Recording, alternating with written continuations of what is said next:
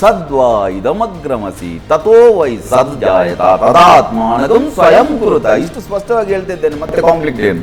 ಯಾರು ನೀವು? ನಾವು ಯಾರಂತ ಅವ್ರಿಗೆ ಗೊತ್ತಾಗಿ ಏನಾಗ್ಲಿಕ್ಕಿದೆ? ಆದರೆ ಗೊತ್ತಿಲ್ಲ ಅಂತ ಹೇಳಿ ಗೊತ್ತಾಗೋದು ತುಂಬ ಕಷ್ಟ. ಯಾವ್ದು ಗೊತ್ತಾಗ್ತದೆ? ಪತ್ರಕರ್ತರಲ್ವ, ಸುಮ್ಮನೆ ಕಾಂಪ್ಲಿಕೇಟೆಡ್ ಮಾಡ್ತಾ ಇದ್ದೀವಿ. ಮತ್ತಃ ಪರತರಂ ನಾಣ್ಯ ಕಿಂಚಿದಸ್ತಿ ಧನಂಜಯ ಮೈ ಸರ್ವಮಿದಂ ಪ್ರೋತಂ ಸೂತ್ರೇ ಮಣಿಗನಾಯುವ. ಯಾಕೆ ನಮಗೆ ಇದು ಒಂದು ಮೂಢನಂಬಿಕೆ ಅನಿಸುತ್ತೆ, ಒಂದು ರಿಯಾಲಿಟಿ ಅನಿಸುತ್ತೆ. ಆ ಮೂಢನಂಬಿಕೆ ಮತ್ತು ರಿಯಾಲಿಟಿ ಮಧ್ಯದಲ್ಲಿ ನಾವು ಎಲ್ಲಿ ಕಳೆದು ಹೋಗ್ತಾ ಇದ್ದೀವಿ? ನಮ್ಮ ದೇಶದಲ್ಲಿ ಇರುವಷ್ಟು ಅವಧೂತರು, ದೇವಮಾನವರು ಎಲ್ಲಿ ಕೂಡ ಇಲ್ಲ. ಬಟ್ ಯಾರಿಗಾದ್ರೂ ಕೇಳಿ ದಾವೂದ್ ಇಬ್ರಾಹಿಂ ಎಲ್ಲಿದ್ದಾನೆ ಅಂತ. ಬಟ್ ನಾವು ಕ್ಲೇಮ್ ಮಾಡಬಾರ್ದು ಯಾವತ್ತು ನಮಗೆಲ್ಲ ಗೊತ್ತಾಗ್ತದೆ, ನಾನು ತ್ರಿಕಾಲಜ್ಞಾನಿ. ಹಾಗೆ ಆಗುದಿಲ್ಲ. ಹಾಗೆ ಆಗ್ತದೆ ಹೇಳಿ. ವೀಕ್ಷಕರೇ ನಮಸ್ಕಾರ, ನಾನು ರಾಘವೇಂದ್ರ ಗುಡಿ. ಪಾಸಿಟಿವ್ ಪಲ್ಸ್ನ ಮತ್ತೊಂದು ವಿಶೇಷ ಎಪಿಸೋಡ್ಗೆ ಸ್ವಾಗತ.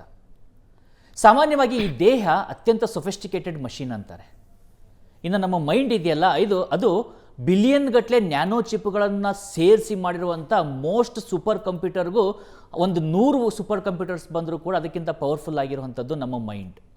ಆ ಮೈಂಡ್ ಮತ್ತು ದೇಹ ಮತ್ತು ಮನಸ್ಸು ಇವುಗಳ ಮಧ್ಯದಲ್ಲಿರ್ತಕ್ಕಂಥ ಕನೆಕ್ಷನ್ನು ಸಾಕಷ್ಟು ಜನರಿಗೆ ಒಂದು ಕನ್ಫ್ಯೂಷನನ್ನು ಕ್ರಿಯೇಟ್ ಮಾಡ್ತಾ ಇರುತ್ತೆ. ಸಾವಿರಾರು ದಾರಿಗಳು, ಸಾವಿರಾರು ಮಾತುಗಳು, ಅಧ್ಯಾತ್ಮ, ಧರ್ಮ, ಪಂಥ, ಮತ, ಹೀಗೆ 108 ಹೆಸರುಗಳು.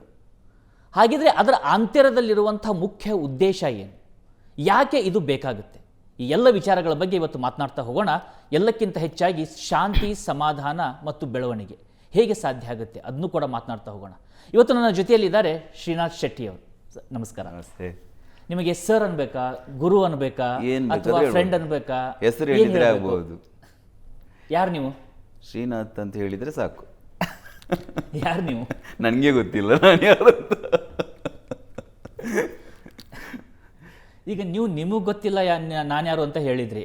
ಆದ್ರೆ ಅದನ್ನು ಗೊತ್ತು ಮಾಡ್ಕೋಬೇಕಂತೇಳಿ ಸಾವಿರಾರು ಜನ ನಿಮ್ಮ ಹಿಂದೆ ಬಿದ್ದಿರ್ತಾರೆ, ಪೀಡಿಸ್ತಾ ಇರ್ತಾರೆ, ನನಗದನ್ನು ಗೊತ್ತು ಮಾಡ್ಕೊಡಿ ಅಂತ. ಅವರಿಗೆ ಯಾರಂತ ಗೊತ್ತಾದ್ರೆ ಸಾಕು, ಅವರವರು. ನಾವು ಯಾರಂತ ಅವ್ರಿಗೆ ಗೊತ್ತಾಗಿ ಏನಾಗ್ಲಿಕ್ಕಿದೆ? ಹೌದಲ್ವಾ? ಗೊತ್ತಾಗದೆ ಹೇಗೆ ಮುಂದುವರಿಯೋದು ಅಂತ. ಯಾವ್ದು ಗೊತ್ತಾಗ್ಬೇಕು? ನೀವ್ಯಾರು ಅಥವಾ ನಾನು ಯಾರು? ನಾನು ಗೊತ್ತಿರೋದು. ಸೊ ಹೆಸರು ದೇಹಕ್ಕೆ ಅಂಟಿರುವಂಥದ್ದು, ಮನಸ್ಸಿಗೆ ಅಂಟಿರುವಂಥದ್ದು. ಹೆಸರು ಮನೆಯವರು ಕೊಡುವುದು, ನಮ್ಮ ಪ್ರೊಫೆಷನ್ ನಾವು ಮಾಡಿಕೊಳ್ಳೋದು. ಬಾಡಿಯನ್ನು ಬೇಕಾದರೆ ಚೇಂಜ್ ಮಾಡ್ಬೋದು, ಗಂಡಸು ಮಾಡ್ಬೋದು, ಟ್ರಾನ್ಸ್ಜೆಂಡರ್ ಮಾಡ್ತಾರೆ. ಸೊ ಬೇಸಿಕ್ ಭಾರತದ ಐಡಿಯಾಲಜಿದ ಮೊದಲ ಕ್ವಶನೇ ಅದೇ, ನಾನು ಯಾರು? ಅದನ್ನು ಹುಡುಕ್ತಾ ಹೋಗಬೇಕು. ಬಟ್ ಹುಡುಕ್ತಾ ಹೋಗುವಾಗ ನಮಗೆ ಗೊತ್ತಿಲ್ಲ ಅಂತ ಮೊದಲು ಗೊತ್ತಿರಬೇಕು. ಯಾವಾಗ ನಿಮಗೆ ಗೊತ್ತಿಲ್ಲ ಅಂತ ಗೊತ್ತಾಗ್ತದ ಆಗ ನೀವು ಹುಡುಕ್ಲಿಕ್ಕೆ ಹೋಗ್ತೀರಿ. ನಮಗೆ ಏನಾಗಿದೆ ಅಂತ ಹೇಳಿದರೆ, ಆಲ್ ಓವರ್ ವರ್ಲ್ಡಲ್ಲಿ ನಮ್ದಂತಲ್ಲ, ಧರ್ಮಗಳು ಬಂದು ಎಲ್ಲ ಗೊತ್ತಿದೆ ಆಲ್ರೆಡಿ, ರೈಟ್ ಇದೆ, ಇದು ಬರೆದಿದ್ದಾರೆ, ಅದೇ ಸತ್ಯ ಅಷ್ಟೇ. ನಮಗೆ ಯೋಚನೆ ಮಾಡಲಿಕ್ಕೆಲ್ಲ. ಯಾವಾಗ ನಮಗೆ ಗೊತ್ತಿಲ್ಲ ಅಂತ ಗೊತ್ತಾಗ್ತದ ಆಗ ನಾವು ಹುಡುಕ್ತೇವೆ. ಇಲ್ಲದ ದೇವರೆಲ್ಲಿದ್ದಾರೆ? ಇಲ್ಲಿದ್ದಾರೆ, ಅಲ್ಲಿಗೆ ಮುಗಿತಲ್ವಾ? ಹುಡುಕಾಟ ಇಲ್ಲ.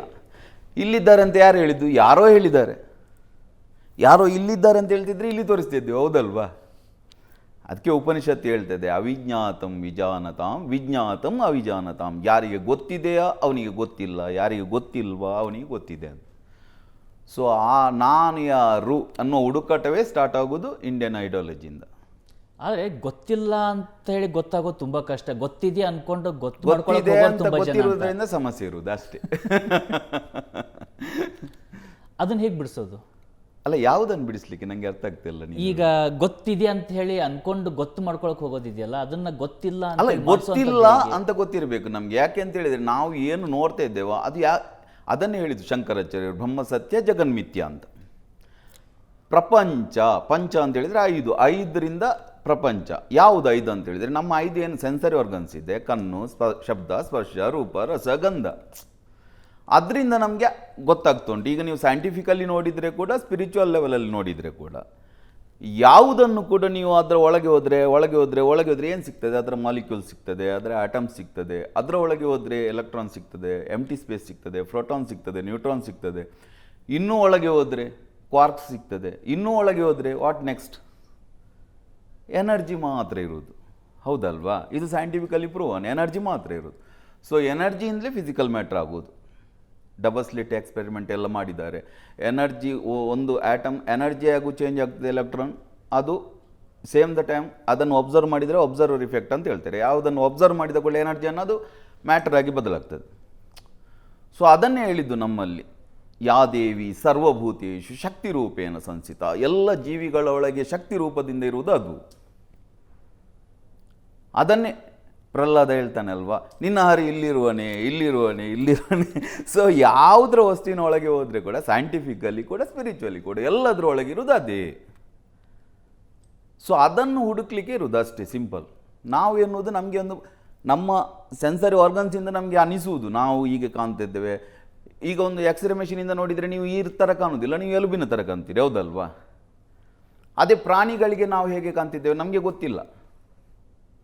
ಅಥವಾ ಇದು ಏನೆಲ್ಲ ಕಾಣ್ತುಂಟ, ಇದು ಹೇಗಿದೆ ನಮಗೆ ಗೊತ್ತಿಲ್ಲ. ಈಗ ನಾವು ಒಂದು ನಕ್ಷತ್ರ ನೋಡ್ತಾ ಇರ್ತೇವೆ, ಅದು 27 ವರ್ಷಕ್ಕಿಂತ ಹಿಂದಿನ ನಕ್ಷತ್ರ ನಮಗೆ ಕಾಣ್ತಿರೋದು. ಹತ್ತಿರದ ನಕ್ಷತ್ರ ಭೂಮಿಗೆ ಅದರ ಬೆಳಕು ಮುಟ್ಲಿಕ್ಕೆ ಸೆಕೆಂಡ್ಗೆ 3 ಲಕ್ಷ ಕಿಲೋಮೀಟರ್ ಫಾಸ್ಟಲ್ಲಿ ಬರೋ ಬೆಳಕು ಭೂಮಿಯನ್ನು ರೀಚ್ ಆಗಬೇಕಾದ್ರೆ 27 ಇಯರ್ಸ್ ಬೇಕು. ದಟ್ ಮೀನ್ಸ್ ಈಗ ನಾವು ನೋಡ್ತಾ ಇದ್ರೆ ನಕ್ಷತ್ರ ನೋಡ್ತಾ ಇದ್ದೇವೆ, ಅದು ಒಂದು ವೇಳೆ ಈಗ ಬ್ಲಾಸ್ಟ್ ಆದರೆ ಇನ್ನು 27 ವರ್ಷದವರೆಗೂ ನಮಗೆ ಕಾಣ್ತಾ ಇರ್ತದೆ. 27 ವರ್ಷದ ನಂತರ ಈಗ ನೋಡುವಾಗ ಬ್ಲಾಸ್ಟ್ ಆದಾಗ ಕಾಣ್ತದೆ ನಮಗೆ. ಅಥವಾ ಮೇಲೆ ನೋಡುವಾಗ ಒಂದು ನಕ್ಷತ್ರ ಬ್ಲಾಸ್ಟ್ ಆದದ್ದು ಕಾಣ್ತುಂಟು, ನಾವೇನು ನಕ್ಷತ್ರ ಬ್ಲಾಸ್ಟ್ ಆಗ್ತುಂಟು, ಅದು 27 ವರ್ಷಕ್ಕೆ ಮೊದಲಾಗಿದೆ ಅಂತ ಹೇಳಿದರೆ ಏನು ನಾವು ನೋಡ್ತಾ ಇದ್ದೇವೆ ಅವನನ್ನು ಗೊತ್ತಿಲ್ಲ. ನಾವು ತಿಳ್ಕೊಂಡಿದ್ದೆ ನಮಗೆ ಗೊತ್ತಿದೆ ಅಂತ, ಅಷ್ಟೇ ಸಿಂಪಲ್. ಅದು ನಮಗೆ ಅದು ಗೊತ್ತಿಲ್ಲ ಅಂತ ಆಗ್ತದ, ಆಗ ಹುಡುಕಾಟ ಶುರು ಆಗ್ತದೆ. ಯಾರು ಹಾಗಾದರೆ ಏನು ಇದು ಪ್ರಪಂಚ ಅಂದರೆ ಏನು, ಜೀವ ಅಂದರೆ ಏನು, ಜೀವ ಜಗತ್ತು ಮತ್ತು ಜಗತ್ ಮಾತೆ ಅಥವಾ ಯಾರು ಇದ್ದಾರೆ ಇದರ ಸೃಷ್ಟಿ ಮಾಡಿದವರು, ಅಥವಾ ಸೃಷ್ಟಿ ಮಾಡಿದವರು ಇದ್ದಾರಾ ಇಲ್ವಾ, ಈ ಎಲ್ಲ ಹುಡುಕಾಟವೇ ಅಧ್ಯಾತ್ಮ ಅಂತೇಳಿ. ಅದೇ ಅಲ್ಲೇ ಪ್ರಶ್ನೆ ಬಂದ್ಬಿಡುತ್ತೆ, ಅದಕ್ಕೆ ಎಂಡಿಂಗ್ ಆನ್ಸರ್ ಅಂತ ಇಲ್ಲ, ಹುಡುಕಾಟ. ಅದೇ ಇದು ಸ್ವಯಂಭೂನ ಅಥವಾ ಸರ್ವ ಕಾಲಕ್ಕೂ ಇರೋ ಅಂಥದ್ದು ಅನ್ನುವಂಥ ಪ್ರಶ್ನೆ ಆವಾಗಲೇ ಮೂಡುತ್ತಲ್ವ? ಇಲ್ಲ, ಅದಕ್ಕೆ ವಿಜ್ಞಾನ ಏನು ಹೇಳ್ತದೆ ಅಂತ ಹೇಳಿದರೆ, ಒಂದು ಪ್ರಿಮಾಡಿಕಲ್ ಮ್ಯಾಟರ್ ಇತ್ತು, ಒಂದು ಪಾಯಿಂಟ್ ಆಫ್ ಸಿಂಗ್ಯುಲಾರಿಟಿ ಇತ್ತು, ಅದರಲ್ಲಿ ಒಂದು ಬಿಗ್ ಬ್ಯಾಂಗ್ ಆಯಿತು, ಅದರಿಂದ ಎಲ್ಲ ವಿಕಾಸ ಆಗ್ತಾ ಇದೆ. ಒಂದು ದಿವಸ ಏನು ಸ್ಫೋಟದ ಶಕ್ತಿ ನಿಲ್ತದ, ಆಗ ಬಿಗ್ ಕ್ರಂಚ್ ಅಂತ ಆಗ್ತದೆ ಅಂತ ಸೈನ್ಸ್ ಹೇಳುವುದು. ನಮ್ಮಲ್ಲಿ ಹೇಳ್ತದೆ ಏಕೋಹಂ ಬಹುಸ್ಯಾಂ, ಒಂದಿತ್ತು ಅದು ಹಲವಾಯಿತು. ಅಥವಾ ಒಂದು ಅನಾಹತನಾದ, ಆಹತ ಅಂತ ಹೇಳಿದರೆ 2 ಶಬ್ದ ವಸ್ತುಗಳು ತಾಗಿ ಉತ್ಪತ್ತಿಯಾಗುವ ಶಬ್ದಕ್ಕೆ ಆಹತನಾದ ಅಂತ ಹೇಳುದು. ಯಾವುದು ವಸ್ತು ತಾಗದೆ ಏನು ಶಬ್ದ ಉತ್ಪತ್ತಿ ಆಯಿತು ಅದಕ್ಕೆ ಅನಾಹತ ಅಂತ ಹೇಳುದು. ಆ ಒಂದು ಶಬ್ದಕ್ಕೆ ಏನು ಹೇಳ್ತದೆ ಉಪನಿಷತ್ತು, ಓಂ ಎನ್ನುವ ಶಬ್ದ ಅಂತ ಹೇಳ್ತದೆ. ಅದು ಯಾವುದೇ ಒಂದು ಧರ್ಮಕ್ಕೆ ಇದಕ್ಕೆ ರಿಲೇಟೆಡ್ ಅಲ್ಲ. ಒಂದು ಶಬ್ದ ಓಂ ಇತ್ಯೇತದಕ್ಷರಂ ಉಪಾಸೀತ, ಓಂ ಎನ್ನುವ ಶಬ್ದವನ್ನು ಮಾತ್ರ ಉಪಾಸನೆ ಮಾಡಬೇಕು, ಬೇರೆ ಏನು ಮಾಡಬಾರ್ದು. ನಂತರ ಪುರಾಣ ಕಾಲದಲ್ಲಿ ಬೇರೆ ಬೇರೆ ದೇವರು ಕಲ್ಪನೆ ಇದೆಲ್ಲ ಬಂದಾಗ ನಾವು ತಿಳ್ಕೊಳ್ತೇವೆ ನಮಗೆ ಭಾರತದಲ್ಲಿ ತುಂಬ ದೇವರು ಅಂತ. ತುಂಬ ದೇವರು ಯಾಕೆ ಅಂತ ಹೇಳಿದರೆ, ಒಂದು ದೇವರು ಇಲ್ಲದ ಕಾರಣ ತುಂಬ ದೇವರು. ಅರ್ಥ ಆಗ್ತುಂಟ? ದೇವರು ಎನ್ನುವುದು ಇಲ್ಲದ ಕಾರಣ ನಮಗೆ ತುಂಬ ದೇವರು, ಎಲ್ಲರೂ ಅವರವರ ದೇವರು ಅಂತ ಮಾಡ್ಕೊಂಡಿದ್ದೇವೆ. ದೇವರು ಇದ್ದಾರೆ ಅಂತ ಹೇಳುವುದು ವೆಸ್ಟರ್ನ್ ಕಲ್ಚರಲ್ಲಿ ಮಾತ್ರ. ಒಂದು ದೇವರು ಮಾತ್ರ, ಇವನೇ ಮಾಡಿದ್ದು, ಇವನ ಹೆಸರು ಹೀಗೆ, ಇವನೇ ಸೃಷ್ಟಿ ಮಾಡಿದ್ದು. ಒಂದು ಜನಪದ ಹಾಡಿದೆ, ನಾವು ಇದ್ದಂಗೆ ಇರ್ತಾವೆ ನಮ್ಮ ದೇವರು ಅಂತ. ಅಲ್ಲ ಅಂದರೆ ಏನೋ ಒಂದು ಇತ್ತು. ಉಪನಿಷತ್ತು ಅದನ್ನು ಹೇಳ್ತದೆ, ತದಾತ್ಮಾನಗಂ ಆಕಾಶ ಸಂಭೂತ, ಆಕಾಶದ್ವಾಯು ವಾಯೋರಗ್ನಿ ಅಗ್ನೈರಾಪ ಆದ್ಭ್ಯ ಪೃಥಿವ್ಯೌಷಧವು ಔಷಧಿಭ್ಯೋ ಅನ್ನಂ ಅನ್ನಾತ್ ಪುರುಷಃ. ಎಷ್ಟು ಸೈಂಟಿಫಿಕಲ್ ನೋಡಿ. ಅದಕ್ಕೆ ನಾವು ಅದನ್ನು ಧರ್ಮದೊಟ್ಟಿಗೆ ಮಿಕ್ಸ್ ಮಾಡಿದ್ದೇವೆ. ತದಾತ್ಮಾನಗಮ್ ಅದು ಏನೋ ಇತ್ತಲ್ವ, ಅದಕ್ಕೆ ತತ್ತ ಅಂತ ಹೇಳುದು, ಅದಕ್ಕೆ ಹುಡುಗ ಹುಡುಗಿ ಅಂತ ಹೇಳುವುದಿಲ್ಲ. ಪುರಾಣದಲ್ಲೆಲ್ಲ ಬಂದದ್ದು ದೇವರ ಕಲ್ಪನೆ. ಏನೋ ಒಂದು ಇತ್ತು, ತದಾತ್ಮಾನಗಂ ಆಕಾಶ ಸಂಭೂತ, ಸ್ಪೇಸ್ ಉತ್ಪತ್ತಿ ಆಯಿತು. ಅದರಿಂದ ಆ ಸ್ಪೇಸಿಂದ ಆಕಾಶದ ವಾಯು, ಹೀಲಿಯಂ ಮತ್ತು ಹೈಡ್ರೋಜನ್ ಗಾಳಿ ಉತ್ಪತ್ತಿ ಆಯಿತು, ವಾಯು ಗ್ಯಾಸ್. ವಾಯೋರಗ್ನಿ, ಆ 2 ಹೀಲಿಯಂ ಮತ್ತು ಹೈಡ್ರೋಜನ್ ಸೇರಿದಾಗ ಬೆಂಕಿ ಉತ್ಪತ್ತಿ ಆಯಿತು. ಅಗ್ನೈರಾಪ, ಆ H2O ಆಕ್ಸಿಜನ್ ಮತ್ತು ಹೈಡ್ರೋಜನ್ ಸೇರಿದಾಗ ನೀರು ಉತ್ಪತ್ತಿ ಆಯಿತು. ಆದ್ಭ್ಯ ಪೃಥಿವ್ಯ, ನೀರಿನಿಂದ ಭೂಮಿ ಉತ್ಪತ್ತಿ ಆಯಿತು. ಭೂಮಿಯಲ್ಲಿ ಆ ಪೃಥಿವ್ಯ ಔಷಧವು, ಮರಗಿಡಗಳು ಉತ್ಪತ್ತಿ ಆಯಿತು. ಔಷಧಿಭ್ಯ ಅನ್ನ, ಮರಗಿಡಗಳಿಂದ ಆಹಾರ, ಆಹಾರದಿಂದ ಜೀವಿ. ಸಂಪೂರ್ಣವಾದಂಥ ಸೈಕಲ್. ಸೊ ಏನಿಲ್ಲ ವಿಷಯ, ಏನು ನಾವು ತಿಳ್ಕೊಂಡಿದ್ದೇವೆ ಎಲ್ಲ ಕಾಂಫ್ಲಿಕ್ಟ್ ಇದೆ ಧರ್ಮಕ್ಕೆ ಅಧ್ಯಾತ್ಮಕ್ಕೆ. ಕಾಂಫ್ಲಿಕ್ಟ್ ಇರುವುದು ವೆಸ್ಟರ್ನಲ್ಲಿ ಇರುವುದು. ಅಲ್ಲಿ ಒಬ್ಬ ದೇವರಿದ್ದಾನೆ, ಅವನೆಲ್ಲ ಸೃಷ್ಟಿ ಮಾಡಿದ್ದಾನೆ, ಅವನನ್ನು ನಂಬದವರಿಗೆ ಶಿಕ್ಷೆ ಕೊಡ್ತಾನೆ. ಅರ್ಥ ಆಯ್ತಾ? ನಮ್ಮಲ್ಲಿ ಅದೆಲ್ಲ ಇಲ್ಲ, ಮತ್ತೆಲ್ಲ ಸೇರಿಕೊಂಡದ್ದು ಅದೆಲ್ಲ. ಹೇಳಿ, ಏನು ಸಮಸ್ಯೆ ಇದೆ ಅದರಲ್ಲಿ? ಅಲ್ಲ, ಸಮಸ್ಯೆ ಏನು ಇಲ್ಲ ತಿಳಿದುಕೊಂಡಾಗ, ಆದರೆ ಅದನ್ನೇ ಸಮಸ್ಯೆ ಮಾಡಿಕೊಂಡು ಎಷ್ಟು ಏನ್ ಸಮಸ್ಯೆ confusions ಮಾಡಿದ್ದಾರೆ? ಗಳು. ನಾನು ಹೇಳಿದ್ದೆ ಸತ್ಯ, ನನಗೆ ನನ್ನ ಅದು ಕುರುಡರ ಬೊಗಸೆಯಲ್ಲಿ ಆನೆಯನ್ನು ಸಿಕ್ಕಿರೋದೇ ಮುಟ್ಟಿದಾಗೆ ನಿಜ. ಸರ್. Exactly. ಕುರುಡರ ಊರಿಗೆ ಒಂದು ಆನೆ ಬಂತಂತೆ. ಕುರುಡರು ಏನು ಮಾಡಿದ್ರು, ಒಬ್ಬ ಹೋಗಿ ಹೊಟ್ಟೆ ಮುಟ್ಟಿದ, ಅವನಿಗೆ ಅದು ಬಂಡೆ ಅಂತಾಯ್ತು. ಅವ ಹೇಳಿದ ಅವನ ಅನುಯಾಯಿಗಳಿಗೆ, ಆನೆ ಅಂತ ಹೇಳಿದರೆ ಬಂಡೆ ಥರ ಇದೆ, ಬಂಡೆ ಥರ ಇದೆ ಅಂತ ಹೇಳಿದವರು ಮಾತ್ರ ಅವನ ಅನುಯಾಯಿಗಳು, ಇಲ್ಲ ಬೇರೆ ಅಂತ ಹೇಳಿದವನಿಗೆ ಜಗಳ.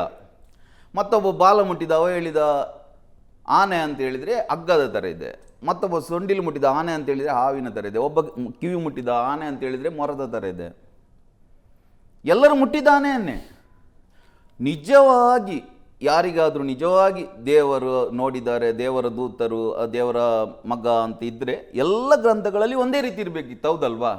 ಎಲ್ಲ ಗ್ರಂಥಗಳು ಹೇಳುವುದು ನಾನು ಹೇಳಿದ್ದು ಸತ್ಯ.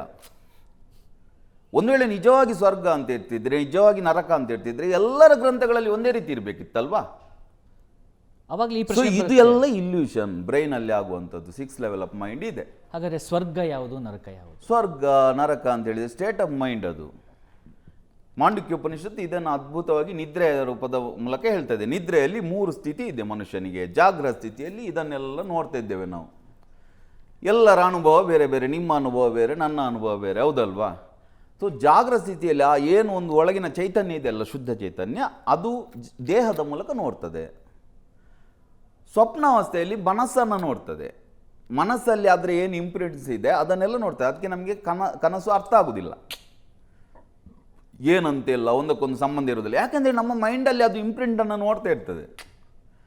ಇನ್ನು 3ನೇ ಸುಷುಪ್ತಿ ಅಂತ, ಅಲ್ಲಿ ಎಲ್ಲರ ಅನುಭವ ಒಂದೇ. ಸ್ವಪ್ನದಲ್ಲಿ ನಿಮ್ಮ ಅನುಭವ ಬೇರೆ, ನನ್ನ ಅನುಭವ ಬೇರೆ, ದೇಹದ ಮೂಲಕ ನಿಮ್ಮ ಅನುಭವ ಬೇರೆ, ನನ್ನ ಅನುಭವ ಬೇರೆ. ಯಾವಾಗ ಸುಷುಪ್ತಿಗೆ ಹೋಗ್ತೇವ, ರಾತ್ರಿ 9 ಗಂಟೆಗೆ ಮಲಗಿದವ ಬೆಳಿಗ್ಗೆ 4 ಗಂಟೆಗೆ ಎದ್ದರೆ, ಅವನಿಗೆ ಒಂದು ವೇಳೆ 100 ಕೋಟಿ ಸಾಲ ಇರಲಿ, ಅವನ ಹೆಂಡತಿ ಸತ್ತಿರಲಿ, ಮಕ್ಕಳು ಹೋಗಿರಲಿ, ಮನೆಯೆಲ್ಲ ಹೋಗಿರಲಿ, ಅವನಿಗೆ ಗೊತ್ತೇ ಇರೋದಿಲ್ಲ. ಎದ್ದ ನಂತರ ಗೊತ್ತಾಗೋದು ಅವನಿಗೆ. ಅರ್ಥ ಆಗ್ತಾ ಉಂಟಲ್ವಾ? ಸೊ ಆ ಒಂದು ಅದರಲ್ಲಿ ಎಲ್ಲರ ಅನುಭವ ಒಂದೇ. ರಾಜನಿಗೂ ಅದೇ ಅನುಭವ, ಸೇವಕನಿಗೂ ಅದೇ ಅನುಭವ, ರೋಡಲ್ಲಿ ಮಲಗಿದವನಿಗೂ ಅದೇ ಅನುಭವ, 5 ಸ್ಟಾರ್ ಹೋಟೆಲಲ್ಲಿ ಮಲಗಿದವನಿಗೂ ಅದೇ ಅನುಭವ. ಸೊ ಅವ ಎದ್ದಾಗ ದೇಹದ ಮೂಲಕ ಅವನಿಗೆ ಗೊತ್ತಾಗೋದು ಇದೆಲ್ಲ. ಆ 3ನೇ ಸ್ಥಿತಿಯಲ್ಲಿ ಸುಷುಪ್ತಿಯಲ್ಲಿ ಚೇತೋಮುಖ ಪ್ರಾಜ್ಞಾ ತೃತೀಯ ಪಾದ ಅಂತ ಹೇಳ್ತದೆ. ಅದಕ್ಕೆ ಪ್ರಾಜ್ಞಾ, ಆ ಸ್ಥಿತಿಯಲ್ಲಿ ಅವ ಆನಂದ ಮಾತ್ರ ಇರುವುದು. ಏಷ ಸರ್ವೇಶ್ವರ, ಏಷ ಸರ್ವಜ್ಞ, ಏಷ ಅನಂತ, ಏಷ ಅಂತರ್ಯಾಮಿ, ಏಷ ಯೋನಿ ಸರ್ವಸ್ಯ ಪ್ರಭವಾಪ್ಯಯೋಗಿಭೂತ. ಅವ ಆ 3ನೇ ಸ್ಥಿತಿಯಲ್ಲಿರೋ ಪ್ರಜ್ಞೆ ಉಂಟಲ್ಲ, ಅದು ಅಲ್ಲಿ ಕನೆಕ್ಟ್ ಆಗಿರ್ತದೆ. ಏನು ಎಲ್ಲ ಎನರ್ಜಿ ಇದೆ, ಇರುವುದು ಎನರ್ಜಿ ಮಾತ್ರ, ಆ ಒಂದು ಶಬ್ದ ಮಾತ್ರ. ಅದರೊಟ್ಟಿಗೆ ಕನೆಕ್ಟ್ ಆದಾಗ ಎಲ್ಲವೂ ಒಂದೇ. ದೇಹದೊಟ್ಟಿಗೆ ಮತ್ತು ಮನಸ್ಸಿನೊಟ್ಟಿಗೆ ಕನೆಕ್ಟ್ ಆದಾಗ ಬೇರೆ ಬೇರೆ ಅಂತ ಅನ್ನಿಸ್ತದೆ. ಈಗ ಇನ್ನು 4ನೇ ಸ್ಥಿತಿ ಇದೆ, ತ್ರಯ್ಯಂತ ವೇದ್ಯ ವಿಭಾಂ. ಅದು ನೀವು ಧ್ಯಾನದ ಮೂಲಕ ಪಡೆಯುವಂಥ ಸ್ಥಿತಿ. ಅದು ಈಗ ಒಬ್ಬ ವ್ಯಕ್ತಿ ಇರ್ತಾನೆ, ಆತ ನಿದ್ರೆ ಮಾತ್ರೆ ತಗೊಂಡು ಮಲಗಿದ ಗಾಢವಾಗಿ ನಿದ್ದೆ ಮಲಗ್ಲಿ. ಈ ಕಡೆ ನೀವು ಈ ಸ್ಥಿತಿಗೆ, 3ನೇ ಸ್ಥಿತಿಗೆ ಹೋಗಿ ನೋಡುವಂಥದ್ದು. ಅಂದರೆ ಇರೋದನ್ನ ಮರೆತು ನನಗೇನು ಇಲ್ಲ ಅಂತ ಭಾವಿಸುವಂಥದ್ದ, ಅಥವಾ ಇರೋದರ ಹೊರತಾಗಿ ಇನ್ನೊಂದಿದೆ ಅಂತ ಹುಡುಕುವಂಥದ್ದ? ಅಂದರೆ ಇಲ್ಲ, ಎಸ್ಕೇಪಿಸಮ್ ಅಥವಾ ಇದು ಒಂದು ಹುಡುಕಾಟನ? ಎಸ್ಕೇಪಿಸಮ್ ಮತ್ತು ಹುಡುಕಾಟದ ಮಧ್ಯದಲ್ಲಿ ಇರುವಂಥದ್ದೇನು? ನೀವು ಪತ್ರಕರ್ತರಲ್ವ, ಸುಮ್ಮನೆ ಕಾಂಪ್ಲಿಕೇಟೆಡ್ ಮಾಡ್ತಾ ಇದ್ದೀರಿ. ಇಲ್ಲ, simple ಆಗಿ ಕೇಳ್ತಾ ಇರೋದು. ನಾನು ಸಿಂಪಲ್ ಆಗಿ ಹೇಳಿದ್ದೆ, ದೇಹದ ಮೂಲಕ ಅನುಭವ ಬೇರೆ ಬೇರೆ. ಕೊಡೆ ಮಾರುವವನಿಗೆ ಮಳೆ ಬಂದರೆ ಖುಷಿ, ಮನೆಯಲ್ಲಿ ಮಗಳ ಮದುವೆ ಇದ್ದವನಿಗೆ ಮಳೆ ಬಂದಾಗ ಟೆನ್ಷನ್. ಒಂದು ದಾರಿಯಲ್ಲಿ ಹಾವು ಇದ್ದರೆ ಅಲ್ಲಿ ಹೋಗಲಿಕ್ಕೆ ನಮಗೆ ಭಯ, ಹಾವು ಇಡುವವನಿಗೆ ಖುಷಿ. ಒಂದು ದಾರಿಯಲ್ಲಿ ಒಂದು ಆಕ್ಸಿಡೆಂಟ್ ಆಯಿತು, ನಮಗೆಲ್ಲ ಬೇಸರ ಆಗ್ತದೆ, ಹೊಸತ್ತು ಹಾಸ್ಪಿಟಲ್ ಮಾಡಿದವನಿಗೆ ಖುಷಿ. ಸೊ ಎಲ್ಲರ ಅನುಭವ ಬೇರೆ ಬೇರೆ. ದೇಹದ ಮೂಲಕ, ಮನಸ್ಸಿನ ಮೂಲಕ ಎಲ್ಲರ ಅನುಭವ ಬೇರೆ ಬೇರೆ. 3ನೇ ಆ ಡೀಪ್ ಸ್ಲೀಪ್ ಇದೆ ಅಲ್ವಾ, ಅದರಲ್ಲಿ ಯಾವ ಅನುಭವ ಇಲ್ಲ. ಪ್ರಪಂಚ 5 ಇದೆಲ್ಲ ಅನುಭವ ಆಗುವುದು ನಮಗೆ ಈ 5. ನಮಗೆ ಹುಟ್ಟಿನಿಂದ ಕಣ್ಣೂ ಇಲ್ಲ, ಕಿವಿಯೂ ಇಲ್ಲ, ಬಾಯಿ ಟೇಸ್ಟ್ ಕೂಡ ಗೊತ್ತಾಗೋದಿಲ್ಲ, ಟಚ್ ಕೂಡ ಗೊತ್ತಾಗೋದಿಲ್ಲ ಅಂತೇಳಿ ನಮಗೆ ಪ್ರಪಂಚ ಕೂಡ ಇಲ್ಲ. ಸೊ ದೇಹದ ಮೂಲಕ ನಾವು ಅನುಭವಿಸುವುದು ಹೊರಗಿದ್ದನ್ನು. ಒಳಗೆ ಏನು ಶುದ್ಧ ಚೈತನ್ಯ ಇದೆ ಅದು ಎಲ್ಲರಲ್ಲಿ ಇರುವುದು ಅದೇ. ಮಮೈವಾಂಶೋ ಜೀವಲೋಕೆ ಜೀವಭೂತ ಸನಾತನ. ನಾನು ಎಲ್ಲ ಜೀವಲೋಕದಲ್ಲಿ ಎಲ್ಲ ಭೂತ ಅಂತ ಹೇಳಿದರೆ ಮ್ಯಾಟರ್ಸ್, ಎಲ್ಲ ವಸ್ತುಗಳಿಗೆ ಸನಾತನವಾಗಿರುವುದು ನಾನೇ. ಏನು ಹೇಳಿದಲ್ವ ಸೈನ್ಸ್ ಏನು ಹೇಳ್ತದೆ, ಎಲ್ಲ ಇರುವುದು ಒಂದೇ, ಅದನ್ನೇ ಹೇಳುವುದದು. ಮತ್ತಃ ಪರತರಂ ನಾಣ್ಯತ್ ಕಿಂಚಿದಸ್ತಿ ಧನಂಜಯ. ಮೈ ಸರ್ವಮಿದಂ ಪ್ರೋತಂ ಸೂತ್ರೇ ಮಣಿಗನ ಇವ ಮತ್ತಃ ಪರತರಂ ನಾಣ್ಯತ್ ಕಿಂಚಿದಸ್ತಿ ಧನಂಜಯ ಕಿಂಚಿತ್ ಅಸ್ತಿ ಅಂತೇಳಿದ್ರೆ ಇಲ್ಲ ಅಂತ. ಒಂದು ಇಷ್ಟು ಚಿಕ್ಕ ಕಣ ಕೂಡ ಮತ್ತಃ ನಾನು ಬಿಟ್ಟರೆ ಬೇರೆ ಯಾವುದಿಲ್ಲ. ಯಾವುದು ನಾನು ಅಂತೇಳಿದ್ರೆ ಅದು ಏನೋ ಒಂದು ಇತ್ತಲ್ವ ಪ್ರಿಮೋಡಿಕಲ್ ಮ್ಯಾಟರ್, ಅದು ಬ್ಲಾಸ್ಟ್ ಆಯ್ತಲ್ವ. ಅದಕ್ಕೆ ನಂತರ ಪುರಾಣ ಕಾಲದಲ್ಲಿ ಎಲ್ಲ ದೇವರುಗಳನ್ನು ಹೇಳುವಾಗ ಎಲ್ಲ ಮಂತ್ರಗಳಿಗೆ ಓಂ ಸೇರಿಸುವುದು ಅದಕ್ಕೆ. ಇರುವುದು ಒಂದು ವಾಯ್ಸ್ ಮಾತ್ರ, ಸೃಷ್ಟಿ. ಓಂ ಅಂತ ನಾವು ಬರೆಯುವುದು, ಅಂತೇಳಿದರೆ ಅಕಾರ, ಅಕಾರ ಅಂತೇಳಿದರೆ ಇದನ್ನು ಬಾಯಿ ಬರದವರು ಕೂಡ ಉಚ್ಚಾರ ಮಾಡಬಹುದು. ಆ ಉ ಆ ಅಕಾರ ಬ್ರಹ್ಮ ಸೃಷ್ಟಿ, ಅರ್ಥ ಆಯ್ತಲ್ವಾ. ನಂತರ ಊ ಇದು ವಿಷ್ಣು ಸ್ಥಿತಿ, ಮತ್ತು ಇದು ಮಹೇಶ ಮಕಾರ ಮಹೇಶ ನಾಶ. ಸೃಷ್ಟಿ ಸ್ಥಿತಿ ಲಯ ಸತ್ವ ರಜ ತಮಗುಣ ಭೂತ ಭವಿಷ್ಯ ವರ್ತಮಾನ ಜಾಗ್ರ ಸ್ವಪ್ನ ಸುಷುಪ್ತಿ ಎಲೆಕ್ಟ್ರಾನ್ ಪ್ರೋಟಾನ್ ನ್ಯೂಟ್ರಾನ್. ಎಲ್ಲದರಲ್ಲಿ ಇರೋದು ಮೂರು ಮಾತ್ರ. ಈ ಮೂರು ಯಾವುದರ ಸುತ್ತ ತಿರುಗ್ತದೆ ಅದು ಮೂಲ ಚೈತನ್ಯ, ಅದು ಎಲ್ಲರಲ್ಲಿ ಇರುವುದು ಅದೇ. ಸಿಂಪಲ್ ಅದು, ಅದನ್ನು ಕಾಂಪ್ಲಿಕೇಟೆಡ್ ಮಾಡ್ಕೊಂಡದಷ್ಟೇ. ಒಂದು ಕಡೆ ನಾವು ಅಂದರೆ ಯಾವುದು ಇರೋದಕ್ಕಿಂತ ಮುಂಚೆ ಯಾವುದಿತ್ತು, ಯಾವುದು ಬಂದ ಮೇಲೆ ಯಾವುದಿರುತ್ತೋ, ಯಾವುದು ಇಲ್ಲದೇ ಇರುವಾಗ ಯಾವುದು ಇರುತ್ತೋ ಅದು ಶಾಶ್ವತವಾಗಿರುವಂಥದ್ದು, ಅನಾದಿ ಅವಿನಾಶಿ ಅಂತ ಒಂದು ಕಡೆ ಹೇಳುತ್ತೆ. ಇನ್ನೊಂದು ಕಡೆ ಸೈನ್ಸ್ ಹೇಳುತ್ತೆ energy cannot be created not be destroyed, it can only B manifested, ಅಥವಾ ಅದನ್ನು ಬದಲಾವಣೆ ಮಾಡಬಹುದು ಅಂಥೇಳಿ. ಇದರ ಮಧ್ಯದಲ್ಲಿ ಸಾಮ್ಯತೆ ಕಾಣ್ತಾ ಇದ್ರೂ ಕೂಡ ಯಾಕೆ ನಮಗೆ ಇದು ಒಂದು ಮೂಢನಂಬಿಕೆ ಅನಿಸುತ್ತೆ, ಒಂದು ರಿಯಾಲಿಟಿ ಅನಿಸುತ್ತೆ. ಆ ಮೂಢನಂಬಿಕೆ ಮತ್ತು ರಿಯಾಲಿಟಿ ಮಧ್ಯದಲ್ಲಿ ನಾವೆಲ್ಲಿ ಕಳೆದು ಹೋಗ್ತಾ ಇದ್ದೀವಿ? ಮೂಢನಂಬಿಕೆ ಅಂತ ಅನಿಸುವುದು ಯಾವಾಗ ಗೊತ್ತಾ ಸರ್, ಇದೆಲ್ಲ ವಿಷಯ ಏನು ಗೊತ್ತಾ, ಇದೆಲ್ಲ ನಮಗೆ ಬಂದದ್ದು ಹೊರಗಿಂದ. ಸೈನ್ಸ್ ಕನ್ಸೆಪ್ಟ್ ಬಂದದ್ದು ಹೊರಗಿಂದ. ಅಲ್ಲಿ ಆಲ್ರೆಡಿ ಚರ್ಚಿನ ಕೈಯಲ್ಲಿ ಇತ್ತು ಇಡೀ ಆಡಳಿತ. ಓಕೆ, ಸೊ ಅಲ್ಲಿ ಒಬ್ಬರು ದೇವರಿದ್ದರು, ಅವರಿಗೊಬ್ಬ ಮಗ ಇದ್ದಾನೆ, ಅವರನ್ನು ನಂಬದವರು ನರಕಕ್ಕೆ ಹೋಗ್ತಾರೆ, ಇಂಥದ್ದೆಲ್ಲ ಇತ್ತು. ಆಗ ಸೈನ್ಸ್ ಹೇಳ್ತಿತ್ತು ಇಲ್ಲ ಇದನ್ನು ಯಾರು ಕ್ರಿಯೇಟ್ ಮಾಡಿದವನಲ್ಲ, ಅದು ತನ್ನಷ್ಟಕ್ಕೆ ಕ್ರಿಯೇಟ್ ಆದದ್ದು. ಓಕೆ, ಆಗ ಕಾನ್ಫ್ಲಿಕ್ಟ್ ಬಂದದ್ದು. ನಮ್ಮಲ್ಲಿ ಆ ಸ್ಟೋರಿಯೇ ಇರಲಿಲ್ಲ. ನಮ್ಮಲ್ಲಿ ಏನೋದೇನು ಅಂತ, ನಮ್ಮಲ್ಲಿ ಇದ್ದದ್ದು ಏನಿರಲಿಲ್ಲ. ಅಸದ್ವಾ ಇದಮಗ್ರಮಸಿ ತಥೋ ವೈ ಸದ್ಜಾಯತ ತದಾತ್ಮಾನಗಂ ಸ್ವಯಂ ಕುರುತ. ಇಷ್ಟು ಸ್ಪಷ್ಟವಾಗಿ ಹೇಳ್ತಿದ್ದೇನೆ, ಮತ್ತೆ ಕಾಂಫ್ಲಿಕ್ಟ್ ಏನು ಗೊತ್ತಾ, ಅಸದ್ವಾ ಇದಮಗ್ರಮಸಿ, ಇದು ಏನು ಇರಲಿಲ್ಲ. ತಥೋ ವೈ ಸದ್ಜಾಯತ, ಈಗ ಏನು ಕಾಣ್ತಾ ಇದೆ ಅದೆಲ್ಲ ಅಸತ್ತಿನಿಂದ, ಏನು ಇಲ್ಲದದ್ರಿಂದ ಬಂದದ್ದು. ತದಾತ್ಮಾನಗಂ, ಅದು ಸ್ವಯಂ ಕುರುತ, ತನ್ನಷ್ಟಕ್ಕೆ ತಾನೇ ಆದದ್ದು ಅಂತ ಹೇಳಿದೆ. ಒಂದು ಇತ್ತು, ಅದರಲ್ಲಿ ಹೀಟ್ ತಯಾರಾಯಿತು, ಅದು ಬ್ಲಾಸ್ಟ್ ಆಯಿತು, ಇದೆಲ್ಲ ನಡೆಯುತ್ತುಂಟು. ನಂತರ ಅದು ಆ ಪವರ್ ನಿಂತಾಗ ಪುನಃ ಕ್ರಂಚ್ ಆಗ್ತದೆ. ಇದು ಸೃಷ್ಟಿ. ಇದನ್ನೇ ಹೇಳುವುದು. ಎಲ್ಲ ದೇವರಿಗೊಟ್ಟಿಗೆ, ಎಲ್ಲ ದೇವತೆಗಳೊಟ್ಟಿಗೆ ಒಂದು ಶಬ್ದ ಇದೆ ನಮ್ಮಲ್ಲಿ. ಗಣಪತಿ ಅಂತ ಹೇಳಿದರೆ ತತಶ್ಚೋಮಿತಿ ಧ್ವನಿರಭು ಸವೈ ಗಜಾಕಾರ. ಆ ಓಂ ಎನ್ನುವ ಶಬ್ದವೇ ಆನೆಯ ರೂಪ ತಾಳಿತು ಅಂತ ಹೇಳ್ತಾರೆ. ಈಗ ನೋಡಿ, ನೀವು ಗ್ಯಾಲಕ್ಸಿಯನ್ನೆಲ್ಲ ನೋಡಿದರೆ ಸುರುಳಿ ಸುತ್ತಿ ಸೊಂಡಿಲ್ ಥರ ಇರ್ತದೆ, ಅದರ ಮಿಡ್ಲಲ್ಲಿ ಒಂದು ಇರ್ತದೆ ಅದು ಸೆಂಟ್ರಮ್. ಅದಕ್ಕೆ ಗಣಪತಿಯ ಸೊಂಡಿಲಿನ ಮಡ್ಡಿಯಲ್ಲಿ ಲಾಡು ಕೊಡೋದು ಅಲ್ವಾ. ಸೊ ಇದನ್ನೆಲ್ಲ ನಮಗೆ ಅರ್ಥ ಆಗಲಿ ಅಂತ ಹೇಳಿದ್ದು. ಏನು ಅವ್ರು ನೋಡಿದ್ರ ಋಷಿಗಳು, ಯಾವಾಗ ನೀವು ಅಲ್ಲಿ ಕನೆಕ್ಟ್ ಆಗ್ತೀರಾ, ಇಳಿತೀರಾ ಆ ಮೂಲ ಚೈತನ್ಯಕ್ಕೆ. ಈಗ ಇದೆಲ್ಲ ವಿಷಯ ಯಾಕೆಂದರೆ ಎಲ್ಲ ಇರುವುದು ಅದೇ, ಬ್ರಹ್ಮ ಸತ್ಯ ಜಗನ್ಮಿಥ್ಯ ಅಂತ ಹೇಳಿದ್ದು ಅದನ್ನೇ. ಜಗತ್ತು ಇಲ್ಲ ಅಂತಲ್ಲ, ಇದೆಲ್ಲ ಇಲ್ಯೂಷನ್. ಒಳಗೆ ಏನಿದೆ ಅದು ಮಾತ್ರ, ಅದು ಒಂದು ಕಡೆ ಇದೆಯೋ ಅಥವಾ ಎಲ್ಲೋ ಇದೆಯೋ. ಬ್ರಹ್ಮಾಂಡ ಎಷ್ಟು ದೊಡ್ಡದು ಅರ್ಥ ಆಗ್ತಾ ಉಂಟಲ್ವಾ. ಒಂದೊಂದು ನಕ್ಷತ್ರಗಳಿಂದ ನಮ್ಮಲ್ಲಿ ಬೆಳಕು ಬರಲಿಕ್ಕೆ ಸೆಕೆಂಡ್ಗೆ 3 ಲಕ್ಷ ಕಿಲೋಮೀಟರ್ ಫಾಸ್ಟಲ್ಲಿ ಬರೋ ಬೆಳಕು ಮುಟ್ಲಿಕ್ಕೆ 27 ವರ್ಷ ಇದೆ ಭೂಮಿಗೆ. ಸೊ ಎಷ್ಟು ವಾಸ್ಟ್ ಇರ್ಬೋದು ನಮ್ಮ ಮಿಲ್ಕಿ ವೇ ಗ್ಯಾಲಕ್ಸಿ. ಅಂಥ ಮಿಲ್ಕಿ ವೇ ಗ್ಯಾಲಕ್ಸಿ ಒಂದು ಬ್ರಹ್ಮಾಂಡದಲ್ಲಿ ಅಂಥ ಎಷ್ಟೋ ಗ್ಯಾಲಕ್ಸಿಗಳಿದೆ. ನಮ್ಮ ಮಿಲ್ಕಿ ವೇ ಗ್ಯಾಲಕ್ಸಿಯಲ್ಲಿ ಒಂದು ಚಿಕ್ಕ ನಕ್ಷತ್ರ ಸೂರ್ಯ. ಆ ಸೂರ್ಯನಿಗೆ 9 ಗ್ರಹಗಳು. ಆ 9 ಗ್ರಹಗಳಲ್ಲಿ ಒಂದು ಭೂಮಿ ಗ್ರಹ. ಭೂಮಿಯಲ್ಲಿ 70% ನೀರು, ಉಳಿದ 30% ಲ್ಯಾಂಡ್ ಇರುವುದು. ಅದರಲ್ಲಿ 7 ಖಂಡ. ಅದರಲ್ಲಿ ಅಂಟಾರ್ಟಿಕಾ ಆರ್ಕಟಿಕಾ ಯೂಸ್ ಇಲ್ಲ. ಉಳಿದದ್ದು 5 ಖಂಡ. ಆ 5 ಖಂಡದಲ್ಲಿ ಭಾರತ, ಅಲ್ಲಿ ಬೆಂಗಳೂರಲ್ಲಿ ನಿಮ್ಮ ಏರಿಯಾ, ಅದರಲ್ಲಿ ಆಫೀಸ್, ಅದರಲ್ಲಿ ಒಂದು ಚಿಕ್ಕ ಕೊಠಡಿ, ಅದರಲ್ಲಿ ಚಾರಲ್ಲಿ ಕೂತು ನಮಗೆಲ್ಲ ಗೊತ್ತಿದೆ ಅಂತ ಹೇಳಿದರೆ ಹೇಗೆ? ಅದನ್ನು ಹೇಳ್ತಿರೋದು. ಅಂದರೆ ಇದು ಅನಂತ ಬ್ರಹ್ಮಾಂಡ ಅಷ್ಟು ದೊಡ್ಡದು. ಅದು ಕೂಡ ಟೋಟಲ್ ಇರುವುದು 4% ಅಂತೆ ಮ್ಯಾನಿಫೆಸ್ಟೇಷನ್ ಆದದ್ದು ಇಷ್ಟು ಬ್ರಹ್ಮಾಂಡ. ಉಳಿದ 96% ಏನಿದೆ ಅಂತ ಗೊತ್ತಿಲ್ಲ ವಿಜ್ಞಾನಕ್ಕೆ. 73% ಡಾರ್ಕ್ ಎನರ್ಜಿ ಅಂತ ಹೇಳ್ತಾರೆ, ಏನಂತ ಗೊತ್ತಿಲ್ಲ. ಉಳಿದ 23% ಡಾರ್ಕ್ ಮ್ಯಾಟರ್ ಏನಿದೆ ಏನಂತ ಗೊತ್ತಿಲ್ಲ. ಉಳಿದ 4% ಅಲ್ಲಿ ಇಷ್ಟೆಲ್ಲ ಬ್ರಹ್ಮಾಂಡ ಇರುವುದು. ಅದರ ಮಧ್ಯದಲ್ಲಿ ನಾವಿಲ್ಲಿ ಅರ್ಧ ಬ್ರಹ್ಮಾಂಡಗಳಿಗೆ ನಮ್ಮಲ್ಲಿ ಬರ್ತದೆ, ಅನೇಕ ಕೋಟಿ ಬ್ರಹ್ಮಾಂಡ ಜನನಿ. ಈಗ ಹೇಳ್ತುಂಟು ವಿಜ್ಞಾನ, ಹೊಸ ಹೊಸ ಬ್ರಹ್ಮಾಂಡಗಳಿದೆ, ಎಷ್ಟೋ ಬ್ರಹ್ಮಾಂಡಗಳಿದೆ ನಮ್ಮಲ್ಲಿ. ನಾವು ಹೇಳಿದಾಗ ಏನು ಹೇಳ್ತೇವೆ, ನೀವು ಎಲ್ಲ ನಿಮ್ಮದ ಗ್ರಂಥದಲ್ಲಿತ್ತು, ನಿಮ್ಮ ಗ್ರಂಥದಲ್ಲಿತ್ತು. ನಮ್ಮ ಗ್ರಂಥದಲ್ಲಿ ಎಲ್ಲ ಇತ್ತಂತ ಹೇಳುವುದಲ್ಲ, ಬಟ್ ಆ ಕಾನ್ಸೆಪ್ಟ್ ಇತ್ತಲ್ವಾ. ಏನು ಎಲ್ಲ ಬ್ರಹ್ಮಾಂಡದ ಯೂನಿವರ್ಸಿನ ಮೂಲ ಯಾವುದು ಅಂತ ಹುಡುಕಿದಾಗ, ಲೇಟೆಸ್ಟ್ ಆಗಿ ಅದು 5 ವರ್ಷ 10 ವರ್ಷ ಮೊದಲಾದದ್ದು ಅದು ಸಂಶೋಧನೆ, ಎಲ್ರಿಗೂ ಗೊತ್ತಿರ್ಬೋದು. ಅದರಲ್ಲಿ ಹಿಗ್ಸ್ ಬೋಸನ್ ಅಂತ ದೇವಕಣ ಅಂತ ಕಂಡು ಹುಡುಕಿದ್ರು, ಗಾಡ್ ಪಾರ್ಟಿಕಲ್ ಅಂತ. ಸೊ ಅದನ್ನು ನೀವು ನೋಡಿ, ಅದನ್ನು ನೆಟ್ಟಲ್ಲಿ ಸರ್ಚ್ ಮಾಡಿ ನೋಡಿ, ಒಂಥರ ಶ್ರೀಚಕ್ರ ಥರ ಕಾಣ್ತದೆ. ನಾನು ಶ್ರೀಚಕ್ರವೇ ಅದ ಅಂತ ಹೇಳೋದಲ್ಲ, ಬಟ್ ಶ್ರೀಚಕ್ರ ಥರ ಕಾಣ್ತದೆ. ಸೊ ನಮ್ಮಲ್ಲಿ ಹೇಳಿದ್ರಲ್ವ, ಒಂದು ಚಕ್ರವನ್ನು ತೋರಿಸಿ, ಇದು ಆದಿಶಕ್ತಿ. ಇದು ಎಷ್ಟು ಲಕ್ಷ ವರ್ಷಕ್ಕೆ ಮೊದಲು ಹೇಳಿದ್ದಾರೆ, ಇದು ಆದಿಶಕ್ತಿ. ಅದರ ಅರ್ಥ ಅವ್ರಿಗೆ ಏನೋ ಗೊತ್ತಿತ್ತಲ್ವಾ, ಇದರ ಸುತ್ತ ಬ್ರಹ್ಮ ವಿಷ್ಣು ಮಹೇಶ್ವರರು ತಿರುಗ್ತಾರೆ, ಸತ್ವ ರಜ ತಮೋ ಗುಣಗಳು, ಪ್ರೋಟಾನ್ ನ್ಯೂಟ್ರಾನ್ ಎಲೆಕ್ಟ್ರಾನ್ಗಳು ತಿರುಗ್ತವೆ, ಅದು ಮೂಲ ಶಕ್ತಿ ಅಂತ ಹೇಳಿದ್ರಲ್ವಾ. ಸೊ ನಾವು ಎಂತ ದೇವರಂತ ಹೇಳಿದ ಒಂದು ರೂಪ, ನಮಗೆ 2 ಕೈ ಇದೆ, 2 ಕಾಲಿದೆ, ಒಂದು ಯಾವುದೋ ಒಂದು ಚಕ್ರವನ್ನು ತೋರಿಸಿ ಇದು ಅಂತ ಹೇಳ್ತಿದ್ರಲ್ವಾ. ಸೊ ಆ ಕನ್ಸೆಪ್ಟ್ ಇತ್ತಲ್ವಾ, ಅದರ ಬಗ್ಗೆ ಮಾತಾಡೋದು. ಅದರ ಅರ್ಥ ನಮಗೆಲ್ಲ ವಿಜ್ಞಾನ ಗೊತ್ತಿತ್ತಂತಲ್ಲ, ಬಟ್ ಅವ್ರಿಗೆ ಏನೋ ಗೊತ್ತಿತ್ತು. ನನಗೆ ಅದೇ ಆಶ್ಚರ್ಯ ಅನ್ಸುತ್ತೆ, ಹೇಗೆ ಅವ್ರು ತಿಳ್ಕೊತಾ ಇದ್ರೆ. ಹೇಳಿದ್ರೆ ಎಲ್ಲವೂ ಅದೇ ಆದ ಕಾರಣ ನೀವು ಒಳಗೆ ಹಿಡಿದಾಗ ಅದಕ್ಕೆ ಅವತಾರ ಅಂತ ಹೇಳುದು. ಅವತಾರ ಅಂತ ಹೇಳಿದ್ರೆ ಎಲ್ಲೋ ಬ್ರಹ್ಮಲೋಕದಿಂದ ವಿಷ್ಣು ಲೋಕದಿಂದ ಇಳಿದು ಬರುವುದಲ್ಲ, ನಿಮಗೆ ಒಳಗೆ ಹೋಗ್ಲಿಕ್ಕೆ ಆಗಬೇಕು. ಈ ದೇಹ ಮನಸ್ಸನ್ನು ಬಿಟ್ಟು ಆ ಮೂಲ ಏನು ಚೈತನ್ಯ ಇದೆ ಒಳಗೆ, ಅಲ್ಲಿಗೆ ನೀವು ರೀಚ್ ಆಗಬೇಕು.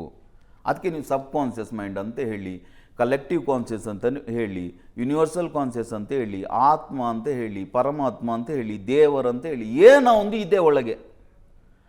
ನಮಗೆ ಹಸಿವೆ ಆಯಿತಾ ಅದು ಹೇಳಬೇಕು, ನಮಗೆ ವಾಶ್ರೂಮ್ಗೆ ಹೋಗ್ಬೇಕಾ ಅದು ಹೇಳಬೇಕು, ಹೌದಲ್ವಾ. ನಮ್ಮ ಬ್ಲಡ್ ಸೆಲ್ಸನ್ನು ಚೆಕ್ ಮಾಡ್ತಾ ಉಂಟು, ನಮ್ಮ ಎಲ್ಲ ಎಷ್ಟು ನಮ್ಮ ಸೆಲ್ಸ್ ಇದೆ, ಎಲ್ಲ ಸೆಲ್ಸಿನ ಡಾಟಾ ಅದರ ಹತ್ರ ಇದೆ, ಅದು ಚೆಕ್ ಮಾಡ್ತಾ ಇರ್ತದೆ. ಮ್ಯಾಕ್ರೋಪೇಜಸ್ ಅಂತ ಇದೆ, ಲಿಂಪೋಸೈಟ್ಸ್ ಅಂತ ಇದೆ, ಎಲ್ಲ ಚೆಕ್ ಮಾಡ್ತಾ ಇರ್ತದೆ. ಪ್ರತಿಯೊಂದು ಹೊರಗಿಂದ ಯಾವುದೋ ಒಂದು ವೈರಸ್ ಬಂದರೆ ಅದಕ್ಕೆ ಗೊತ್ತಾಗ್ತದೆ.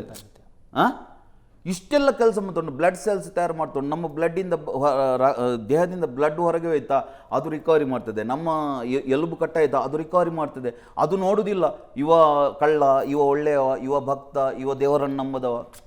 ಅದು ಕೇಳುದು, ಅದು ನಿರ್ಗುಣ, ಅದು ನಿರಾಕಾರ, ಏನೋ ಇದೆ. ಅದು ಕಳ್ಳನಿಗೆ ಓಡಲಿಕ್ಕೆ ಶಕ್ತಿ ಕೊಡೋದು ಅದೇ, ಪೊಲೀಸ್ನವನಿಗೆ ಓಡಿಸ್ಲಿಕ್ಕೆ ಶಕ್ತಿ ಕೊಡೋದು ಅದೇ. ಅದಕ್ಕೆ ಯಾವುದೇ ಭೇದ ಭಾವ ಇಲ್ಲ. ಅದು ಏನೋ ಇದೆ ಅಲ್ವಾ, ತತ್ ಅದು ಏನೋ ಇದೆ. ಅಲ್ಲಿ ನೀವು ರೀಚ್ ಆಗಲಿಕ್ಕೆ ಎಲ್ಲ ಸ್ಪಿರಿಚುವಲ್ ಪ್ರಾಕ್ಟೀಸಸ್ ಇರುವುದು. ನನಗೆ ಒಂದು ಯಾವಾಗಲೂ ಕುತೂಹಲ ಕಳಿಸಂದ್ರೆ, ಬಹುತೇಕವಾಗಿ ಎಲ್ಲರೂ ಮದುವೆಯಲ್ಲಿ ಅರುಂಧತಿ ವಸಿಷ್ಠ ನಕ್ಷತ್ರ ತೋರಿಸ್ತಾ ಇರ್ತಾರೆ. ಅಲ್ಲಿ ನೋಡು ಅಂತೇಳಿ ಈಗಂಥದ್ದೊಂದು ಫೋಟೋ ಶೂಟಿಗೆ ಗಾಗಲ್ ಹಾಕ್ಕೊಂಡು ಎಲ್ಲ ಅದೊಂದು ಸಂಭ್ರಮ ಆಗ್ತಾ ಇದೆ. ಆದರೆ ಇಡೀ ನಮ್ಮ ಗ್ಯಾಲಕ್ಸಿಯಲ್ಲಿ ಅರುಂಧತಿ ಮತ್ತು ವಸಿಷ್ಠ ನಕ್ಷತ್ರಗಳು ಮಾತ್ರ ಒಂದಕ್ಕೊಂದು ಪೂರಕವಾಗಿ ಸುತ್ತುವಂಥ ಜೋಡಿ ನಕ್ಷತ್ರಗಳು. ಅದನ್ನು ಅವರು ಈ ಒಂದು ರಿಚುವಲ್ ಮೂಲಕವಾಗಿ ಜೀವಂತವಾಗಿ ಇಡುವಂಥ ಪ್ರಯತ್ನ ಮಾಡಿದರು. ಆದರೆ ಇವತ್ತಿಗೂ ಕೂಡ ಅದು ಟೆಲಿಸ್ಕೋಪ್ ಇಲ್ಲ ಅಂದರೆ ಕಾಣೋದಿಲ್ಲ. ಅದು ಇಂಥ ನಕ್ಷತ್ರ ಇದೆ, ಇದೇ ದಿಕ್ಕಿನಲ್ಲಿದೆ, ಈ ಮಾಸದಲ್ಲಿ ಇಲ್ಲಿಗೆ ಬರುತ್ತೆ, ಇದೆಲ್ಲ ಹೇಗೆ ಸಾಧ್ಯ ಆಯಿತು ಅಂತ. ಅದೇ ಹೇಳಿದ್ದು ಸರ್, ನಾವು ಈಗ ಯಾವಾಗ ನೀವು ನಮಗೆ ಗೊತ್ತಿಲ್ಲ ಅಂತ ಕೂಡ್ತೇವೆ ಇದೇನಂತ ನೋಡಿ. ಈಗ ಅದು ಏನೋ ಇದೆ ಅಲ್ವ ಒಳಗೆ, ಅದಕ್ಕೆ ಎಲ್ಲ ಗೊತ್ತಿದೆ, ನಮಗೆ ಗೊತ್ತಿಲ್ಲ ಅಷ್ಟೇ. ಅರ್ಥ ಆಗ್ತುಂಟಲ್ವಾ. ಈಗ ಒಂದು ಯಾವುದೋ ಕಾಡಲ್ಲಿ ಒಂದು ಹೆಣ್ಣು ಹಾವು ಇರ್ತದೆ, ಅದಕ್ಕೆ ಗಂಡು ಬೇಕಂತ ಅನ್ನಿಸ್ತದೆ. ಓಕೆ, ಎಷ್ಟೋ ಕಿಲೋಮೀಟರ್ ದೂರದಿಂದ ಗಂಡು ಹಾವು ಹುಡ್ಕೊಂಡು ಹೋಗೋದಿಲ್ವ ಅದನ್ನು? ಅದರ ಹತ್ರ GPS ಇದೆಯಾ? ನಮಗೆ ಒಂದು ಮಾಲಲ್ಲಿ ಕೂಡ ನಮ್ಗೆ ಯಾರಾದರೂ ಬರಲಿಕ್ಕೆ ಸಿಗೋವರಿದ್ದರೆ 10 ಸಲ ಫೋನ್ ಮಾಡ್ತೇವೆ, ಎಲ್ಲಿದ್ದೆ ಅಂತ, ಹೌದಲ್ವ. ಅದು ಆ ಕಾಡಲ್ಲಿ ಅಲ್ಲಿ ಹುಡುಕೊಂಡು ಹೋಗ್ತದೆ. ಮರದ ಮೇಲೆ ಒಂದು ಮಂಗ ಮರಿ ಇಟ್ಟರೆ ಅದು ಹೊರಗೆ ಬರುವಾಗ ಮರದ ಇದನ್ನು ಕೊಂಬೆಯನ್ನು ಇಟ್ಕೊಳ್ತದೆ. ಹೊಟ್ಟೆ ಒಳಗಿರುವ ಮಂಗನ ಮರಿಗೆ ಹೇಗೆ ಗೊತ್ತು ನಾನು ಭೂಮಿಯ ಮೇಲೆ ಇದ್ದೇನೆ, ಅಲ್ಲಿ ಒಂದು ಮರ ಇದೆ, ಮರದ ಮೇಲೆ ನಾನು ಕೂತಿದ್ದೇನೆ, ನಾನು ಕೈ ಇಟ್ಕೊಳ್ಳೋದಿದ್ರೆ ಕೆಳಗೆ ಬೀಳ್ತೇನೆ, ಹೇಗೆ ಗೊತ್ತದಕ್ಕೆ? ಅದೇ ತುಂಬ ಉದಾಹರಣೆ ಕೊಡ್ಬೋದು ನೀವು. ನರ್ಮದಾ ನದಿಯ ಬದಿಯಲ್ಲಿ ಒಂದು ಹಕ್ಕಿ ಇದೆ, ಅದು ಗೂಡು ಕಟ್ತದೆ. ಅದು ಯಾವಾಗ ಡೌನಲ್ಲಿ ಗೂಡು ಕಟ್ತದೆ ಆ ವರ್ಷ ಫ್ಲಡ್ ಬರುವುದಿಲ್ಲ, ನೆರೆ ಬರುವುದಿಲ್ಲ. ಯಾವಾಗ ಅಪ್ಪಲ್ಲಿ ಕಟ್ತದೆ ಆ ವರ್ಷ ನೆರೆ ಬರ್ತದೆ. ಅದನ್ನು ನೋಡಿ ರೈತರು ಡಿಸೈಡ್ ಮಾಡ್ತಾರೆ, ಈ ವರ್ಷ ನೆರೆ ಬರ್ತದೆ, ನೆರೆ ಬರುವುದಿಲ್ಲ. ಆ ಹಕ್ಕಿಗೆ ಹೇಗೆ ಗೊತ್ತು? ಎಷ್ಟೋ ದೂರದಿಂದ ನಿಮ್ಮ ರಂಗನ ತಿಟ್ಟಿಗೆ ಎಲ್ಲ ಹಕ್ಕಿಗಳು ವಲಸೆ ಬರ್ತವೆ, ಯಾವ GPS ಇಲ್ಲ, ಏನಿಲ್ಲ, ಅದಕ್ಕೆ ಹೇಗೆ ಗೊತ್ತು?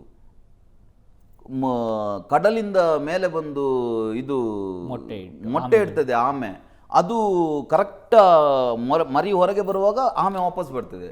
ಯಾವ ಪಂಡಿತರ ಹತ್ರ, ಯಾವ ಜ್ಯೋತಿಷ ಹತ್ರ ಕೇಳಿ ಬರ್ತದೆ ಅದು? ಇಲ್ಲಿ ನೀವು ಸ್ವಲ್ಪ ಸಕ್ಕರೆ ಹಾಕಿ, ಇಲ್ಲಿ ಇರುವೆ ಬರ್ತದೆ. ಅದು ಎಲ್ಲಿಯಾದರೂ ಕೇಳ್ತದ ಇವತ್ತು ಯಾವ ದಿಕ್ಕಿಗೆ ನಾನು ಹೋದರೆ ನನಗೆ ಯಶಸ್ಸು ಸಿಗ್ಬೋದು ಅಂತ ಹೇಳಿದರೆ ಒಳಗೆ ಏನೋ ಇದೆ ಅಲ್ವಾ, ಅದಕ್ಕೆ ಗೊತ್ತಿದೆ. ನಾವು ಮಿಡ್ಲಲ್ಲಿ ಬರುವ ಕಾರಣ, ನಮ್ಮ ಕಾನ್ಷಿಯಸ್ ಮೈಂಡ್ ಅಡ್ಡ ಬರೋ ಕಾರಣ ನಮ್ಗೆ ಗೊತ್ತಾಗೋದಿಲ್ಲ. ಯಾವಾಗ ನೀವು ನನಗೆ ಯಾವುದು ಗೊತ್ತಿಲ್ಲ ಅಂತ ನೀವು ಒಳಗೆ ಇಳಿಲಿಕ್ಕೆ ಟ್ರೈ ಮಾಡ್ತೀರಾ, ನೀವು ಅದರೊಟ್ಟಿಗೆ ಕನೆಕ್ಟ್ ಆಗ್ತೀರಾ, ನಿಮಗೆ ಕೂಡ ಗೊತ್ತಾಗಲಿಕ್ಕೆ ಸ್ಟಾರ್ಟ್ ಆಗಿದೆ. ಅದರೊಟ್ಟಿಗೆ ನಿಮಗೆ ಗೊತ್ತಾಗ್ತದೆ ಅಂತೇಳಿ ಇಲ್ಲಿ ಕೂತು ಪಾಕಿಸ್ತಾನದವ ಏನು ಮಾಡ್ತದೆ ಅದನ್ನೆಲ್ಲ ಆಗೋದಿಲ್ಲ. ನಮ್ಮ ದೇಶದಲ್ಲಿ ಇರುವಷ್ಟು ಅವಧೂತರು, ದೇವಮಾನವರು ಎಲ್ಲಿ ಕೂಡ ಇಲ್ಲ. ಬಟ್ ಯಾರಿಗಾದರೂ ಕೇಳಿ ದಾವೂದ್ ಇಬ್ರಾಹಿಂ ಎಲ್ಲಿದ್ದಾನಂತ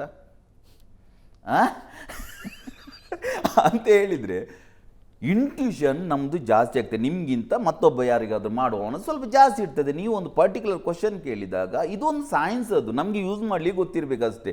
ನೀವು ಕಣ್ಣುಗಟ್ಟಿಯೆಲ್ಲ ಈಗ ನಾವು ನೋಡುವುದೆಲ್ಲ ಗಾಂಧಾರಿ ವಿದ್ಯೆಯಲ್ಲೆಲ್ಲ ನಿಮಗೆ ಪ್ರಾಕ್ಟಿಕಲ್ ಮಾಡ್ತಾರೆ. ಅದರ ಅರ್ಥ ಏನಂತೇಳಿ ಈಗ ನಾವು ಕೂಡ ಪ್ರಾಕ್ಟೀಸ್ ಮಾಡುವಾಗ ಗೊತ್ತಾಗ್ತದೆ, ಗೊತ್ತಾಗೋದಿಲ್ಲ ಅಂತಲ್ಲ. ಬಟ್ ನಾವು ಕ್ಲೇಮ್ ಮಾಡಬಾರ್ದು ಯಾವತ್ತು ನನಗೆಲ್ಲ ಗೊತ್ತಾಗ್ತದೆ, ನಾನು ತ್ರಿಕಾಲಜ್ಞಾನಿ. ಹಾಗೆ ಆಗೋದಿಲ್ಲ. ಹಾಗೆ ಆಗ್ತದೆ ಅಂದರೆ ಹೇಳಿ ದಾವೂದ್ ಇಬ್ರಾಹಿಂ ಎಲ್ಲಿದ್ದಾನೆ ಅಂತ. ಹಾಗೆ ಆಗೋದಿಲ್ಲ. ಬಟ್ ಬೇರೆಯವರಿಗಿಂತ ನಮ್ಮ ಇಂಟ್ಯೂಷನ್ ಜಾಸ್ತಿ ಆಗ್ತದೆ ಮಾಡ್ತಾ ಮಾಡ್ತಾ. ಇದೊಂದು ಅಭ್ಯಾಸ ಅಷ್ಟೇ, ದೇಹದಿಂದ ಹೊರಗೆ ನಮ್ಮನ್ನು ನಾವು ಫೀಲ್ ಮಾಡೋದು. ನನಗೆ ಒಂದು ಅದೇ ಪ್ರಶ್ನೆ ಕಾಡ್ತಿತ್ತು. ತುಂಬ ಒಂದು ಕವನದಲ್ಲಿ ಹಿಂದೆ ಬರೆದುಕೊಂಡಿದ್ದೆ ನಾನು. ಅಂದರೆ ಈ ಹುಟ್ಟಿದ ಮಗುವಿಗೆ ತಾಯಿಯ ಹಾಲನ್ನು ಕುಡಿಯುವಂಥ ವಿಧಾನ ಕಲಿಸಿದ್ದು, ವಿಷವನಿಕ್ಕುವ ಹಾವಿಗೂ ಮಾತೃಪ್ರೇಮ ಕಲಿಸಿದ್ದು, ಸಕಲ ಜೀವರಾಶಿಗಳಿಗೂ ರತಿಕ್ರೀಡೆಯನ್ನು ಕಲಿಸಿದ್ದು ಯಾರು ಅಂತ ಹೇಳಿದರೆ ಅದೇ ಹೇಳ್ತಿದ್ದೇನಲ್ವ, ಎಲ್ಲದರೊಳಗಿರೋದು ಅದೇ. ಅದಕ್ಕೆ ಗೊತ್ತಿದೆ ಏನು ಮಾಡಬೇಕಂತ.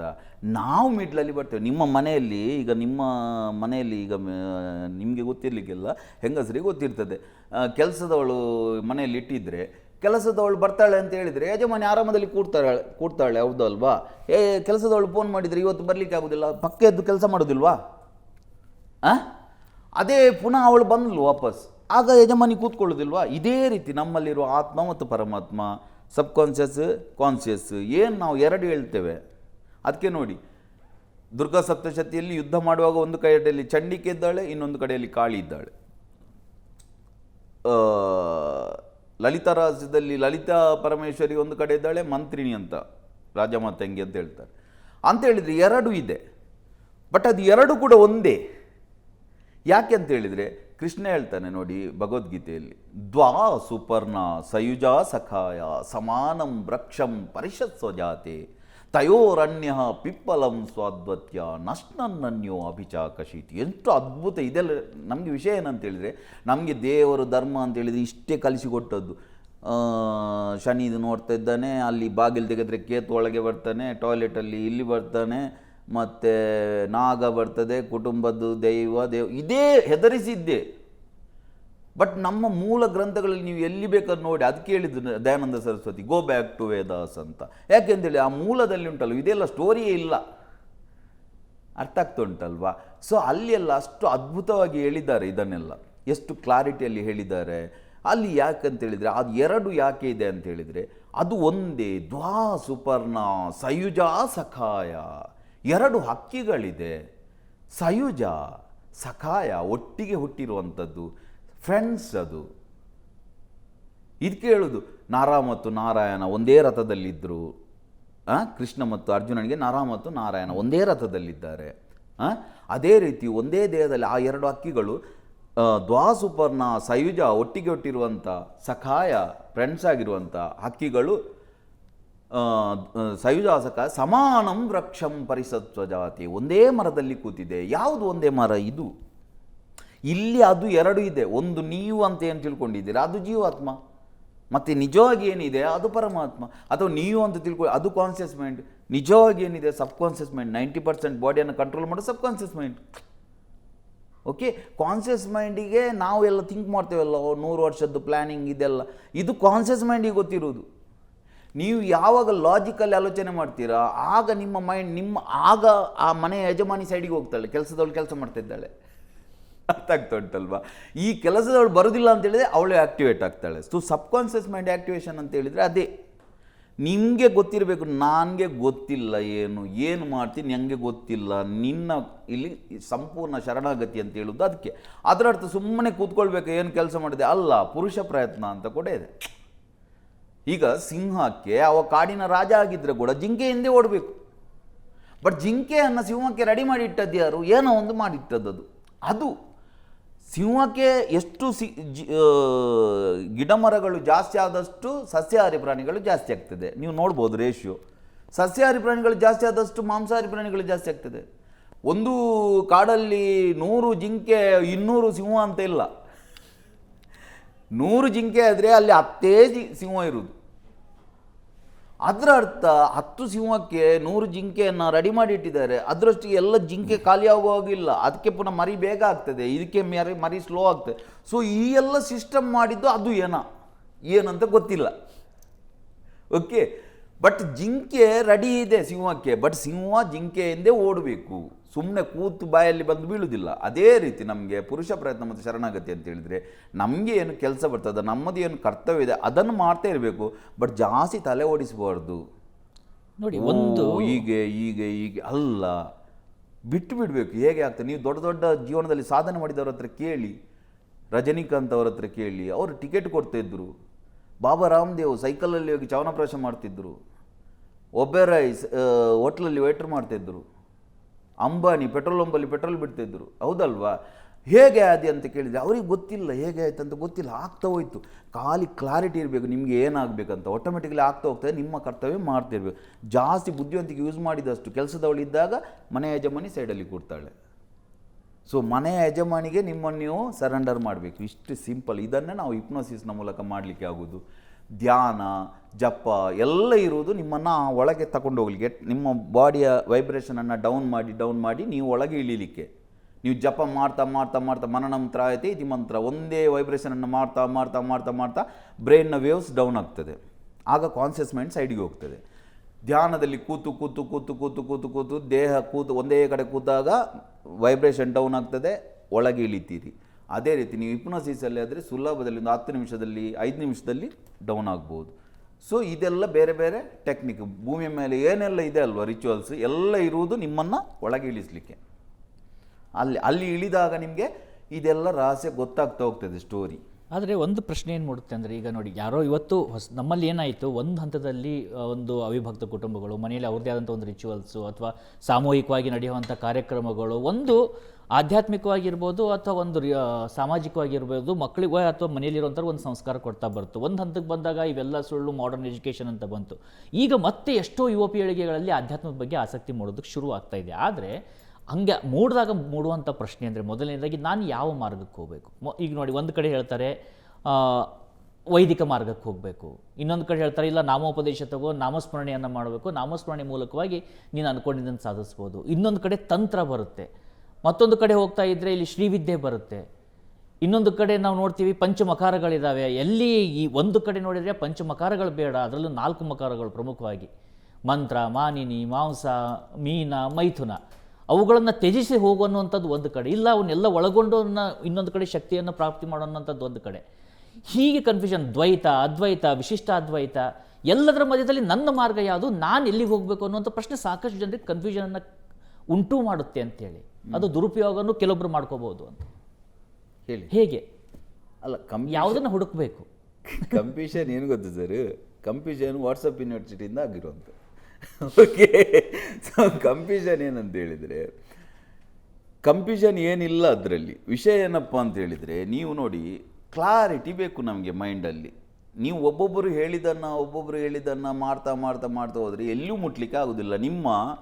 ನೀವೊಂದು ಬಸ್ ಸ್ಟ್ಯಾಂಡಲ್ಲಿ ಅಥವಾ ಒಂದು ಏರ್ಪೋರ್ಟಲ್ಲಿ ನೀವು ನಿಂತ್ಕೊಂಡು, ಏರ್ಪೋರ್ಟಲ್ಲಿ ಆಗೋದಿಲ್ಲ, ಬಸ್ ಸ್ಟ್ಯಾಂಡಲ್ಲಿ ಒಂದು ನಿಂತ್ಕೊಂಡು ಅಲ್ಲಿ ಮಂಗಳೂರಿಗೆ ಹೋಗೋ ಬಸ್ ಇರ್ತದೆ, ಕಾಸರಗೋಡಿಗೆ ಹೋಗೋ ಬಸ್ ಇರ್ತದೆ, ಬೆಂಗಳೂರಿಗೆ ಹೋಗೋ ಬಸ್ ಇರ್ತದೆ, ಮೈಸೂರಿಗೆ ಹೋಗೋ ಬಸ್, ಎಲ್ಲ ಬಸ್ಸಿಗೆ ಹತ್ತುವುದು ಇಳಿಯುವುದು ಮಾಡ್ತಿದ್ರೆ ಬಸ್ ಸ್ಟ್ಯಾಂಡಲ್ಲಿ ಇರ್ತೀರಿ. ಯಾವುದಾದ್ರೂ ಒಂದು ಬಸ್ಸಿಗೆ ಹತ್ತಿ ನೀವು ಅದರಲ್ಲಿ ಕೂತ್ರೆ ಮಾತ್ರ ಹೋಗ್ಲಿಕ್ಕೆ ಆಗೋದು ನಿಮಗೆ ಬೇಕಾದಾಗಲಿ. ಸೊ ನನಗೆ ಏನು, ನನ್ನದು ಸ್ವಭಾವ ಯಾವುದು, ಅದರ ಮೇಲೆ ಡಿಸೈಡ್ ಆಗುವಂಥದ್ದು. ತಾಮಸಿಕ, ರಾಜಸಿಕ ಮತ್ತು ಸಾತ್ವಿಕ ರೀತಿಯ ಸಾಧನೆಗಳಿದೆ. ನಿಮಗೆ ಯಾವ ಸೂಟ್ ಆಗ್ತದೆ. ನಾವೇನು ಮಾಡ್ತೇವೆ ಗೊತ್ತಾ, ಸರಿಯಾಗಿ ನಾನ್ ವೆಜ್ ಎಲ್ಲ ತಿಂತಿರ್ತೇವೆ, ದೇವಸ್ಥಾನಕ್ಕೆ ಹೋಗುವಾಗ ನಾನ್ ವೆಜ್ ತಿನ್ನಬಾರ್ದು ಅಂತ ಹೇಳ್ತೇವೆ. ಹಾಗೆಲ್ಲ ಸಾತ್ವಿಕ ದೇವತೆಗಳು ಬೇರೆ, ರಾಜಸಿಕ ದೇವತೆಗಳು ಬೇರೆ, ತಾಮಸಿಕ ದೇವತೆಗಳು ಬೇರೆ. ನೀವು ಕುಡಿತೀರಾ, ತಿಂತೀರಾ, ಓಕೆ, ಏನು ತಪ್ಪಿಲ್ಲ, ನಿಮ್ಮ ಸ್ವಭಾವ ಅದು.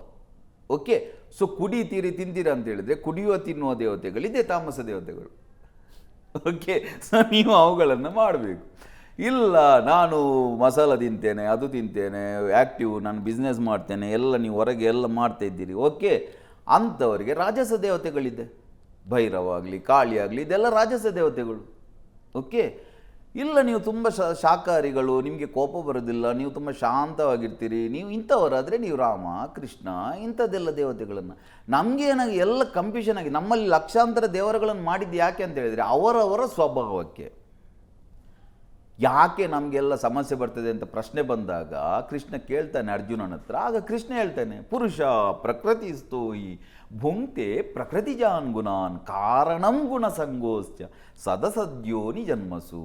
ನೀನು ಯಾವ ಗುಣಗಳ ಸಂಘ ಮಾಡ್ತೀಯ ಅದರಿಂದ ನಿನಗೆ ಕಷ್ಟ ಸುಖಗಳು ಬರುವುದು. ಮೂಲದಲ್ಲಿ ಕೃತಯುಗ ಅಂತ ಹೇಳ್ತೇವೆ, ಮೂಲದಲ್ಲಿ ಎಲ್ಲ ಶುದ್ಧ ಚೈತನ್ಯವೇ, ಎಲ್ಲ ಪರಮಾತ್ಮ ತತ್ವವೇ, ಎಲ್ಲ ದೇವರು. ಅದಕ್ಕೆ ಮಗುವಿಗೆ ಹೇಳೋದು ದೇವರ ಥರ ಅಂತ, ಯಾಕೆಂದರೆ ಮಗು ಶುದ್ಧವಾಗಿರ್ತದೆ. ಓಕೆ, ಅದರ ನಂತರ ನಮ್ಮ ಆಸೆ ಯಾವುದರ ಮೇಲೆ ಹೋಗ್ತದ. ಈಗ ನೋಡಿ, ನೀವು ದುಡಿದು ಕೆಲಸ ನಿಮ್ಮದು ಅಂತ ಹೇಳ್ತಿಲ್ಲ, ನಾನೊಂದು ಕ್ಯಾಶುವಲ್ ಆಗಿ ಹೇಳೋದು. ಒಂದು ನಿಯತ್ತಲ್ಲಿ ದುಡಿಯುವವನಿಗೆ ಹಾಗೆ ಎಷ್ಟು ಬೇಗ ದುಡಿಬೋದು, ಅದು ಬೇರೆ ವಿಷಯ. ಒಂದು ನಾರ್ಮಲ್ ಮನುಷ್ಯನಿಗೆ ನಿಜ ನಿಯತ್ತಾಗಿ ದುಡಿಯುವವನಿಗೆ ಒಂದು ತಿಂಗಳಿಗೆ ಒಂದು 50,000 ದುಡಿಬೋದು, ಹೌದಲ್ವಾ? ಹಾಂ, ಅದೇ ಒಂದು ಯಾರ್ದಾದ್ರೂ ಕರಿಮನಿಯನ್ನು ಇದನ್ನು ತೆಗೆದರೆ ಒಂದೇ ದಿನದಲ್ಲಿ 50,000 ಸಿಗೋದಿಲ್ವಾ? ಒಂದು ತಿಂಗಳಿಗೆ ಒಂದು 4 ಕರಿಮನಿ ತೆಗೆದರೆ ಎಷ್ಟಾಗ್ತದೆ? 2 ಲಕ್ಷ ಆಗಲಿಲ್ವಾ? ಸೊ ಅದು ಸುಲಭದ ದಾರಿ, ಇದು ಕಷ್ಟದ ದಾರಿ, ಹೌದಲ್ವಾ? ಸೊ ಅದೇ ರೀತಿ ನಮಗೆ ಮಲಗುವುದು ಅಂತ ಹೇಳಿದರೆ ನೋಡಿ, ಕತ್ತಲೆ ಶಾಶ್ವತ, ಬೆಳಕು ನಾವು ಹಚ್ಚಬೇಕು. ಕತ್ತಲೆ ಅಂತ ಹೇಳಿದರೆ ಈಗ ನೀವು ಬೆಳಕು ಹಚ್ಚದಿದ್ರೆ ಕತ್ತಲೆ ನ್ಯಾಚುರಲ್. ಅದೇ ನೀವು ಒಂದು ಬೆಳೆ ಬೆಳೆಬೇಕಾದ್ರೆ ನೀವು ಕಷ್ಟಪಡಬೇಕು. ನೀವು ಬೆಳೆ ತೆಗೆದು ಬಿಟ್ಟುಬಿಟ್ರೆ ಕಳೆ ತನ್ನಷ್ಟಕ್ಕೆ ಬರ್ತದೆ. ನೀವು ಒಂದು ಹತ್ತಬೇಕಾದ್ರೆ ಮರಕ್ಕೆ ಕಷ್ಟ ಇದೆ, ಕೈ ಬಿಟ್ಟರೆ ಅದು ಕೆಳಗೆ ಬೀಳ್ತೀರಿ ನ್ಯಾಚುರಲ್ ಆಗಿ. ಅದೇ ರೀತಿ ನಿಮಗೆ ಏನು ರೀಚ್ ಆಗಬೇಕು, ಯಾವುದನ್ನು ರೀಚ್ ಆಗಬೇಕು, ಅರ್ಥ ಆಗ್ತಾ ಉಂಟಲ್ವಾ? ಯಾಂತಿ ದೇವ ವ್ರತಾದೇವಾನ್ ಪಿತ್ಯನ್ಯಾಂತಿ ಪಿತೃವ್ರತ ಭೂತಾನಿ ಯಾಂತಿ ಭೂತೇಜ್ಯ ಯಾಂತಿ ಮಧ್ಯಾಜಿ ನೋಪಿಮಾನ್ ಅಂತ ಹೇಳಿದರೆ 14 ಲೋಕಗಳ ವರ್ಣನೆ ಬರ್ತದೆ. ಒಂದು ಕಡೆ ನೀವು ಇಲ್ಲಿ ಭೂಪುರದಲ್ಲಿದ್ದಾಗ ಮನುಷ್ಯ ಜನ್ಮ, ಓಕೆ, ಅದರಿಂದ ಕೆಳಗೆ down down down down down down ಆದಾಗ ಅತಲ, ವಿತಲ, ಸುತಲ, ತಲಾತಲ, ರಸತಲ, ಮಹಾತಲ, ಪಾತಾಲ ಅಂತ ಅಧೋಲೋಕಗಳನ್ನು ಹೇಳ್ತದೆ. ಮೇಲೆ ಊರ್ಧ್ವ ಲೋಕಗಳನ್ನು ಭೂಲೋಕ, ಭೂರ್ಲೋಕ, ಸ್ವರ್ಲೋಕ, ಮಹೋರ್ಲೋಕ, ಜನೋಲೋಕ, ತಪೋಲೋಕ, ಸತ್ಯಲೋಕ ಅಂತ ಹೇಳ್ತದೆ. ಅಂತ ಹೇಳಿದರೆ ನಿಮಗೆ ಮೇಲೆ ಹತ್ತಬೇಕಾ, ಸುಲಭದಲ್ಲಿ ಸಿಗುವುದನ್ನು ರೀಚ್ ಆಗಬೇಕು, ಅರ್ಥ ಆಗ್ತುಂಟಲ್ವಾ? ಸೊ ಇಲ್ಲಿ ಸುಲಭದಲ್ಲಿ ಸಿಗುವುದನ್ನು ಮಾಡಲಿಕ್ಕೆ ಸುಲಭ. ನೀವು ಆಲ್ರೆಡಿ ಭೂಪುರದಲ್ಲಿದ್ದೀರಿ, ಇಲ್ಲಿ ಭೂಮಿಯಲ್ಲಿ. ನೀವು ಕೆಳಗೆ ಡೌನ್ ಆಗಬೇಕಂತ ಹೇಳಿದರೆ, ನೀವು ಕ್ಷುದ್ರ ಶಕ್ತಿಗಳನ್ನು ಮಾಡಬೇಕಾದ್ರೆ ನೀವು ಡ್ರಿಂಕ್ಸ್ ಮಾಡ್ಬೋದು, ಇದು ಮಾಡ್ಬೋದು, ಕೆಲವೆಲ್ಲ ಕರ್ಣಪಿಶಾಚಿನಿ ಸಿದ್ಧಿ ಅದೆಲ್ಲ ಇದೆ, ಅದರಲ್ಲೆಲ್ಲ ನೀವು ಸ್ನಾನ ಮಾಡಬಾರ್ದು. ನೀವು ಈ ಉಚ್ಚಿಷ್ಟ ಗಣಪತಿ ಇದೆ, ಅದರಲ್ಲಿ ನೀವು ಬಾಯಲ್ಲಿ ಅಂಜಲ್ ಇಟ್ಕೊಂಡು ಮಾಡ್ಬೋದು. ಊಟ ಮಾಡಿದ ಮುಖ ತೊಳೆಯಲಿಕ್ಕಿಲ್ಲ, ಸ್ನಾನ ಮಾಡಲಿಕ್ಕಿಲ್ಲ, ಮಲಮೂತ್ರ ಕೂಡ ಅಲ್ಲೇ ವಿಸರ್ಜನೆ ಮಾಡಬೇಕಂತ ಅದೇ ಬಟ್ಟಲಲ್ಲಿ ವ್ರತ ಮುಗಿಯುವವರೆಗೆ ತಿನ್ನಬೇಕು. ಓಕೆ, ಮತ್ತು ಕಿವಿಯಲ್ಲಿ ಮೂತ್ರವನ್ನು ಹತ್ತಿಯಲ್ಲಿ ಮುಳುಗಿಸಿ ಕಿವಿಯೊಳಗೆ ಇಟ್ಕೊಳ್ಬೇಕು. ಈ ರೀತಿ ಎಲ್ಲ ಬರ್ತದೆ. ಆಗ ನಿಮಗೆ ಆ ಫ್ರೀಕ್ವೆನ್ಸಿ ಸೆಟ್ ಆಗ್ತದೆ, ಲೋ ಫ್ರೀಕ್ವೆನ್ಸಿ. ಯಾಕೆಂದರೆ ನೀವು ಆಲ್ರೆಡಿ ಇಲ್ಲಿ ಇದ್ದೀರಿ, ಡೌನ್ ಆಗೋದು ಸುಲಭ. ಮೇಲೆ ನಿಮ್ಮ ಎನರ್ಜಿಯನ್ನು ತಗೊಂಡು ಹೋಗಬೇಕಾದ್ರೆ ನೀವು ಕಷ್ಟಪಡಬೇಕು, ಅರ್ಥ ಆಗ್ತುಂಟಲ್ವಾ? ಸೊ ಇಷ್ಟೇ, ನೀವು ಸಿಲೆಕ್ಟ್ ಮಾಡಬೇಕು. ನನಗೆ ಶಾರ್ಟ್ಕಟ್ ಬೇಕಾ ನೋಡಿ, ಕೆಲವರಿಗೆ ವೂಲ್ಫ್ ಮ್ಯಾಜಿಕ್ ಅದು ಇದೆಲ್ಲ ಬರ್ತದೆ. ಈಗ ವೂಲ್ಫ್ ಮ್ಯಾಜಿಕ್ ಅಂತೇಳಿದ್ರೆ ನೀವು ಇಲ್ಲಿ ಖಾಲಿ ಬರೆದ್ರೆ ಆಯಿತು, ನಿಮ್ಮ ಕೆಲಸ ಆಗ್ತದೆ, ಇದಕ್ಕೆ ಸುಲಭ ಅಲ್ವಾ? ನೀವು ಸುಲಭದಲ್ಲಿ ಹೋಗ್ತೀರಿ. ಅದಕ್ಕೆ ನಾನು ಹೇಳಿದ್ದು ವಾಟ್ಸಪ್ ಯೂನಿವರ್ಸಿಟಿ ಅಂತ. ಈಗ ನೀವು ಇಲ್ಲಿ ಬರೆದ ಕೂಡಲೇ ನಿಮ್ಮ ವರ್ಕ್ ಆಗ್ತದೆ ಅಂತ ಹೇಳಿದರೆ ಅದರ ಹಿಂದೆ ಎನರ್ಜಿ ಯಾವುದು ಕೆಲಸ ಮಾಡ್ತದೆ ನಿಮಗೆ ಗೊತ್ತಿಲ್ಲ. ಈಗ ನೀವು ಎಲ್ಲಿ ಹೋಗಿ ಒಂದು ಪ್ರಸಾದ ತರ್ತೀರಿ, ಅಲ್ಲಿ ತಗೊಂಡು ಬಂದು ಮನೆಗೆ ಆಗ್ತೇವೆ, ಮನೆದೆಲ್ಲ ಸರಿ ಆಯಿತು. ಅದು ಪ್ರಸಾದ ಅವ ಯಾವ ಶಕ್ತಿಯನ್ನು ಮಾಡಿದ್ದಾನೆ, ಅವ ಯಾವ ಲೋ ಫ್ರೀಕ್ವೆನ್ಸಿಯನ್ನು ಕಳಿಸಿದ್ದಾನೆ. ಸೊ ನಿಮ್ಮ ಎನರ್ಜಿ ಎಷ್ಟು ಡೌನ್ ಆಗ್ತದೆ ಅದರಿಂದ, ಇದೆಲ್ಲ ಅರ್ಥ ಆಗೋದಿಲ್ಲ ನಮಗೆ. ಸುಲಭದಲ್ಲಿ ಯಾವ ಸಿಗ್ತಾ ಅಲ್ಲಿಗೆ ಹೋಗ್ತೇವೆ, ಅರ್ಥ ಆಗ್ತಾ ಉಂಟಲ್ವಾ? ಸೊ ದಾರಿ ನಿಮಗೆ ಸೆಳೆತ ಇರ್ತದೆ. ನೀವು ಆ ಸೆಳೆತ ನಿಜವಾಗಿ ನಿಮಗೆ ಒಳಗಿಂದ ಬಂದರೆ, ಅದೇ ಹೇಳಿದಲ್ವಾ, ನಾನೀಗ ಸಲ್ಮಾನ್ ಖಾನನ್ನು ನೋಡಿ ಬಾಡಿ ಮಾಡಬೇಕಂತ ಹೊರಟ್ರೆ ನಾನು ಒಂದು 2-3 ದಿನ ಜಿಮ್ಮಿಗೆ ಹೋಗಿ ಓದಾಡ್ತೇನೆ, ಮತ್ತು ಮೈಕೈ ನೋವು ಹೋಗುವುದಿಲ್ಲ. ನಿಜವಾಗಿ ನಮಗೆ ಇದ್ದರೆ ನಾನು ಕನ್ಸಿಸ್ಟೆಂಟಾಗಿ ಬೆಳಿಗ್ಗೆ ಎದ್ದು ಹೋಗ್ತೇನೆ ನಿಜವಾಗಿ ಬಂದರೆ, ಸೊ ನಮಗೆ ನಿಜವಾಗಿ ಒಳಗಿಂದ ಯಾವ ಸೆಳೆತ ಇದೆ ಅಲ್ಲಿಗೆ ನಮ್ಮದು ನ್ಯಾಚುರಲ್ ಆಗಿ ಹೋಗ್ತದೆ. ನಾವು ಬೇರೆ ಬೇರೆ ಯೂಟ್ಯೂಬ್ ನೋಡಿ ಅದು ಮಾಡೋ ಇದು ಮಾಡೋ ಶ್ರೀವಿದ್ಯೆ ಮಾಡೋ ಇದು ಮಾಡೋ, ಯಾಕಂದರೆ ಅದರಲ್ಲಿ ಫಲ ಎಲ್ಲ ಬರೆದಿರ್ತಾರೆ. ಇದನ್ನು ಮಾಡಿ 100 ಅಶ್ವಮೇಧ ಫಲ, ಇದನ್ನು ಮಾಡಿದರೆ ಅದು ಸಿಗ್ತದೆ, ಸಿಗ್ತದೆ ಅಂತ ಯಾವಾಗ ಹೋಗ್ತೇವಲ್ಲ ಆಗ ಕನ್ಫ್ಯೂಷನ್ ಆಗೋದು. ಇಲ್ಲದಿದ್ದರೆ ನಮ್ಮಲ್ಲಿ ಆಟೋಮೆಟಿಕಲಿ ಸೆಳೆತ ಇರ್ತದೆ. ನಮಗೆ ಆ ಸೆಳೆತವನ್ನೇ ಹುಡುಕಿಕೊಂಡು ಹೋಗಬೇಕು ನಾವು. ಸೊ ಬೇರೆ ಬೇರೆ ತಂತ್ರಗಳಾಗಲಿ ಬೇರೆ ಬೇರೆ ಇರೋದು ನೋಡಿ. ಯೋಗ ಮಾರ್ಗದಲ್ಲಿ ಹೇಳ್ತದೆ ಬ್ರಹ್ಮಚರ್ಯವೇ ಪ್ರಧಾನ. ಸೊ ನಿಮ್ಮಲ್ಲಿ ಆಲ್ರೆಡಿ ಎನರ್ಜಿ ಇದೆ, ಆ ಎನರ್ಜಿಯನ್ನು ನೀವು ಮೇಲೆ, ಸೆಕ್ಸ್ ಎನರ್ಜಿ ಮತ್ತು ಆಧ್ಯಾತ್ಮಿಕ ಎನರ್ಜಿ ಬೇರೆ ಬೇರೆ ಅಲ್ಲ. ನೀವು ಸೆಕ್ಸ್ ಎನರ್ಜಿಯನ್ನೇ ನೀವು ಮೇಲೆ ಅಪ್ಲಿಫ್ಟ್ ಮಾಡಿದಾಗ ಅದು ಅಧ್ಯಾತ್ಮ ಶಕ್ತಿ ಆಗೋದು. ಬಟ್ ಅದು ಮನುಷ್ಯರಿಂದ ಆಗೋದಿಲ್ಲ ಅಷ್ಟು ಸುಲಭದಲ್ಲಿ. ಅದಕ್ಕೆ ಬೇರೆ ಬೇರೆ ಇದೆ. ನೈಷ್ಠಿಕ ಬ್ರಹ್ಮಚರ್ಯ ಅಂತ ಇದೆ, ಬಾಲಬ್ರಹ್ಮಚರ್ಯ ಅಂತ ಇದೆ, ಅಖಂಡ ಬ್ರಹ್ಮಚರ್ಯ. ಅಖಂಡ ಬ್ರಹ್ಮಚರ್ಯ ಅಂತ ಹೇಳಿದರೆ ಅದರ ಅರ್ಥ ಏನು? ಬ್ರಹ್ಮಚರ್ಯ ಖಂಡನೆ ಕೂಡ ಆಗ್ತದೆ. ಇದೆಲ್ಲ ಪ್ರಾಕ್ಟಿಕಲ್ ಮಾಡಿದವರಿಗೆ ಗೊತ್ತಾಗೋದು. ಈಗ ನಾನು ಪುಣ್ಯದಲ್ಲಿ ನನಗೆ ದೊಡ್ಡ ದೊಡ್ಡ ಗುರುಗಳೆಲ್ಲ ನನಗೆ ತುಂಬ ದೊಡ್ಡ ದೊಡ್ಡ ಸಾಧಕರೆಲ್ಲ ಸಿಕ್ಕಿದ್ದಾರೆ. ನನಗೆ ಅದು ನ್ಯಾಚುರಲ್ ಆಗಿ ಸಿಗ್ತಾ ಹೋದದ್ದು. ಸೊ ನಾನು ಅವ್ರ ಹತ್ರ ಎಲ್ಲ ಮಾತಾಡಿದೆ. ನಿಮಗೆ ಅದು ನಿಮಗೆ ಅಂತೇಳಿ ನಾನು ನಿಮಗೆ ಹೇಳ್ತಿಲ್ಲ, ಜನರಿಗೆ ಗೊತ್ತಾಗೋದಿಲ್ಲ. ಯಾಕೆ ಅಂತ ಹೇಳಿದರೆ, ಇದು ಅವನಿಗೆ ಕಾಮ ಇರೋದವ ಅಧ್ಯಾತ್ಮ ವ್ಯಕ್ತಿ, ಎಲ್ಲ ಬಿಟ್ಟವ ಅಧ್ಯಾತ್ಮ ವ್ಯಕ್ತಿ, ಕುಡಿಯೋದವ ಅಧ್ಯಾತ್ಮ ವ್ಯಕ್ತಿ, ನಾನ್ ವೆಜ್ ತಿನ್ನೋದವ ಅದು, ಈಗೆಲ್ಲ ನಾವು ಬ್ರ್ಯಾಂಡ್ ಮಾಡಿಕೊಂಡಿದ್ದೇವೆ. ಸೊ ಜನರ ಮನಸ್ಸಲ್ಲಿ ಬ್ರ್ಯಾಂಡ್ ಇರ್ತದೆ. ಆ ಬ್ರ್ಯಾಂಡಿಗೆ ತಕ್ಕ ಅವರು ಕೂಡ ಆ್ಯಕ್ಟಿಂಗ್ ಮಾಡ್ತಾ ಇರ್ತಾರೆ. ಪಾಪ ಅವರಿಗೆ ಹಸಿವೆ ಆಗ್ತಾ ಉಂಟಾ? ನಮಗೆ ಕೂಡ ಹಸಿವೆ ಆಗ್ತಾಯಿದ್ದೆ, ಅವರಿಗೆ ಕೂಡ ಹಸಿವೆ ಆಗ್ತಾ ಉಂಟಾ? ನಮಗೆ ನಿದ್ರೆ ಬರ್ತಾಯಿದ್ದೆ, ಅವರಿಗೆ ಕೂಡ ನಿದ್ರೆ ಬರ್ತಾ ಉಂಟಾ? ಸೊ ನಮಗೆ ಕಾಮ ಇದ್ದರೆ ಅವರಿಗೂ ಕೂಡ ಕಾಮ ಇರ್ತದೆ. ಬಟ್ ನೀವು ಎಷ್ಟು ಈಗ ಹಸಿವೆ ಇದ್ದವ 24 ಟೈಮ್ ತಿಂತಿರ್ತಾನೆ ಒಬ್ಬ, ಮತ್ತೊಬ್ಬ ವ್ರತದಲ್ಲಿರ್ತಾನೆ 41 ದಿನ ಊಟ ಮಾಡೋದಿಲ್ಲ. ಅದು ಅವನ ಕೆಪಾಸಿಟಿ, ಅರ್ಥ ಆಗ್ತಾ ಉಂಟಾ? ಬಟ್ ಒಂದು ದಿವಸ ಆದರೂ ಊಟ ಮಾಡಲೇಬೇಕು. ಸೊ ಅದೇ ರೀತಿ ಆಹಾರ, ಭಯ, ನಿದ್ರೆ, ಮೈಥುನ ಎಲ್ಲರಿಗೂ ಇರ್ತದೆ. ನೀವು ಅದರ ಮೇಲೆ ಎಷ್ಟು ಹೋಲ್ಡ್ ಮಾಡ್ತೀರಾ ಅಷ್ಟೇ ಇರುವುದು, ಸಿಂಪಲ್. ಬಟ್ ನಮಗೆ ಏನಾಗಿದೆ ಅಂತ ಹೇಳಿದರೆ, ಈಗ ಕೂತು ಏನಿರಬಾರ್ದು, ಕೋಪ ಬರಬಾರ್ದಂತೆ. ಆಧ್ಯಾತ್ಮಿಕ ವ್ಯಕ್ತಿಗೆ ಕೋಪ ಬರ್ತದ? ಹಾಗಾದರೆ ನಮ್ಮ ಋಷಿಮುನಿಗಳೆಲ್ಲ ಬಾಯಿ ಎತ್ತಿದ್ರೆ ಶಾಪ ಕೊಡ್ತಿದ್ರು. ದುರ್ವಾಸ ಮುನಿ, ಹಾಗಾದರೆ ಅವರೆಲ್ಲ ಋಷಿಮುನಿಗಳು ಆಧ್ಯಾತ್ಮಿಕ ವ್ಯಕ್ತಿಗಳಲ್ವಾ? ಅಥವಾ ಕಾಮವನ್ನು ಜಯಿಸಿದವ ಬ್ರಹ್ಮಚಾರಿ ಆಧ್ಯಾತ್ಮಿಕ ವ್ಯಕ್ತಿ ಅಲ್ಲ? ಎಲ್ಲ ಋಷಿಮುನಿಗಳಿಗೆ ತುಂಬ ಪತ್ನಿಯರಿದ್ದರು. ವಿಶ್ವಾಮಿತ್ರನದಂತೂ ಎಲ್ಲರಿಗೂ ಗೊತ್ತಿದೆ. ಓಕೆ. ಸೊ ಪರಾಶರರು ಸತ್ಯವತಿಯನ್ನು ನೋಡಿ ಅವಳು ದೋಣಿ ನಡೆಸ್ತಿರ್ತಾಳೆ, ಅವಳನ್ನು ನೋಡಿ ಖುಷಿ ಆಯ್ತು ಅವರಿಗೆ. ಅವರು ಹೇಳಿದರು, ಅವರ ನಡುವಿನಲ್ಲಿ ಇದಾಯಿತು, ಅಲ್ಲಿ ಒಂದು ನದಿಯ ಮಧ್ಯದಲ್ಲಿ ಒಂದು ದ್ವೀಪ ಇತ್ತು, ಅಲ್ಲಿ ಸೇರಿದ ಕಾರಣ ಹುಟ್ಟಿದವನಿಗೆ ದ್ವೈಪಾಯನ ಅಂತ ಹೇಳಿದ್ರು ವ್ಯಾಸರಿಗೆ. ಕೃಷ್ಣ ದ್ವೈಪಾಯನ, ದ್ವೀಪದಲ್ಲಿ ಹುಟ್ಟಿದವ. ಸೊ ಅದರ ಅರ್ಥ ಆಗಾದ್ರೆ ಎಂತ ಅಂತ ಹೇಳಿದರೆ, ನೀವು ಯಾವ ದೇವಸ್ಥಾನಕ್ಕೆ ಹೋಗಿ ಏನೆಲ್ಲ ದೇವರು ಇರ್ತಾರೆ ಅವರ ಹತ್ರ ಅವರ ಪತ್ನಿಯರು ಇರ್ತಾರೆ. ಅದರ ಅರ್ಥ ಏನಂತ ಹೇಳಿದರೆ, ಹಾಗಾದರೆ ಕಾಮ ಬ್ರಹ್ಮಚಾರಿ ಆಗಿದ್ದವ ಮಾತ್ರ ಆಧ್ಯಾತ್ಮಿಕ ವ್ಯಕ್ತಿ, ಅವರೆಲ್ಲ ಆಧ್ಯಾತ್ಮಿಕ ವ್ಯಕ್ತಿ ಅಲ್ವಾ? ಅಥವಾ ಯಾರಾದರೂ ಅವನಿಗೆ ಫಿಸಿಕಲ್ ಪ್ರಾಬ್ಲಮ್ ಇದ್ದರೆ, ಅಥವಾ ತೃತೀಯ ಲಿಂಗಿಗಳಂತ ಏನು ಹೇಳ್ತಾರೆ, ಅವರಿಗೆಲ್ಲ ಅವ್ರ ಜೀವನದಲ್ಲಿ ಸೆಕ್ಸ್ ಮಾಡಿರೋದಿಲ್ಲ, ಅದರ ಅರ್ಥ ಅವರು ಆಧ್ಯಾತ್ಮಿಕ ವ್ಯಕ್ತಿಗಳ? ಅರ್ಥ ಆಗ್ತಾ ಉಂಟಲ್ವಾ? ಅಂತ ಹೇಳಿದರೆ ಅದನ್ನು ಮಾಡಿ ಅಂತ ಹೇಳೋದಲ್ವ. ಬಟ್ ನಮ್ಮ ಮೈಂಡಲ್ಲಿ ಆಗ ನಾನ್ ವೆಜ್ ತಿಂದವ ಅಂತ ಹೇಳಿದರೆ ನೋಡಿ, ರಾಮಾಯಣದಲ್ಲೆಲ್ಲ ಅಷ್ಟು ಸ್ಪಷ್ಟವಾಗಿ ಉಲ್ಲೇಖ ಬರ್ತದೆ. ವಶಿಷ್ಠರು ಯಾಗ ಎಲ್ಲ ಮಾಡಿದ ನಂತರ ಬಂದು ಹೇಳ್ತಾರೆ, ತುಂಬ ದಿನ ಆಯಿತು ವ್ರತದಲ್ಲಿ ಇದ್ದೇನೆ, ತುಂಬ ಮೂಡು ಇದಾಗಿದೆ, ನನಗೆ ಒಂದು ಒಳ್ಳೆ ಮಾಂಸದ ಅಡಿಗೆ ಮಾಡಿ ಬರಿಸು ಅಂತ. ಸೊ ರಾಮಕೃಷ್ಣರು ನಾನ್ ವೆಜ್ ತಿಂದದ್ದು ಅಷ್ಟು ಸ್ಪಷ್ಟವಾಗಿದೆ. ನಮಗೇನಾಗ್ತದೆ, ರಾಮಕೃಷ್ಣ ನಾನ್ ವೆಜ್ ತಿಂದಂದ್ರೆ ಯಾರಾದರೂ ಹೇಳಿದ್ರು ಬೊಬ್ಬಿಡುತ್ತೆ. ಯಾಕೆಂದರೆ ನಮ್ಮ ತಲೆಯಲ್ಲೆಲ್ಲ ಕನ್ಸೆಪ್ಟ್ ಇದೆ, ದೇವರು ಅಂತ ಹೇಳಿದರೆ ಹೀಗಿರಬೇಕು, ಆಧ್ಯಾತ್ಮಿಕ ವ್ಯಕ್ತಿ ಹೀಗಿರಬೇಕು. ಅದಲ್ಲ. ನಿಮಗೆ ಎನರ್ಜಿಯನ್ನು ಕ್ರಿಯೇಟ್ ಮಾಡಲಿಕ್ಕೆ ಆಗ್ತದಾ? ನಿಮಗೆ ಬೇಕಾದಾಗ ಅಲ್ಲಿ ಟಚ್ ಮಾಡಲಿಕ್ಕೆ ಆಗ್ತದಾ? ಯಾವಾಗ ನಿಮಗೆ ಬೇಕಾದಾಗ ನಿಮ್ಮ ಎನರ್ಜಿಯನ್ನು ಬೇರೆಯವರಿಗೆ ಸ್ಪ್ರೆಡ್ ಮಾಡಲಿಕ್ಕೆ ಆಗ್ತದಾ? ಅವ ಆಧ್ಯಾತ್ಮಿಕ ವ್ಯಕ್ತಿ. ಬೇರೆ ನೀವು ಯಾವುದು ತಿಳ್ಕೊಂಡದ್ದು ಕೂಡ ಆಧ್ಯಾತ್ಮಿಕ ವ್ಯಕ್ತಿ ಕೆಟಗರಿಗೆ ಬರೋದಿಲ್ಲ. ಹಾಗಾದರೆ ಆಹಾರ. ಸೊ ನಾನು ನಿಲ್ಲಿಸಲಿಲ್ಲ. ಯೋಗದಲ್ಲಿ ಹೇಗೆ ಅಂತ ಹೇಳಿದರೆ, ಆ ಎನರ್ಜಿಯನ್ನು ನೀವು ಸ್ಟಾಕ್ ಮಾಡಿ ಮೇಲೆ ಕಳಿಸ್ಬೇಕಂತುಂಟು. ತಂತ್ರ ನಂತರ ಬಂದದ್ದು. ತಂತ್ರ ಏನು ಹೇಳ್ತದೆ, ಎಲ್ಲರಿಗೆ ಆಗುವ ಮಾರ್ಗ ಅಲ್ಲ. ಹಾಗೆ ಆದರೆ ಒಳ್ಳೆಯದು, ಬಟ್ ಎಲ್ಲರಿಗೆ ಆಗುವ ಮಾರ್ಗ ಅದಲ್ಲ. ಅದಕ್ಕೋಸ್ಕರ ನೀವು ಹೆಣ್ಣಿನ ದೇಹದಿಂದಲೇ ನಿಮ್ಮಲ್ಲಿರುವ ಪ್ರಕೃತಿ ಪುರುಷ ಶಕ್ತಿಯನ್ನು ಇದು ಮಾಡಿ ದೇಹದ ಮೂಲಕವೇ ನೀವು ಅದನ್ನು ಪಡೆಯಬಹುದು ಅಂತೇಳಿ ಅದನ್ನು ನಿಗ್ರಹಿಸುವುದಲ್ಲ, ಅದನ್ನು ಬೇರೆ ರೀತಿಯಲ್ಲಿ ನೀವು ಯೂಸ್ ಮಾಡಬೇಕು. ಅದಕ್ಕೆ ಯೋನಿ ಪೂಜೆ ಬಂತು, ಭೈರವಿ ಕ್ರಿಯೆ ಬಂತು. ಸೊ ಇದೆಲ್ಲ ಇದೆ. ಸೊ ನಿಮಗೆ ಯಾವುದರಲ್ಲಿ ನಿಮ್ಮ ಪರ್ಸನಾಲಿಟಿಗೆ ಟಚ್ ಆಗ್ತದೆ ಅಂಥ ಗುರುವಿನ ಕಡೆಗೆ ನಿಮ್ಮ ಸೆಳೆತ ಬರ್ತದೆ. ಅಲ್ಲಿ ನೀವು ಏನು ಕಲಿತೀರ, ನೀವು ಅದನ್ನು ಇಟ್ಕೊಂಡು ಹೋದರೆ ನೀವು ಗುರಿಯನ್ನು ಮುಟ್ತೀರಿ. ಒಂದು ಬಸ್ಸಿಗೆ ಹತ್ತಿದ್ರೆ ಗುರಿ ಮುಟ್ತೀರಿ, ಹೌದಲ್ವಾ? ಎಲ್ಲವನ್ನು ಮಾಡ್ತಾಯಿದ್ರೆ ಏನು ಮಾಡಲಿಕ್ಕೆ ಆಗೋದಿಲ್ಲ. ಅದರಲ್ಲಿ ಕನ್ಫ್ಯೂಷನ್ ಏನಿಲ್ಲ. ಸುಮ್ಮನೆ ಅದು ನಾವು ಕನ್ಫ್ಯೂಷನ್ ಮಾಡ್ಕೊಂಡದಷ್ಟೇ, ಯಾವುದು ಮಾಡಬೇಕಂತ. ಹಾಗಾದರೆ ಒಂದು ಆಹಾರ ಪದ್ಧತಿ ಏನಾದರೂ ಪರಿಣಾಮವನ್ನು ಬೀರುತ್ತಾ ಅದು ಬೀರ್ತದೆ, ಬೀರುವುದಿಲ್ಲ ಅಂತಲ್ಲ. ನೋಡಿ, ಯಾವುದು ಕೂಡ ಫುಡ್ ಆಗಿರಲಿ, ಡ್ರಿಂಕ್ಸ್ ಆಗಿರಲಿ, ಮಾಂಸ ಆಗಿರಲಿ, ಯಾವುದನ್ನು ಕೂಡ ನೀವು ಕಂಟ್ರೋಲ್ ಮಾಡಿದಷ್ಟು ನಿಮ್ಮ ಏನು ವಿಲ್ ಪವರ್ ಅಂತ ಹೇಳ್ತೇವೆ ಅದು ಜಾಸ್ತಿ ಆಗ್ತಾ ಹೋಗ್ತದೆ. ಈಗ ನಿರ್ಜಲ ಏಕಾದಶಿ ಅಂತ ಇರ್ತದೆ, ನೀರಿನ ಬದಿಯಲ್ಲೇ ಮಾಡಬೇಕು ಅದನ್ನು, ನೀರು ಎದುರು ಇದೆ, ನೀವು ತಿಂತೆಲ್ಲ. ಓಕೆ, ನಿಮ್ಮ ಏನು ಬ್ರೇಕ್ ದ ಪ್ಯಾಟರ್ನ್ ಅಂತ ಹೇಳ್ತಾರೆ, ಏನು ನಿಮ್ಮ ಬ್ರೈನ್ನ ಪ್ಯಾಟರ್ನ್ ಇದೆ ಅದು ಹೇಳ್ತದೆ ಹಸಿವೆ ಆದಾಗ ಊಟ ಮಾಡಬೇಕು, ಬಾಯಾರಿಕೆ ಆದಾಗ ನೀರು ಕುಡಿಬೇಕು. ಇಲ್ಲಿ ಎದುರು ನೀರಿದೆ, ಕುಡಿ ಅಂತ ಹೇಳ್ತುಂಟು ಬ್ರೈನ್, ನಾನು ಕುಡಿದಿಲ್ಲ, ಇದು ನನ್ನ ವಿಲ್ ಪವರ್. ಓಕೆ, ಆಗ ನಿಮ್ಮ ಸಬ್ಕಾನ್ಷಿಯಸ್ ಮೈಂಡ್ಗೆ ಅರ್ಥ ಆಗ್ತದೆ ಇವ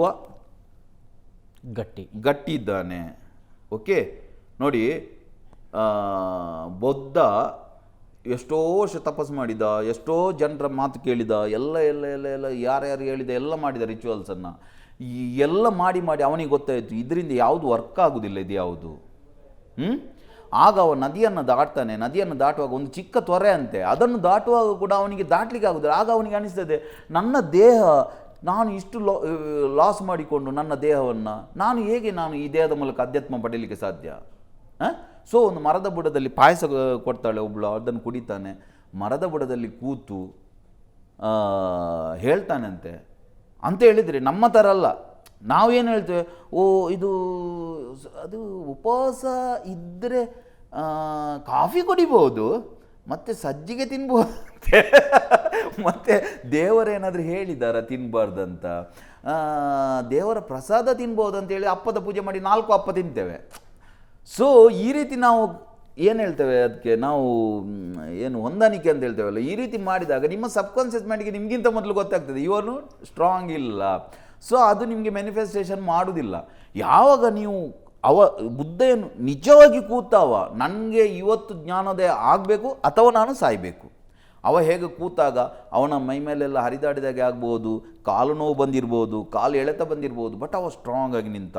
ಯಾವಾಗ ಇವ ಬಗ್ಗುವುದಿಲ್ಲ ಅಂತ ಆಯ್ತಾ, ಸಬ್ಕಾನ್ಷಿಯಸ್ ಮೈಂಡ್ ತಮ್ಮ ದೇಹವನ್ನು ಉಳಿಸ್ಲಿಕ್ಕೆ ಏನು ಬೇಕಾದರೂ ಮಾಡ್ತದೆ, ಅದು ಹುಡುಕ್ತದೆ. ನೋಡಿ ಅದೆಲ್ಲ ಹೇಳಿದರೆ ತುಂಬ ಉದ್ದಾಗ್ತದೆ. ಎಷ್ಟು ನನ್ನ ಹತ್ರ ಬಂದ ಎಷ್ಟೋ ಕೇಸ್ ಇದೆ.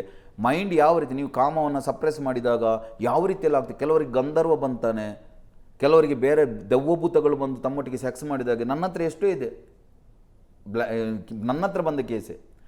ಕೆಲವರಿಗೆ ಬೇರೆ ಏಲಿಯನ್ಸ್ ಬಂದು ಸೆಕ್ಸ್ ಮಾಡಿದ್ದು ಇಂಥದ್ದೆಲ್ಲ. ಅಂತ ಹೇಳಿದರೆ ನೀವು ಎಷ್ಟು ಸಪ್ರೆಸ್ ಮಾಡ್ತೀರಲ್ವ, ಮೈಂಡ್ ಅದನ್ನು ಕ್ಲಿಯರ್ ಮಾಡಲಿಕ್ಕೆ ಏನೇನೆಲ್ಲ ಸೃಷ್ಟಿ ಮಾಡ್ತಾರೆ ನಿಮಗೆ. ಹಾಗೆ ಋಷಿಗಳೆಲ್ಲ ತಪಸ್ಸು ಮಾಡುವಾಗ ಅಪ್ಸರೆಲ್ಲ ಬರ್ತಿದ್ದದ್ದು ಹಾಗೆ. ಅಪ್ಸರೆಗೆ ಏನು ಕೆಲಸ ಇಲ್ಲ ಅಂತ ಬರ್ತಿದ್ರಿಲ್ಲ. ಮೈಂಡ್ ಅಷ್ಟು ಸಪ್ರೆಸ್ ಮಾಡಿದಾಗ ಅದು ಮೈಂಡ್ ಅದನ್ನು ತೀರಿಸಲಿಕ್ಕೆ ಏನು ಬೇಕಾದರೂ ಮಾಡ್ತಿದೆ. ಸೊ ಯಾವಾಗ ಬುದ್ಧ ಕೂತ್ನ ನನಗೆ ಜ್ಞಾನೋದಯ ಆಗಬೇಕು, ನಾನು ಏನು ಮಾಡೋದಿಲ್ಲ, ಒಂದು ಜ್ಞಾನೋದಯ ಆಗಬೇಕು, ಇಲ್ಲದ್ರೆ ನಾನು ಸಾಯಬೇಕು, ಯಾವಾಗ ಕೂತ್ನ ಅವನಿಗೆ ಒಂದೇ ದಿನದಲ್ಲಿ ಜ್ಞಾನೋದಯ ಆಯಿತು ಅಂತ ಹೇಳಿದರೆ ಮೈಂಡಿಗೆ ಆ ಪವರ್ ಇದೆ. ಬಟ್ ನೀವು ಸ್ಟ್ರಾಂಗ್ ಆಗಿ ನಿಂತರೆ ಮಾತ್ರ, ನೀವು ಅತಿ ಬುದ್ಧಿವಂತಿಕೆಲ್ಲ ಯೂಸ್ ಮಾಡಿದರೆ ವರ್ಕ್ ಆಗೋದಿಲ್ಲ.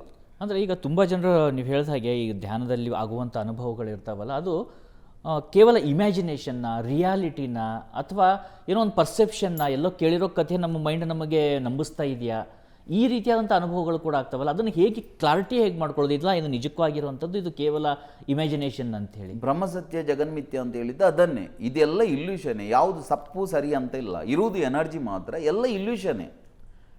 ಈಗ ನಿಮಗೆ ಜ್ವರ ಬರ್ತಾ ಇದ್ದರೆ ನಿಮಗೆ ಚಳಿ ಆಗ್ತಿರ್ತದೆ, ನೀವು ಚಳಿ ಚಳಿ ಅಂತ ಹೇಳ್ತೀರಿ. ನಿಮಗೆ 2-3 ಶರ್ಟ್ ಹಾಕಿದ್ದಾರೆ, ಮೇಲೆ ಒಂದು ಇದಾಕಿದ್ದಾರೆ, ರಗ್ಗೋದಿಸಿದ್ದಾರೆ, ಎಲ್ಲ ಹಾಕಿದ್ದಾರೆ, ನೀವು ಇನ್ನು ಕೂಡ ನಡಕ್ತಾ ಇರ್ತೀರಿ ಚಳಿ ಚಳಿ ಅಂತ. ಸುತ್ತ ನಿಂತವರೆಲ್ಲ ಬಟ್ಟೆ ತೆಗೆದು ನಿಂತಿದ್ದಾರೆ ಚಳಿ ಅಂತೇಳಿ, ಹಂಗೆ ಸೆಕೆ ಅಂತೇಳಿ ಅಂಗಿ ತೆಗೆದು. ಅದರರ್ಥ ನಿಮಗೆ ಚಳಿ ಆಗ್ತಿಲ್ವ, ನೀವು ಆ್ಯಕ್ಟಿಂಗ್ ಮಾಡ್ತಾ ಇದ್ದೀರಾ ಅಂತ ಹೇಳಿದ್ರೆ ನಿಮಗೆ ಚಳಿ ಆಗ್ತುಂಟು. ಬಟ್ ನಿಜವಾಗಿ ಚಳಿ ಇದೆ ಅಂತ ಹೇಳಿದರೆ ಇಲ್ಲ, ನಿಮಗೆ ಜ್ವರದಿಂದಾಗಿ ಚಳಿ ಬರ್ತುಂಟು. ಅದೇ ರೀತಿ ಮೈಂಡಿಗೆ 6 ಲೆವೆಲ್ ಇದೆ. ಈ 6 ಭೂಮಿ ಮೇಲೆ ಎಷ್ಟೆಲ್ಲ ಧರ್ಮಗಳಿದೆ ಅಲ್ವಾ. ನನಗೆ ದೇವರು ಬಂದು ಹೇಳಿದರು, ನನಗೆ ಈ ದೇವದೂತರು ಬಂದು ಹೇಳಿದರು, ಏನೇನೆಲ್ಲ ಸ್ಟೋರಿ ಇದೆ ಅಲ್ವಾ, ನನಗೆ ದೇವರು ಪ್ರತ್ಯಕ್ಷ ಆದರು.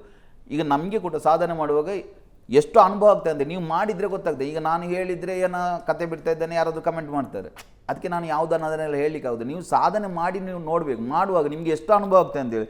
ನಿಮ್ಮ ಹತ್ತಿರದಲ್ಲಿ ಬಂದು ಕೂತಾಗೆ ಗೆಜ್ಜೆ ಸೌಂಡ್ ಕೇಳ್ತದೆ, ಪರಿಮಳ ಬರ್ತದೆ, ಇಲ್ಲಿ ಕಿವಿ ಹತ್ರ ಬಂದು ಉಸಿರು ಬಿಡುವುದು ಕೂಡ ಕೇಳ್ತದೆ, ಅಷ್ಟು ಕ್ಲಿಯರ್. ಅದರ ಅರ್ಥ ಅದು ನಿಜ. ಅದು ಕೇಳುವುದು ಅಧ್ಯಾತ್ಮದಲ್ಲಿ ಒಂದು ಚಿಕ್ಕ ಏರ್ಲೈನ್ ಇರೋದು. ಅದು ನೀವು ಅದು ಅರ್ಥ ಆಗದಿದ್ದರೆ ಹುಚ್ಚಾರ ಥರ ಮಾತಾಡೋದು. ನನಗೆ ದೇವರ ದರ್ಶನ ಆಯಿತು, ನನಗೆ ಅಗಸ್ತ್ಯರು ಬಂದರು, ನನಗೆ ಅವರು ಬಂದರು, ನನಗೆ ಇವರು ಬಂದರು, ನನಗೆ ಭೂತ ಪ್ರೇತಗಳು ಕಂಡು, ಎಲ್ಲ ಮೈಂಡಿನ ಬ್ರೈನ್ 6 ಲೆವೆಲ್ ಆಫ್ ಇಲ್ಯೂಷನ್ ಬರುವುದು. ಅದು ನೀವು ಅದು ನಿಮಗೆ ಯಾವಾಗ ನಿಮಗೆ ಕರೆಕ್ಟಾಗಿ ಗೊತ್ತಿದ್ದರೆ ಮಾತ್ರ ಇದೆಲ್ಲ ಅರ್ಥ ಆಗ್ತಾ ಹೋಗ್ತದೆ, ಇಲ್ಲದಿದ್ದರೆ ನೀವು ಅಲ್ಲಿ ಸಿಕ್ಕಾಕ್ಕೊಳ್ತೀರಿ. ಏನೇನು ನೋಡಿ, ನೀವು ಸ್ವಲ್ಪ ಅಧ್ಯಾತ್ಮಕ್ಕೆ ಹೋದವರು ಕೇಳಿ ಏನೇನಲ್ಲ ಇದೆ. ನನಗೆ ಅದು ಬಂತು, ನನ್ನ ಹಿಂದಿನ ಜನ್ಮದಲ್ಲಿ ಅವನಾಗಿದ್ದ, ನನ್ನ ಹಿಂದಿನ ಜನ್ಮದಲ್ಲಿ ಅವರು ಗಂಡ ಆಗಿದ್ದರು, ಇವರೇ ಇದಾಗಿದ್ದರು, ನನ್ನ ಹಿಂದಿನ ಜನ್ಮದ ಗುರುಗಳನ್ನೊಟ್ಟಿಗೆ ಮಲಗ್ತಾರೆ. ಒಬ್ಬರು ಮೇಡಮ್ ಇದ್ದ ಒಂದು ಕೇಸ್ ಇತ್ತು, ಅವರು ಮಲಗಿದಲ್ಲಿ ಮೂತ್ರ ಮಾಡಿಕೊಂಡು 3-4 ದಿನ ಮಲಗಿದಲ್ಲಿ ಇರ್ತಿದ್ರು. ಇವರಿಗೆ ಮನೆಯವರಿಗೆ ಯಾರಿಗೂ ಗೊತ್ತಾಗ್ತಿಲ್ಲ. ಮತ್ತು ನಾನು ಅವ್ರ ಹತ್ರ ಮಾತಾಡುವಾಗ ಅವರು ಹೇಳ್ತಾರೆ ಅವರ ಹಿಂದಿನ ಜನ್ಮದ ಗುರು ಬಂದು ಅವರೊಟ್ಟಿಗೆ ಸೆಕ್ಸ್ ಮಾಡೋದಂತೆ. ಆ ಖುಷಿಯಲ್ಲಿ ಅವರು ಮಲಗುದು ಸೀದಾ ಅಲ್ಲಿ ಮೂತ್ರ ಮಾಡಿಕೊಂಡು. ಸೊ ಅದೆಲ್ಲ ಹೇಳುವಂಥದ್ದಲ್ಲ ವಿಷಯಗಳು ಅಂತ ಹೇಳಿದರೆ, ನೀವು ಮೈಂಡಿನ ಬಗ್ಗೆ ಅದನ್ನು ನೀವು ಕರೆಕ್ಟಾಗಿ ಅರ್ಥ ಮಾಡಿಕೊಂಡ್ರೆ ಮಾತ್ರ ನಿಮಗೆ ಅದರಲ್ಲಿ ಅಧ್ಯಾತ್ಮದಲ್ಲಿ ನಿಲ್ಲಕ್ಕೆ ಆಗೋದು. ಇಲ್ಲದಿದ್ದರೆ ಹುಚ್ಚರ ಮಾತಾಡೋದು. ಯಾಕೆಂದರೆ ಅವು ಸುಳ್ಳು ಮಾತಾಡ್ತಿಲ್ಲ, ಅವರಿಗೆ ಅದು ರಿಯಾಲಿಟಿ. ಈಗ ನಾನು ನಿಮ್ಮ ಹತ್ರ ಹೇಗೆ ಮಾತಾಡ್ತಿದ್ದೆ, ನಾನು ಅದೇ ರೀತಿ ಮಾತಾಡ್ತಿದ್ದೆ ಅವರಿಗೆ. ರಾಮಕೃಷ್ಣ ಪರಮಹಂಸರು ಹೀಗೆ ಕಣ್ಣು ಮುಚ್ಚಿಕೊಂಡು ಕೂತ ಕೂಡಲೇ ತಾಯಿ ಬಂದು ಎದುರು ಬರ್ತು ಕೂತ್ಕೊಳ್ತಿದ್ರು. ನಿಮ್ಮ ಹತ್ರ ಹೇಗೆ ಮಾತಾಡ್ತಿದ್ದೇನೆ ಆ ರೀತಿ ರಾಮಕೃಷ್ಣ ಪರಮಹಂಸರು ಮಾತಾಡ್ತಿದ್ರು. ಬಟ್ ಯಾವಾಗ ತೋತಾಬರಿ ಬರ್ತಾನೆ ಅವ ಹೇಳ್ತಾನೆ, ನೀನು ಇದಲ್ಲ, ನೀನು ಇದಕ್ಕಿಂತ ಮೇಲೆ ಹೋಗಬೇಕು, ಇದೊಂದು ಸ್ಟೆಪ್ಪು, ಇದರಿಂದ ಮೇಲೆ. ಅವ್ರು ಹೇಳ್ತಾರೆ ಇಲ್ಲ ನನಗೆ ತಾಯಿ ಕಣ್ಣು ಮುಚ್ಚಿದರೆ ತಾಯಿ ಬಂದು ಮಾತಾಡ್ತಾರೆ, ನನಗೆ ಅಷ್ಟೇ ಸಾಕು. ಇಲ್ಲ ನೀನು ತಾಯಿ ಹತ್ರ ಕೇಳು ಅಂತ ಹೇಳ್ತಾರೆ ತೋತಾಬರಿ. ಆಗ ರಾಮಕೃಷ್ಣ ಪರಮಹಂಸರು ಬಂದು ತಾಯಿ ಹತ್ರ ಕೇಳ್ತಾರೆ. ಆಗ ತಾಯಿ ಹೇಳ್ತಾರೆ, ಹಾಂ ಅವನು ನಾನೇ ಕಳಿಸಿದ್ದು. ಆಗ ತೋತಾಬರಿ ಹೇಳ್ತಾನೆ ಕಣ್ಣು ಮುಚ್ಚಿದ ಕೂಡಲೇ ದೇವಿ ಎದುರು ಬರೋದು ಅವರಿಗೆ. ಇವು ಹೇಳ್ತಾನೆ ಕಾಳಿಯನ್ನ ಕತ್ತಿಯಿಂದ ಕಡಿ ಅಂತ ತೋತಾಪುರಿ. ನೀವು ಲೆಕ್ಕ ಹಾಕಿ, ಅದಕ್ಕೆ ನಾನು ಹೇಳಿದ್ದು ಭಾರತದಲ್ಲಿ ಎಷ್ಟು. ಅದೇ ನೀವು ಫಾರಿನಲ್ಲಿ ಎಲ್ಲಾದರೂ ದೇವರನ್ನು ಕತ್ತಿಯಿಂದ ಕಡಿ ಅಂತೇಳಿ ನಿಮ್ಮ ತಲೆಯನ್ನು ಕಡಿತಾರೆ. ರಾಮಕೃಷ್ಣ ಪರಮಹಂಸರಿಗೆ ಹೇಳ್ತಾನೆ ತೋತಾಪುರಿ ತಾಯಿಯನ್ನು ಕಡಿ ಕತ್ತಿಯಿಂದ. ರಾಮಕೃಷ್ಣ ಪರಮಹಂಸರು ಕೇಳ್ತಾರೆ ನಾನು ಕತ್ತಿಯನ್ನು ಎಲ್ಲಿಂದ ತರಲಿ? ಆಗ ತೋತಾಪುರಿ ಹೇಳ್ತಾನೆ ಕಾಳಿಯನ್ನು ಎಲ್ಲಿ ಸೃಷ್ಟಿ ಮಾಡಿದ್ಯಾ ಅಲ್ಲಿಯೇ ಕತ್ತಿಯನ್ನು ಸೃಷ್ಟಿ ಮಾಡಿ ಕಡಿ ಅಂತ. ರಾಮಕೃಷ್ಣ ಪರಮಹಂಸರು ಕಲ್ಪನೆ ಮಾಡ್ತಾರೆ, ತಲೆಯಿಂದ ಕತ್ತಿಯಿಂದ ಕಡಿದಾಗ ರಾಮಕೃಷ್ಣ ಪರಮಹಂಸರಿಗೆ ನಿರ್ಗುಣ ನಿರಾಕಾರ ತತ್ವ ದರ್ಶನ ಆಯ್ತು ಅಂತ ಹೇಳ್ತಾರೆ. ಇದನ್ನೇ ಅಲ್ಲಮ್ಮ ಹೇಳಿದ್ದು. ಅಲ್ಲಮ್ಮ ಮತ್ತು ಅಕ್ಕ ಮಹಾದೇವಿ ನಿಜವಾಗಿ ಅವರು ಸ್ಪಿರಿಚುವಲ್ ಲೆವೆಲಲ್ಲಿದ್ದವರು. ಬಸವಣ್ಣನವರು ಅದ್ಭುತವಾದ ಸಮಾಜ ಪರಿವರ್ತಕರು, ಅದ್ಭುತವಾದ ದಾರ್ಶನಿಕರು, ಭಕ್ತರು ಎಲ್ಲ ಹೌದು. ಬಟ್ ಬಸವಣ್ಣನವರು ಏನಂತೆ, ಅವರು ಕೂಡ ಸ್ವಲ್ಪ ಸಂಪ್ರದಾಯ ಶರಣರು. ಜನಿವಾರವನ್ನು ತೆಗೆಸಿದ್ರು, ಲಿಂಗ ಕಟ್ಟಿಸಿದ್ರು ಅಷ್ಟೇ. ಬಟ್ ಬಸವಣ್ಣನವರಿಗೆ ಭಸ್ಮ ಹಾಕಬೇಕು, ಲಿಂಗ ಧಾರಣೆ ಮಾಡಬೇಕು, ವಿಧಿ ನಿಯಮ ಎಲ್ಲ ಇದೆ. ಅಲ್ಲಮ್ಮನಿಗೆ ಅದು ಯಾವುದಿಲ್ಲ. ಒಂದು ದಿವಸ ಬಸವಣ್ಣನವರು ಅಲ್ಲಮ್ಮನನ್ನು ಮೀಟ್ ಆಗಲಿಕ್ಕೆ ಬರ್ತಾರೆ. ಅಲ್ಲಮ್ಮ ತುಂಬ ಹೊತ್ತು ಬಾಗಿಲು ಬಡಿದಾಗ ಬಾಗಿಲು ತೆಗೆದಿಲ್ಲ. ಲಾಸ್ಟಿಗೆ ಅಲ್ಲಮ್ಮ ಹೊರಗೆ ಬರ್ತಾನೆ. ಹೊರಗೆ ಬಂದಾಗ ಬಸವಣ್ಣನವರು ನೋಡ್ತಾರೆ, ಮುಖದಲ್ಲಿ ಭಸ್ಮ ಇಲ್ಲ, ಕೊರಳಲ್ಲಿ ಇದಿಲ್ಲ. ಅರ್ಥ ಆಗ್ತಾ ಉಂಟಲ್ವಾ? ಸೊ ಬಸವಣ್ಣನಿಗೆ ಆಶ್ಚರ್ಯ ಆಗ್ತದೆ, ಏನೀವ ಈ ರೀತಿ ಏನಾಯಿತು ಅಂತ ಕೇಳ್ತಾರೆ. ಆಗ ಅಲ್ಲಮ್ಮ ಹೇಳ್ತಾನೆ, ದೇವ ಸತ್ತ, ಬ್ರಹ್ಮ ಹೊತ್ತ, ವಿಷ್ಣು ಕಿಚ್ಚನಿತ್ತ, ಗಂಗೆ ಗೌರಿಯರು ಮುಂಡೆಯರಾದರು, ಅದರ ಆಚೆಗೆ ಗುಹೇಶ್ವರ ಸತ್ತ ಸುದ್ದಿಯ ಸೂತಕದಲ್ಲಿದೆ. ಎಂಥ ಅದ್ಭುತ ಮಾತು ಅದು. ಅದು ಭಾರತದಲ್ಲಿ ಮಾತ್ರ ಇಂಥ ಮಾತೆಲ್ಲ ಹೇಳಲಿಕ್ಕೆ ಸಾಧ್ಯ ಅಂತ ಹೇಳಿದರೆ, ಯಾರನ್ನ ನಾನು ದೇವರಂತ ತಿಳ್ಕೊಂಡಿದ್ದನ್ನ ಸೂರ್ಯ ಚಂದ್ರರು ಕೊಳ್ಳಕ್ಕೆ ಹಾರಿದರು, ಹಗಲು ರಾತ್ರಿ ಇದೆಲ್ಲ ಭೇದ ನನಗೆ ಹೊರಟೋಯ್ತು. ಓಕೆ, ಗಂಗೆ ಗೌರಿಯರು ಮುಂಡೆಯರಾದರು, ಹೌದು ಅಂತ ಹೇಳಿದರೆ, ಗಂಗೆ ಅಂತ ಹೇಳಿದರೆ ಪವಿತ್ರ ಅಪವಿತ್ರ ಅದೆಲ್ಲ ಆಯ್ತಲ್ವಾ. ಇನ್ನು ಸರಸ್ವತಿ ಓಲೆ ಕಳೆದುಕೊಂಡಳು. ಸರಸ್ವತಿ ಅಂತ ಹೇಳಿದರೆ ಜ್ಞಾನ. ಓಲೆ ಯಾಕೆಂದರೆ ಕಿವಿಯಿಂದ ಕೇಳಿದ ನಾಲೆಜ್ ಆ ಓಲೆ. ಈ ಕಿವಿಯ ಓಲೆ ಬಿದ್ದೋಯ್ತು. ಅದರ ಆಚೆಗೆ ಗುಹೇಶ್ವರ, ಯಾರನ್ನ ನಾನು ಗುಹೇಶ್ವರ ಅಂತ ಹೇಳ್ತಿದ್ದಾನ, ಆ ಗುಹೇಶ್ವರ ಸತ್ತ, ಅವ ಕೂಡ ಸತ್ತ, ಆ ಸುದ್ದಿಯ ಸೂತಕದಲ್ಲಿ ನಾನು ಹೀಗೆ ಇದ್ದೇನೆ ಅಂತ ಹೇಳಿದರೆ, ನಾವು ಏನೆಲ್ಲ ದೇವರು ಅಂತ ತಿಳ್ಕೊಂಡಿದ್ದೇವೆ ಆ ಲೆವೆಲ್ವರೆಗೆ ಬೇಕದು ನಾಮರೂಪಗಳು. ಈಗ ನಿಮ್ಮ ಕಾಲಿಗೆ ಒಂದು ಸೂಜಿ ತಾಗಿದ್ರೆ, ಇದು ಮುಳ್ಳು ಚುಚ್ಚಿದ್ರೆ ನಿಮ್ಮ ಕೈ ಮತ್ತೊಂದು ಮುಳ್ಳನ್ನು ಹುಡುಕ್ತದೆ, ಹೌದಲ್ವಾ? ಯಾಕೆ? ಯಾವ ಮುಳ್ಳು ಗೊತ್ತಿಲ್ಲದೆ ಚುಚ್ಚಿದ ಅದನ್ನು ನಾವು ಗೊತ್ತಿದ್ದು ತೆಗಿಲಿಕ್ಕೆ. ಯಾವಾಗ ಮುಳ್ಳು ಹೊರಗೆ ಬರ್ತದ, ಈ ಮುಳ್ಳು ಎಲ್ಲಿ ಹೋಯ್ತು ಅಂತ ಹೇಳಿದ್ರೆ ಬಿದ್ದು ಹೋಗ್ತದೆ ಆಟೋಮೆಟಿಕಲಿ. ಅದೇ ರೀತಿ ನಮಗೆ ನಾಮರೂಪ ಇರುವ ಕಾರಣ ನಮಗೆ ಕೂಡ ಒಂದು ನಾಮರೂಪ ಬೇಕು. ಅದಕ್ಕೋಸ್ಕರ ನಮಗೆ ಅದರರ್ಥ ನಾವು ನಾಳೆಯಿಂದ ದೇವರನ್ನೆಲ್ಲ ಬಿಡೋದಂತೆ ಹಾಗೆ ಆಗೋದಿಲ್ಲ, ಬೇಕು. ಬಟ್ ಆ ಲೆವೆಲ್ಗೆ ಹೋದಾಗ ಮತ್ತೆ ನಿಮಗೆ ಯಾವುದು ಬೇಕಾಗಿರೋದಿಲ್ಲ. ಅದಕ್ಕೆ ಅವಧೂತ ಸ್ಥಿತಿ ಅಂತ ಹೇಳೋದು. ಯೂಟ್ಯೂಬ್ ಅವಧೂತರಲ್ಲ, ನಿಜವಾಗಿ ಅವಧೂತನಿಗೆ ಮುಟ್ಟಿದ ಅವ ಭಸ್ಮ ಹಾಕೋದಿಲ್ಲ, ಅವ ಪೂಜೆ ಮಾಡೋದಿಲ್ಲ, ಅವ ಏನು ಸುಮ್ಮನೆ ಕೂತಿದ್ದು ನೋಡಿ. ಗಣೇಶ್ ಪುರಿಯ ನಿತ್ಯಾನಂದರು ನೋಡಿ, ಅವ್ರು ಏನಿಲ್ಲ, ಒಂದು ಲಂಗೋಟಿ ಕಟ್ಟು ಈಗ ಕೂತ್ಕೊಳ್ತಿದ್ರು. ಅವ್ರು ಏನು ಪೂಜೆ ಮಾಡೋದಿಲ್ಲ. ನೀವು ಅಧ್ಯಾತ್ಮಕ್ಕೆ ಬಂದವರಿಗೆ ಕಲ್ಲು ಬಿಸಾಡ್ತಿದ್ರು ಅವರು. ಕೆಟ್ಟ ಬೈತಿದ್ರಂತೆ. ಈಗಿನ ಕಾಲದಲ್ಲಿ ಹೇಳಿದರೆ ಅವನು ಯಾವ ಸ್ವಾಮಿ ಮಾರ್ರೆ, ಅವ ಏನೇನೆಲ್ಲ ಬೈತಾನೆ. ಅವ್ರು ಬಂದವರಿಗೆ ಕೆಟ್ಟ ಅಂತ ಹೇಳಿದ್ರೆ ಅಷ್ಟು ವಲ್ಗರ್ ಬೈತಿದ್ರು, ಕಲ್ಲೆಲ್ಲ ಬಿಸಾಡ್ತಿದ್ರು. ಅಂದರೆ ಅವರಿಗೆ ಅಗತ್ಯ ಇಲ್ಲ, ಬರಬೇಡಿ ಅಂತ. ಸೊ ಇದೆಲ್ಲ ವಿಷಯ. ನಾವು ಹಾಗೆ ಕಂಪ್ಯೂಷನ್ ಮಾಡ್ಕೊಂಡದ್ದು ಅಷ್ಟೇ, ಹಾಗೇನಿಲ್ಲ, ಯಾವುದು ಕೂಡ ಇಲ್ಲ. ನಿಮಗೆ ನಿಜವಾಗಿ ಸೆಳೆತ ಇದ್ದರೆ ಆಟೋಮೆಟಿಕಲಿ ಅಲ್ಲಿಗೆ ಹೋಗ್ತದೆ ಅದು. ನಿಮ್ಮ ಜರ್ನಿ ಶುರುವಾಗಿದ್ದೆ ಹೇಗೆ ಇದರಲ್ಲೆಲ್ಲ ಇಂಟ್ರೆಸ್ಟ್? ನನಗೆ ಗೊತ್ತಿಲ್ಲ ನನ್ನ ಜರ್ನಿ ಹೇಗೆ ಶುರು, ಅದೇ ಹೇಳ್ತಲ್ಲ, ಅದು ಹೇಳ್ಕೊಂಡು ಹೋಗ್ತದೆ.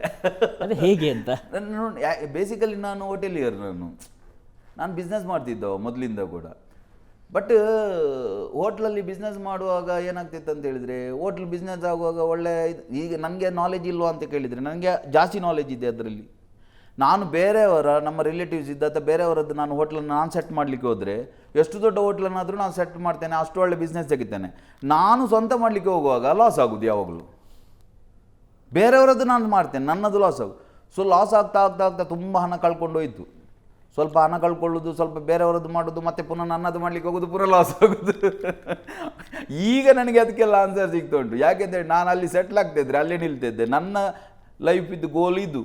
ಸೊ ಇಲ್ಲಿಗೆ ಹೇಳ್ಕೊಂಡು ಬಂತು ಅಷ್ಟೇ ಹೊರತು ನಾವೇನು ಮಾಡಬೇಕು ಅದು. ಈಗ ಕೂಡ ಹಾಗೆ ನಾನೊಂದು ನನ್ನ ಚಾನಲಲ್ಲಿ ನನ್ನನ್ನು ಶೇರ್ ಮಾಡಿ, ಲೈಕ್ ಮಾಡಿ, ಸಬ್ಸ್ಕ್ರೈಬ್ ಮಾಡಿ ನಾನು ಒಂದು ವೀಡಿಯೋ ಕೂಡ ನನಗೆ ಮನಸ್ಸು ಬಂದಾಗ ಮಾಡೋದು. ಕ್ಲಾಸ್ ಕೂಡ ಹಾಗೆ, ಈಗ ನಾಳೆ ಕ್ಲಾಸ್ ಮಾಡ್ತೇನೆ ಅಂತ ಹೇಳಿದ್ರು ಜನ ಬರ್ತಾರೆ. ನಮ್ಮ ಕ್ಲಾಸ್ ಬುಕ್ಕಿಂಗ್ ಮಾಡಿದಾಗ, ಕ್ಲಾಸ್ ಮಾಡ್ತೇನೆ ಅಂತ ಹೇಳಿದ ಕೂಡಲೇ 1-2 ದಿನದಲ್ಲಿ ಬುಕ್ಕಿಂಗ್ ಆಗ್ತದೆ, ಫುಲ್ ಆಗ್ತದೆ, ನಾವೇ ನಿಲ್ಲಿಸೋದು ಮತ್ತೆ. ಬಟ್ ನನಗೆ ಈಗ ಬೇಗ ಎಷ್ಟು ಬೇಗ ಮಾಡ್ಬೋದು ಹಣ ಮಾಡೋದಾದರೆ, ಹಾಗೆಲ್ಲ ನನಗೆ ಮೂಡ್ ಬಂದಾಗ ಮಾತ್ರ ನಾನು ಮಾಡೋದು. ಕೊರೋನಾ ಬಂದ ಟೈಮಲ್ಲಿ ನಾನೊಂದು ಫ್ರೀ ಇದ್ದೆ, ಆ ಟೈಮಲ್ಲಿ ಒಬ್ಬರದ್ದು ಲಾಯರ್ ಇದ್ದೊಂದು ಕೇಸ್ ಸಿಕ್ಕಿತ್ತು, ಅದನ್ನು ಮಾಡಿದೆ. ಅದು ಯಾರಿಗಾಗದ ಕೇಸನ್ನು ನಾನು ಮಾಡಿದೆ. ಸೊ ಮೌತ್ ಟು ಮೌತೇ ಓದದ್ದು, ನಾನು ಯಾವುದು ಅಡ್ವರ್ಟೈಸ್ ಕೊಟ್ಟದ್ದು ಅದು ಇದೆಲ್ಲ ಮಾಡಲಿಲ್ಲ.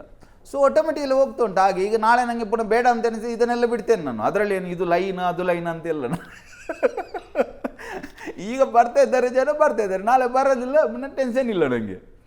ಈಗ ನನ್ನ ಹತ್ರ ಪರ್ಸನಲ್ ಮಾಡಿ 900+ ಜನ ವೆಯ್ಟಿಂಗಲ್ಲಿದ್ದಾರೆ ಪರ್ಸನಲ್ ಕೊಡಿ ಅಂತ. ನಾನು ಕೊಡೋದಿಲ್ಲ, ಯಾಕೆಂದರೆ ಈ ಚಾನಲ್ನವರು ಕರೀತಾರೆ. ನಾನು ಫಸ್ಟ್ ಬಂದದ್ದು, ಈಗ ತುಂಬ ಸಮಯ ಆಯಿತು ಬರದೆ ಅಂತ ಹೇಳಿದರೆ, ಅದೇನು ಇದನ್ನೇ ಇದು ಮಾಡಬೇಕು, ಒಂದು ಬಿಸ್ನೆಸ್ ಮಾಡಬೇಕು, ಅದು ಇದಂತಲ್ಲ, ಆಟೋಮೆಟಿಕ್ಲಿ ಆಗ್ತಾ ಹೋಯಿತು.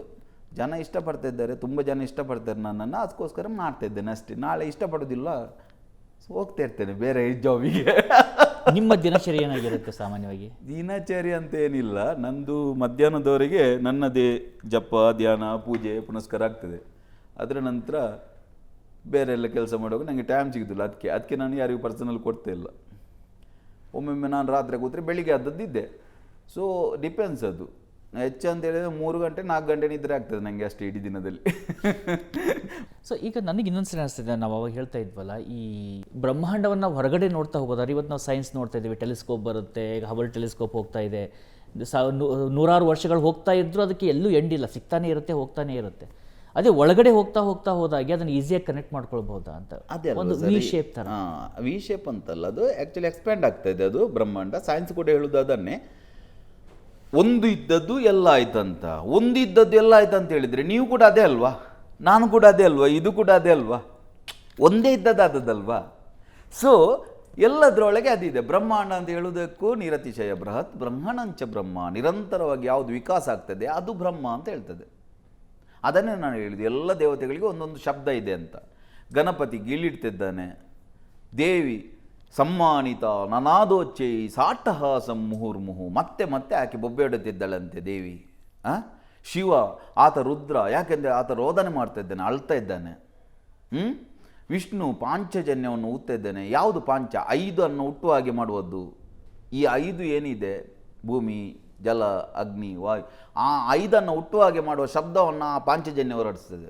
ಸೊ ಮೂಲ ಶಬ್ದದ ಬಗ್ಗೆ ಎಲ್ಲ ಹೇಳ್ತಾ ಉಂಟು ಎಲ್ಲವೂ. ಸೊ ಎಲ್ಲ ಬ್ರಹ್ಮಾಂಡ ಅಲ್ಲಿಂದಲೇ ಉತ್ಪತ್ತಿ, ಒಂದರಿಂದಲೇ ಬಂದ ಕಾರಣ ಎಲ್ಲವೂ ಅದೇ ಅಲ್ವಾ. ವಿಜ್ಞಾನ ಕೂಡ ಹೇಳ್ತದೆ ನಮ್ಮೊಳಗೆ ಇಡೀ ಬ್ರಹ್ಮಾಂಡ ಇದೆ ಅಂತ. ಅಣೋರಣೀಯಾನ್ ಮಹತೋ ಮಹೀಯಾನ್, ಮಹತ್ ಅಂತೇಳಿ ದೊಡ್ಡದು, ಅಲ್ಲಿ ಕೂಡ ಇರುವುದು ಅದೇ, ಇಲ್ಲಿ ಕೂಡ ಇರುವುದು ಅದೇ. ಸೊ ನಮ್ಮವರು ಹೇಳಿದ್ದದನ್ನೇ, ತದೇ ಜತಿ ತನ್ನೈ ಜತಿ ತದ್ದೂರೇ ತದ್ವಂತಿಕೆ ತದಂತರಸ್ಯ ಸರ್ವಸ್ಯ ತದು ಸರ್ವಸ್ಸಾಸ್ಯ ಬಾಹ್ಯತ. ತದೇ ಜತಿ, ಅದು ಓಡ್ತಾ ಇದೆ. ನೀವು ಹೇಳಿದ್ರಲ್ವ ಅದು ಎಷ್ಟು ವಿಕಾಸ ಆಗ್ತಾಯಿದೆ ಅಂತೇಳಿ. ನಾವು ಇನ್ನೂ ಕೂಡ ಮಂಗಳ ಗ್ರಹವನ್ನೇ ಮುಟ್ಟಲಿಲ್ಲ ಕರೆಕ್ಟಾಗಿ, ಅದು ಎಷ್ಟು ದೊಡ್ಡದಿರ್ಬೋದು. ಸೊ ಅದನ್ನು ನೀವು ಮುಟ್ಟಲಿಕ್ಕೆ ಸಾಧ್ಯ ಇಲ್ಲ ಹೊರಗಿಂದ.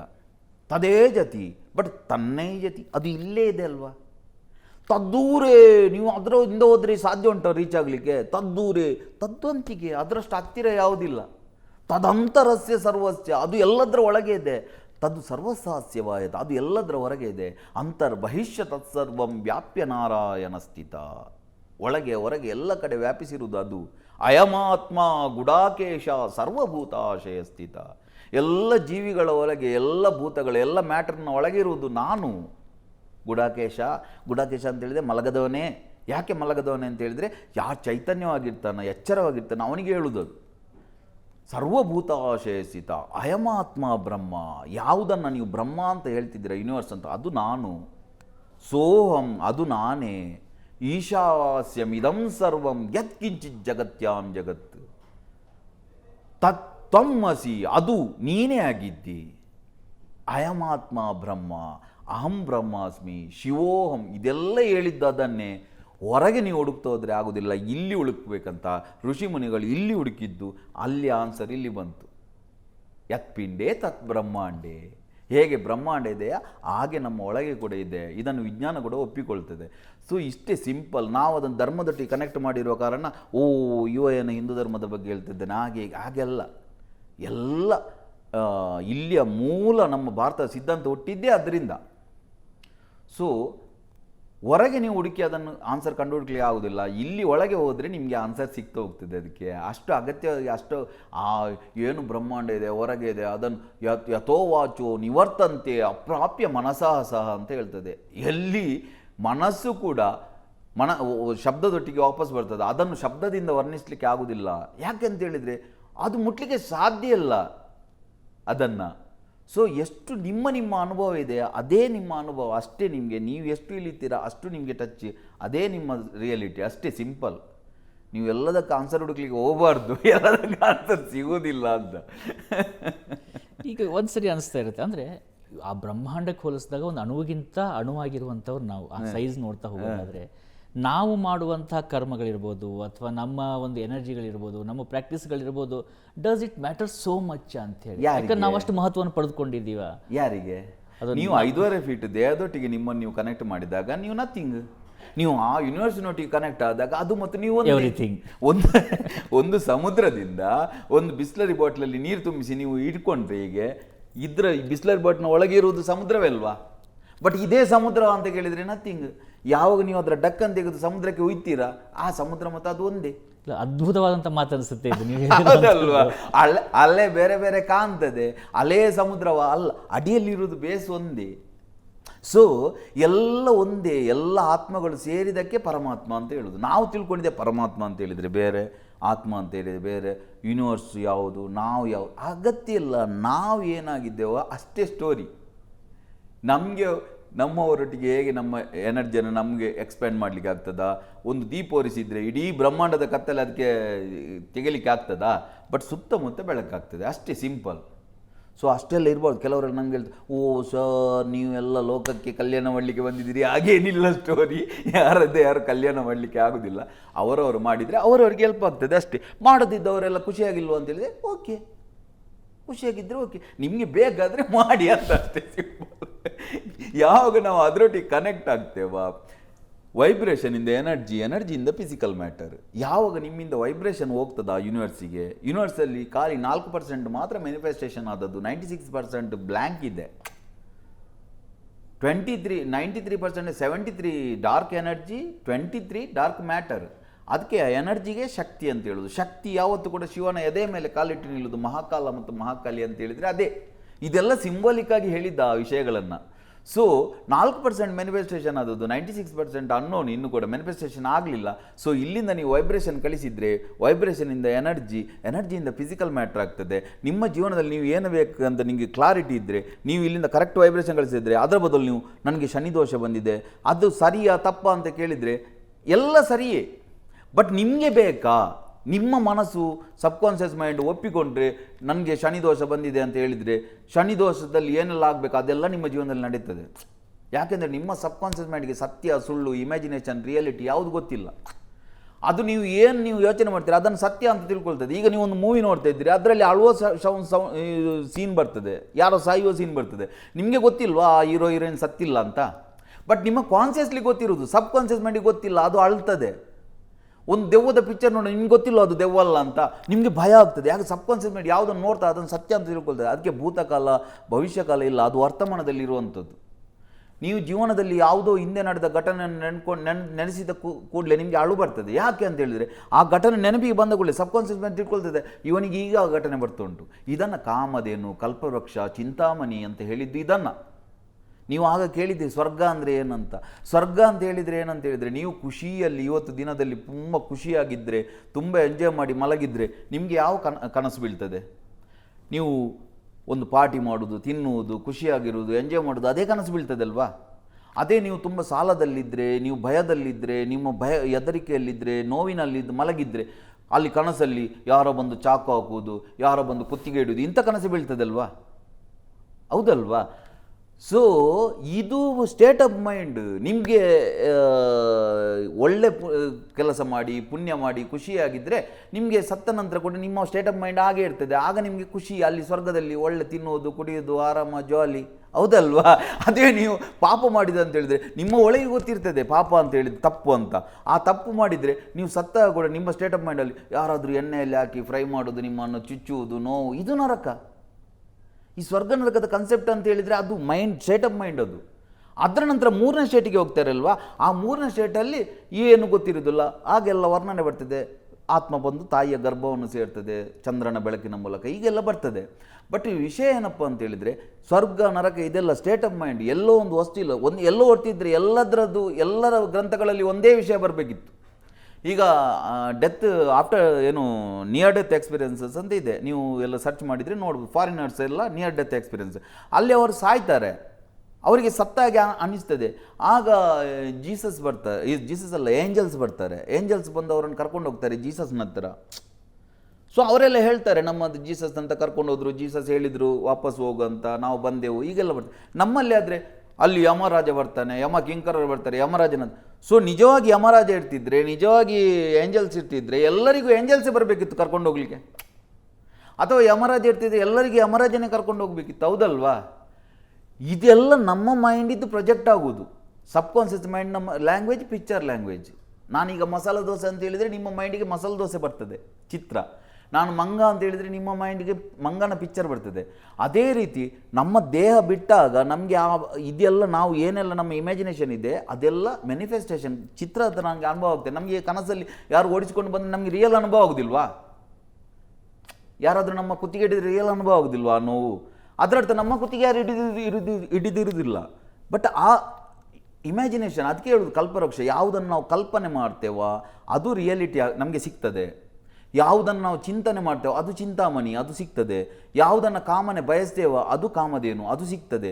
ಅದು ಸ್ವರ್ಗದಲ್ಲಿದೆ ಅಂತೇಳಿದೆ, ಎಲ್ಲೋ ಸ್ವರ್ಗದಲ್ಲಿದೆ ಅಂತಲ್ಲ, ನಮ್ಮ ಮೈಂಡಲ್ಲಿದೆ. ನಾವು ನಿಜವಾಗಿ ಅದನ್ನು ಬಯಸಿದರೆ, ನಾವು ನಿಜವಾಗಿ ಅದನ್ನು ಕಲ್ಪನೆ ಮಾಡಿದರೆ, ಕಲ್ಪಿಸ್ತಾ ನಾವು ಅದೇ ಆಗ್ತೇವೆ. ಯದ್ಭಾವಂ ತದ್ಭವತಿ ಮನ ಏವ ಮನುಷ್ಯಾನಾಂ ಕಾರಣಂ ಬಂಧ ಮೋಕ್ಷ. ಎಷ್ಟೆಲ್ಲ ಅದ್ಭುತವಾಗಿ ಹೇಳಿದೆ. ಅದಕ್ಕೆ ಹೇಳೋದು ನಮ್ಮ ಗ್ರಂಥಗಳನ್ನು ನಿಜವಾಗಿ ಸ್ಟಡಿ ಮಾಡಿದರೆ ಅದರಲ್ಲಿ ಎಲ್ಲ ಈ ವಿಷಯ ಎಲ್ಲ ಇದೆ. ಈಗ ಫಾರಿನಿಂದ ಎಲ್ಲ ಬರೋದು ಆ ಮ್ಯಾನಿಫೆಸ್ಟೇಷನ್, ಈ ಮ್ಯಾನಿಫೆಸ್ಟೇಷನ್. ನೀವು ಹಾಗೆ ಹೇಳಿದ್ರು ಶ್ರೀವಿದ್ಯೆ ಅಂತ. ಶ್ರೀವಿದ್ಯೆಯಲ್ಲಿ ಏನು ಹೇಳಿದ್ರು ಅಂತ ಹೇಳಿದರೆ ತಾಯಿಯನ್ನು ಹೇಳಿದರು, ತಾಯಿಯ ಸೌಂದರ್ಯವನ್ನು ಹೇಳಿದರು. ಆಕೆ ಶ್ರೀಮಾತ, ಆಕೆ ಶ್ರೀ ಮಹಾರಾಜ್ಞಿ, ಶ್ರೀಮತ್ ಸಿಂಹಾಸನೇಶ್ವರಿ. ಈ ಸಹಸ್ರನಾಮದಲ್ಲಿ ಆಕೆಯ ಮಹಿಮೆಯನ್ನೆಲ್ಲ ಹೇಳಿದ ನಂತರ ಕೊನೆಗೆ ಬರ್ತದೆ, ಫಸ್ಟಿಗೆ ಶ್ರೀಮಾತ, ಕೊನೆಗೆ ಲಲಿತಾಂಬಿಕಾ. ಆಕೆ ಲಲಿತಾಂಬಿಕೆ ಯಾರನ್ನು ಈ 1000 ನಾಮಗಳ ಮೂಲಕ ಆಕೆಯ ಮಹಿಮೆಯನ್ನು ಹೇಳಿದ್ರ, ಆಕೆ ಲಲಿತಾಂಬಿಕೆ ಶ್ರೀಮಾತ, ನಿಮ್ಮ ತಾಯಿ. ಯಾವಾಗ ನೀವು ಆಕೆಯೊಟ್ಟಿಗೆ ನೀವು ಕನೆಕ್ಟ್ ಆಗ್ತೀರಾ, ಯೂನಿವರ್ಸಿಟಿ ಕನೆಕ್ಟ್ ಆಗ್ತೀರಾ, ಅಲ್ಲಿಂದ ಸೌಂದರ್ಯ ಲಹರಿ, ವೇವ್ಸ್ ಲಹರಿ ಅಂತೇಳಿ, ಸೌಂದರ್ಯದ ವೇವ್ಸ್, ಆನಂದದ ವೇವ್ಸ್.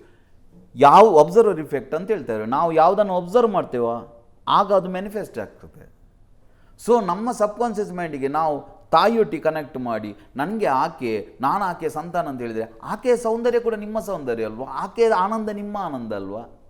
ಸೊ ಸಬ್ಕಾನ್ಷಿಯಸ್ ಮೈಂಡ್ಗೆ ಯಾವಾಗ ಕ್ಲಾರಿಟಿ ಬರ್ತದ ಆಗ ಮ್ಯಾನಿಫೆಸ್ಟೇಷನ್ ಆಗ್ತಾ ಹೋಗ್ತದೆ. ನಿಮ್ಮ ಜೀವನದಲ್ಲಿ ಅದು ನಡೀಲಿಕ್ಕೆ ಸ್ಟಾರ್ಟ್ ಆಗ್ತದೆ. ಅದರ ಅರ್ಥ ನಾಳೆ ಬಂದು ಯಾರಾದರೂ ನಿಮ್ಮ ಕಿಸೆಗೆ ಹಣ ಹಾಕ್ತಾರೆ ಅಂತ ಕೇಳಿದರೆ ಯಾರು ಬಂದು ಹಾಕೋದಿಲ್ಲ. ಬಟ್ ನಿಮ್ಮ ಜೀವನದಲ್ಲಿ ನೀವು ಏನು ಪಡೆಯಬೇಕಾ ಅದಕ್ಕೆ ಸಂಬಂಧಪಟ್ಟ ವ್ಯಕ್ತಿಗಳು ನಿಮ್ಮೊಟ್ಟಿಗೆ ಕನೆಕ್ಟ್ ಆಗ್ತಾರೆ, ಅದಕ್ಕೆ ಸಂಬಂಧಪಟ್ಟ ಅವಕಾಶ ಬರ್ತದೆ, ಅದಕ್ಕೆ ಸಂಬಂಧಪಟ್ಟ ಘಟನೆ ನಡೀತದೆ ನಿಮ್ಮ ಜೀವನದಲ್ಲಿ.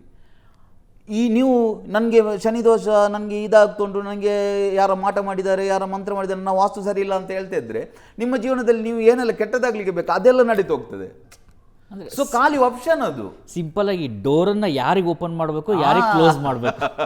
ನೀವು ಬೋರ್ಡ್, ಮನೆ ಎದುರು ಬೋರ್ಡ್ ಹಾಕಿದರೆ ಇಲ್ಲಿ ಹಣ್ಣು ಕಾಯಿ ಸಿಗ್ತದೆ, ತೆಂಗಿನಕಾಯಿ ಸಿಗ್ತದೆ ಅಂತೇಳಿ ದೇವಸ್ಥಾನಕ್ಕೆ ಹೋಗುವವರು ಬರ್ತಾರೆ. ಇಲ್ಲಿ ಊರಿನ ಕೋಳಿ ಸಿಗ್ತದೆ ಅಂತ ಹೇಳಿದರೆ ಕೋಳಿ ಕಟ್ಟಕ್ಕೆ ಹೋಗುವವರು ಬರ್ತಾರೆ. ಇಲ್ಲಿ ಸಾರಾಯಿ ಸಿಗ್ತದೆ ಅಂತ ಹೇಳಿದರೆ ಸಾರಾಯಿ ಮಾರುವವರು ಬರ್ತಾರೆ, ಕುಡಿಯುವವರು ಬರ್ತಾರೆ. ಹೌದಲ್ವಾ?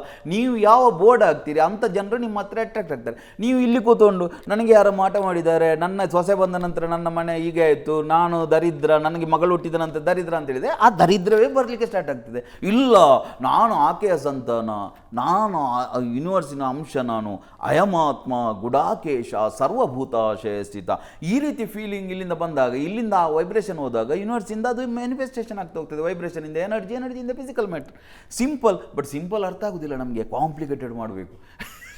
ನೀನು 40 ದಿನ ವ್ರತ ಮಾಡು, ಅದು ಮಾಡು, ಇದು ಮಾಡು, ನೀರಲ್ಲಿ ನಿಂತುಕೊಂಡು ಮಾಡು, ಇದೆಲ್ಲ ಮಾಡಿದಾಗ ಸಿಂಪಲ್ ಯಾರಿಗೆ ಅರ್ಥ ಆಗೋದಿಲ್ವಾ ಅವರಿಗೆ ಇದೆಲ್ಲ ಹೇಳಿದ್ದು. ಸಿಂಪಲಲ್ಲಿ ನೀವು ಕಾಲ ಕನೆಕ್ಟ್ ಆದರೆ, ಅದೇ ಹೇಳಿದಲ್ವಾ, ಗಾನಗಪುರಿಯ ನಿತ್ಯಾನಂದರು, ಗಣೇಶಪುರಿಯ ನಿತ್ಯಾನಂದರು ಖಾಲಿ ಕೂರ್ತಿದ್ರು, ಅವ್ರು ಏನು ಮಾಡ್ತಾ ಇರಲಿಲ್ಲ, ಅಷ್ಟೇ ಇರುವುದು. ಬಟ್ ಕಾಂಪ್ಲಿಕೇಟೆಡ್ ಮಾಡಿಕೊಂಡದ್ದು ಅಷ್ಟೇ, ಸಿಂಪಲ್. ನೀವು ಹೇಳ್ತಿದ್ದ ನಂಗೆ ಇನ್ನೊಂದು ಕ್ಲಾರಿಟಿ ಬಂದಂಗೆ ಐತೆ. ಏನಂದರೆ ಈ ಔದುಂಬರ ಗಾಥೆ ಪ್ರಾರಂಭದಲ್ಲಿ ಬೇಂದ್ರೆಯವರು ಒಂದು ಕಡೆ ಬರೀತಾರೆ, ಅವ್ರ ಮನೆ ಹೆಸರು ಶ್ರೀಮಾತ. ಅವರಲ್ಲಿ ಪ್ರಾರಂಭದಲ್ಲಿ ಬರೀತಾರೆ, ನಿನ್ನ ನೋಟವೇ ಹಾಲು. ಅವ್ರು ಹೇಳ್ತಾರೆ, ನಿನ್ನ ನೋಟವೇ ಹಾಲು ಕೂಸು ನಾನು, ನನ್ನ ಕಣ್ಣೇ ಕಿವಿಯು ಕವಿಯು ನಾನು ಅಂತ. ಅಂದರೆ ನೀನು ನೋಡಿದರೆ ಸಾಕು ನಾನು ಹೊಟ್ಟೆ ತುಂಬುತ್ತೆ. ಹೌದಲ್ವಾ? ಆಕೆಗೆ ಏನಾಗೋದಿಲ್ಲ, ಯೂನಿವರ್ಸಿಗೆ ಆಗದಿರೋದು ಏನಿದೆ? ಇಷ್ಟೆಲ್ಲ ಮಾಡಿದೆ ಬ್ರಹ್ಮಾಂಡವನ್ನು, ಇಷ್ಟೆಲ್ಲ ವ್ಯವಸ್ಥೆ ಇದೆ, ಏನು ಮಾಡಲಿಕ್ಕೆ ಆಗೋದಿಲ್ಲ. ನೀವು ನಾನು ಕ್ಲಾಸಲ್ಲೆಲ್ಲ ಅದನ್ನೆಲ್ಲ ತೋರಿಸ್ತೇನೆ ನಾನು. ಒಂದು ಬಾವಲಿ, ಅದೊಂದು ಮ್ಯಾಮಲ್, ಅದು ಸಸ್ತನಿ, ಅದು ಪ್ರಾಣಿ, ಅದು ಅದಕ್ಕೆ ಆ ಸ್ಟ್ರಾಂಗ್ ಇಮೋಷನ್ ಬಂತು. ಅದಕ್ಕೆ ಕೆಳಗೆ ತಿನ್ನಲಿಕ್ಕೆ ಏನು ಸಿಗ್ತಾ ಇರಲಿಲ್ಲ, ಮೇಲೆ ಕೀಟಗಳೆಲ್ಲ ಆಡ್ತಾಯಿತ್ತು, ಅದನ್ನು ತಿನ್ನುವ ಅದಕ್ಕೆ ಆಗೋದಿಲ್ಲ ಆರಲಿಕ್ಕೆ, ಹಾರಬೇಕು. ಆ ಸ್ಟ್ರಾಂಗ್ ಇಮೋಷನ್ ಬಂತಲ್ವಾ ಪ್ರಕೃತಿ. ಅದರ 4 ಕಾಲಿನ ಮಧ್ಯದಲ್ಲಿ ಒಂದು ಪೊರೆ ಥರ ಮಾಡಿ ಅದಕ್ಕೆ ಹಾರುವಾಗೆ ಮಾಡಿತ್ತು. ಜಿರಾಪೆಗೆ ಮೇಲೆ ತಿನ್ನಲಿಕ್ಕೆ ಕಾಣ್ತೊಂಡು, ಅದು ತಿನ್ನಬೇಕು, ನಾನು ತಿನ್ನಬೇಕು. ಆ ಪ್ರಕೃತಿ ಅದರ ಕುತ್ತಿಗೆಯನ್ನು ಉದ್ದ ಮಾಡಿತ್ತು.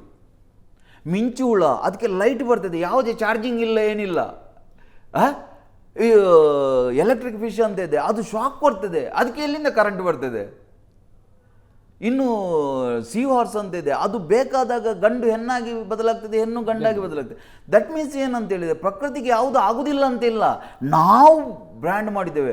ನಾವು ಹುಲು ಮಾನವರು, ನಾವು ಪಾಪಿಗಳು, ನೀವು ಹೇಳಿದರು ಅಷ್ಟು ದೊಡ್ಡ ಯೂನಿವರ್ಸ್, ನಾವು ಯಾವ ಲೆಕ್ಕ, ಈ ರೀತಿ ನಮ್ಮನ್ನು ನಾವು ಡೌನ್ ಮಾಡಿದಾಗ ಅಂಥದ್ದೇ ನಡೀತದೆ. ನಾವು ಹೈ ಲೆವೆಲಲ್ಲಿ ವೈಬ್ರೇಟ್ ಮಾಡಿದಾಗ ಹೈ ಲೆವೆಲಲ್ಲಿ ನಡೀತದೆ ಜೀವನದಲ್ಲಿ. ಅದಕ್ಕೆ ನಾನು ಹೇಳಿದ್ದು, ಜೀವನದಲ್ಲಿ ಏನೆಲ್ಲ ಸಾಧನೆ ಮಾಡಿದವ್ರ ಹತ್ರ ಕೇಳಿ. ಅವ್ರು ಹೇಳ್ತಾರೆ ನನಗೆ ಗೊತ್ತಿಲ್ಲ, ಆಗ್ತೋಯ್ತು. ರಜನಿಕಾಂತ್ ನಮ್ಮ ಥರ ಯೋಚನೆ ಮಾಡ್ತಿದ್ರೆ ಈಗ ಒಂದು ಬಸ್ ತಗೊಳ್ತಿದ್ರು ಅಷ್ಟೇ. ಸೊ ನಾವು ಅತಿ ಬುದ್ಧಿಯೊಂದಿಗೆ ಓಡಿಸಬಾರ್ದು. ನಮಗೆ ಏನು ಬೇಕು ಅದು ಮಾತ್ರ ನಮಗೆ ಕ್ಲಾರಿಟಿ ಇರಬೇಕು. ಅದು ಹೇಗೆ ಆಗ್ತದೆ ನಂಗೆ ಗೊತ್ತಿಲ್ಲ. ನನ್ನ ತಾತನ ಆಸ್ತಿ ಬರ್ತದೆ, ನಾನು ಒಳ್ಳೇದಾಗ್ಬೋದು, ನನಗೆ ಗೌರ್ಮೆಂಟಿಂದ ಏನಾದ್ರು ಸಿಕ್ಕಿದ್ರೆ ಆಗ್ಬೋದು, ಈ ರೀತಿಯೆಲ್ಲ ನಾವು ಆಪ್ಷನ್ ಕೊಟ್ಟಾಗ, ಕೆಲಸದವಳು ಬಂದಾಗ ಯಜಮಾನಿ ಸೈಡಿಗೆ ಹೋಗ್ತಾಳೆ. ನೀವು ಯಜಮಾನಿಗೆ ಕೊಟ್ಟು ಬಿಡಬೇಕು, ನನಗೆ ಹೀಗೆ ಆಗಬೇಕು, ಹೇಗೆ ಆಗ್ತದೆ ಗೊತ್ತಿಲ್ಲ, ಅದಕ್ಕೋಸ್ಕರ ನೀವು ಕೆಲಸ ಮಾಡಬೇಕು. ಅದರರ್ಥ ಸುಮ್ಮನೆ ಕೂತ್ಕೊಳ್ಬೇಕಂತಲ್ಲ, ಕೆಲಸ ಮಾಡಬೇಕು. ಬಟ್ ಮೈಂಡಿಗೆ ನಾವು ಬ್ಲಾಕ್ ಮಾಡಬಾರ್ದು ಮೈಂಡನ್ನು. ಮ್ಯಾನಿಫೆಸ್ಟೇಷನ್ ಅಂತ ಹೇಳಿದರೆ ಅದೇ, ಏನೇನೆಲ್ಲ ಟೆಕ್ನಿಕ್ ಹೇಳ್ತಾರೆ, ಲೋ ವಾಟರ್ ಮ್ಯಾನಿಫೆಸ್ಟೇಷನ್, ಅದು ಇದು ಎಲ್ಲ ಇದೆ, ಫಾರಿನಿಂದೆಲ್ಲ ಬಂದದ್ದು ಬೇರೆ ಬೇರೆ. ನಮ್ಮಲ್ಲಿ ಅದನ್ನೆಲ್ಲ ಮಾಡಿದ್ದಾರೆ. ನೀವು ಖಾಲಿ ಆ ತಾಯಿಯೊಟ್ಟಿಗೆ ಕನೆಕ್ಟ್ ಆಗಿ, ಆ ಯೂನಿವರ್ಸಿಟಿಗೆ ಕನೆಕ್ಟ್ ಆಗಿ ಆಟೋಮೆಟಿಕ್ಲಿ ಆಗ್ತದೆ. ಅದು ಹೇಗೆ ಆಗುವುದು ಅಂತ ಹೇಳಿದರೆ ಆಗೋದಿಲ್ಲ, ಆಗ್ತದೆ ಅಂತ ಹೇಳಿದರೆ ಆಗ್ತದೆ, ಸಿಂಪಲ್. ಆಮೇಲೆ ನನ್ನ ಜೊತೆಯಲ್ಲಿ ನನ್ನ ಇಬ್ಬರು ಕ್ವಶನ್ಸ್ ಕೇಳಿದ್ದಾರೆ, ನಿಮಗೆ ಕೇಳಲೇಬೇಕು ಅಂತೇಳಿ ಹೇಳಿರುವಂಥದ್ದು. ಯಾರದು? ಒಬ್ಬರು ಗೌತಮಿ ಅಂತ, ಅವರು ನಿಮ್ಮ ಸೆಷನ್ ಕೂಡ ಅಟೆಂಡ್ ಆಗಿದ್ರಂತೆ. ಸೊ ಅವ್ರ ಪ್ರಶ್ನೆ ಕೇಳಿದ್ದಾರೆ, ನಮಗೆ ತಿನ್ನುವ ಆಹಾರದಿಂದ ಹಿಡಿದು ಎಲ್ಲವನ್ನೂ ನೀಡುವುದು ಪ್ರಕೃತಿ. ಸಕಲ ಜೀವರಾಶಿಗಳಿಗೂ ಜೀವವಿದೆ, ಸಸ್ಯಗಳಿಗೂ ಜೀವವಿದೆ. ಆದರೆ ಆಹಾರಗಳು ಅವರವರ ಆಯ್ಕೆ ಎಂದ ಮೇಲೆ ಮಾಂಸಾಹಾರಿಗಳಿಗೆ ಕೆಲವೊಂದು ನಿಷಿದ್ಧ ಏಕೆ? ಮತ್ತು ಮಾಂಸಾಹಾರಿಗಳು ರುದ್ರಾಕ್ಷಿಯನ್ನು ಧರಿಸಬಾರದು ಎನ್ನುವುದು ಏಕೆ? ಪ್ರಕೃತಿ ದತ್ತವಾದ ಸಿಗುವ ರುದ್ರಾಕ್ಷಿಗೆ ಏಕೆ ಅಷ್ಟೊಂದು ಮಹತ್ವ? ನಾನು ಹೇಳಿಲ್ಲ ರುದ್ರಾಕ್ಷಿ ಧರಿಸಬಾರ್ದು ಮಾಂಸಾಹಾರಿಗಳಂತ, ಯಾರು ಹೇಳಿದ್ದಾರೆ ಗೊತ್ತಿಲ್ಲ. ಯಾಕೆ ಅಂತ ಹೇಳಿದರೆ ಅಗೋರಿಗಳು ಮಾಂಸ ತಿಂತಾರೆ, ಅವರು ರುದ್ರಾಕ್ಷಿ ಹಾಕ್ತಾರೆ. ರುದ್ರಾಕ್ಷಿ ಧರಿಸಿ ಸ್ಮಶಾನಕ್ಕೆ ಹೋಗ್ಬಾರ್ದು ಅಂತ ಹೇಳ್ತಾರೆ, ಅಗೋರಿಗಳು ಸ್ಮಶಾನದಲ್ಲಿ ಇರುವುದು. ರುದ್ರಾಕ್ಷಿ ಧರಿಸಿ ಹೆಣ ಮುಟ್ಟಬಾರ್ದು ಅಂತ ಹೇಳ್ತಾರೆ, ಅವರು ಅಲ್ಲಿ ಇರುವುದು. ಸೊ ಎಲ್ಲ ಒಬ್ಬೊಬ್ಬರ ಪರಂಪರೆ, ಆ ಪರಂಪರೆಯವರು ಮಾಡಿಕೊಂಡದ್ದು. ಮತ್ತು ನೀವು ಹೇಳಿದ್ರಲ್ವ ಸಸ್ಯಗಳಿಗೂ ಜೀವ ಇದೆ, ಪ್ರಾಣಿಗಳಿಗೂ ಜೀವ ಎಂದಂತೆ. ಭೂಮಿ ಮೇಲೆ ಎಲ್ಲ ಮನುಷ್ಯರ ಆಹಾರ ಸಸ್ಯಾಹಾರವೇ. ಯಾರು ಕೂಡ ಖಾಲಿ ಮಾಂಸ ತಿನ್ನುವವರು ಇದ್ದಾರಾ? ಇದ್ದಾರೆ ಹೇಳಿ. ಅಲ್ಲ ನೀವು ಕ್ವಶನ್ ತಿನ್ನೋಂಥವ್ರಿದ್ದಾರೆ. ಇಲ್ಲ, ಬರೀ ಅದನ್ನೇ ತಿನ್ನೋಂಥ ಖಾಲಿ ಮಾಂಸ ತಿನ್ಲಿಕ್ಕೆ ಆಗ್ತದಾ? ಇಲ್ಲ ಇಲ್ಲ, ಅದಕ್ಕೆ ಟೊಮೆಟೊ ಆಗಬೇಕು, ನೀರುಳ್ಳಿ ಆಗಬೇಕು, ಇದಾಗಬೇಕು, ಹೌದಲ್ವಾ? ಸೊ ಎಲ್ಲರೂ ಸಸ್ಯಾಹಾರಿಗಳೇ, ಕೆಲವರು ಮಾಂಸ ತಿಂತಾರೆ ಅಷ್ಟೇ. ಮಾಂಸಾಹಾರಿಗಳು ಸಸ್ಯಾಹಾರಿಗಳಂತ ಎರಡು ಕೆಟಗರಿ ಇಲ್ಲ.